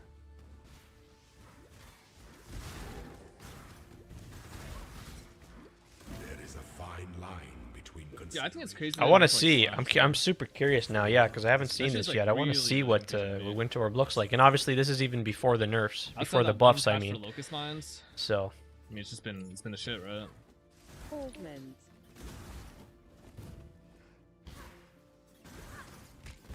And then I've been playing Winter Orb. So Winter Orb, where do you get Coldcraft? Is it Piety?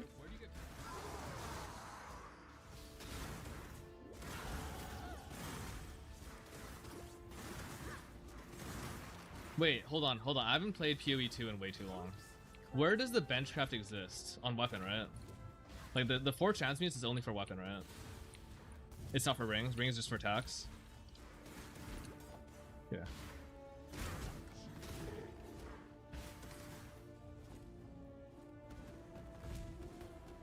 It's so much harder to play this than to just play fucking early game Whirling Blades, man.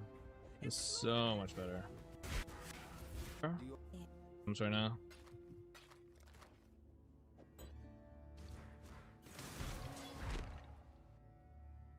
But it doesn't clear unless you're a chieftain. Yeah, this should I can make use of like all the packs and stuff. You might just make like a anymore. So the Party's off the ascendant. so good. Let's see. And damage 34. Fire damage. I do want haste. Give me haste. Damn, that's a tragedy, bro. Oh, with care. Charity. Later, I guess. Beast. Momentum. Let's have a prefix. Shield charge. That's an absurd shield, by the way. 39 block, res, all that. What the hell? It's way too much. This.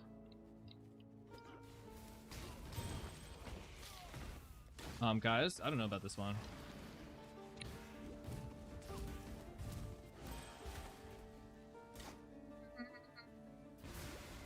When I'm ready, and not before. Whoa. I'm fast though. Look at the speed, man, with haste and my war buckler on. Now then, how do I get freeze chance? Whetstone. Actually, it's kind of sweet. That's kind of good, man. And then get like some more. Once you get more cast speed, I think it'll feel a lot better. With the 4. Damn it, it is. Such power wasted on a feeble imagination.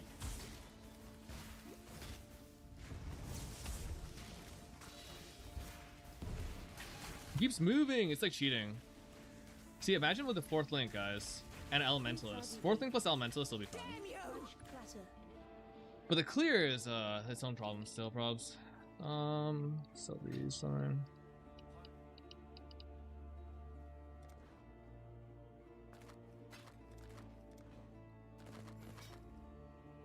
$15 MS, yeah.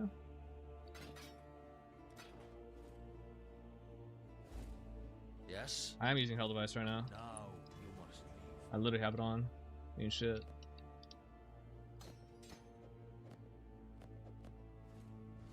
That's the wrong pair of boots. Oh, we're good. And then back to the library, get out of cold. Chance of freeze on Quicksilver. Hypothermia support.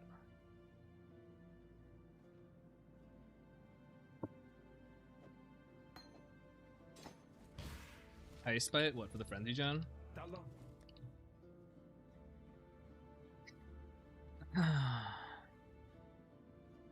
of running low on Chancellors, man. I guess that might be really good though. You know what? I'll lose the other Chancellor. Fuck it. I still have one more. Dude, what if I run both? No, that's super stupid. Never mind. Alteration. Did they give Winter Orb chance to freeze now? Oh yeah, I forgot about Blood Rage.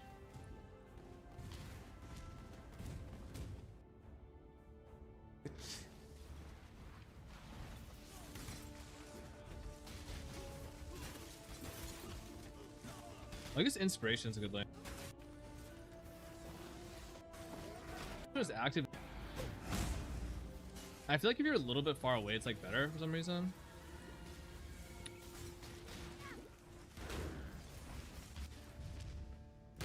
This world is an illusion, exile. Nothing else didn't change. Why not? Yeah.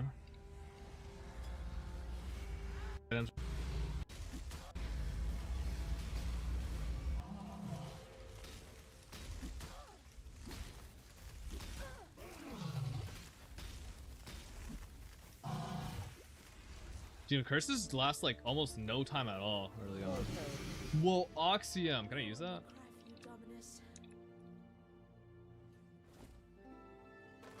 I'm not sure what this is right now. Oh, I missed Imperial Gardens, no way!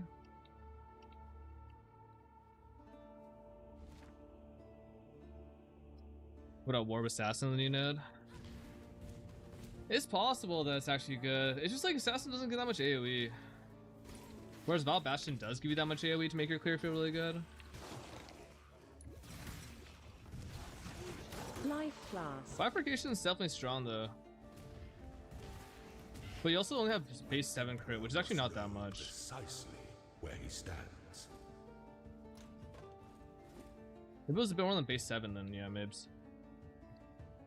Party's off the... Good. What, are you gonna go Sandstorm, like... You stand Is that worth it? gates of the Lord's How much the wands these days? 12? 13? That's actually pretty massive then.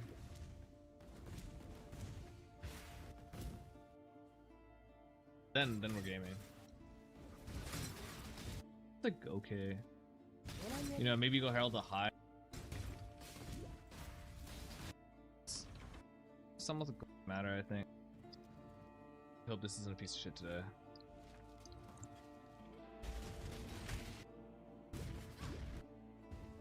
Got this, bam bam.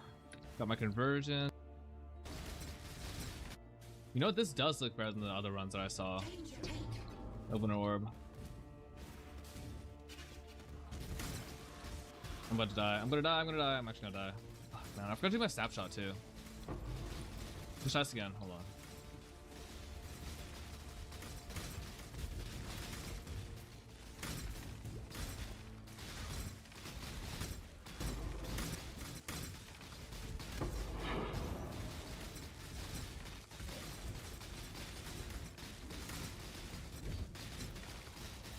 Is it actually snapshot though, or is it just, you know, conspiracy shit?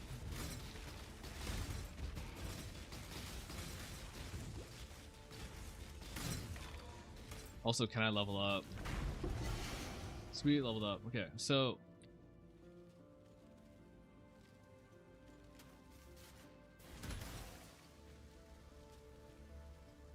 I have no idea. How do I know? Entropy.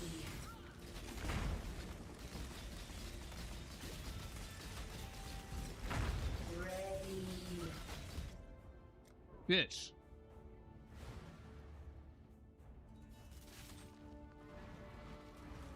To win.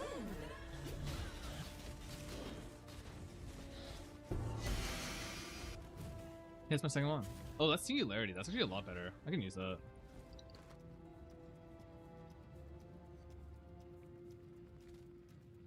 Or I can't because I don't have enough strength somehow.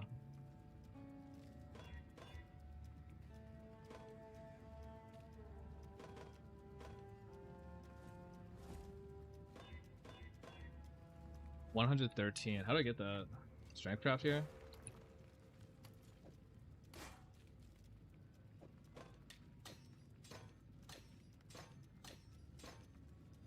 Yeah. Greetings. Hello. With this...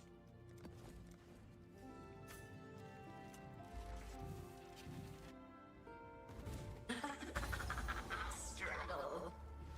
Wait, where's my golems, dude? Protect.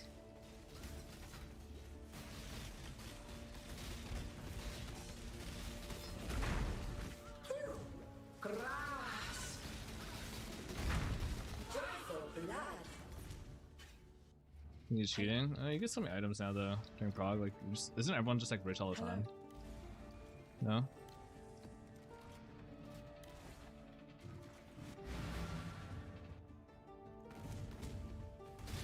When I'm ready, and not before.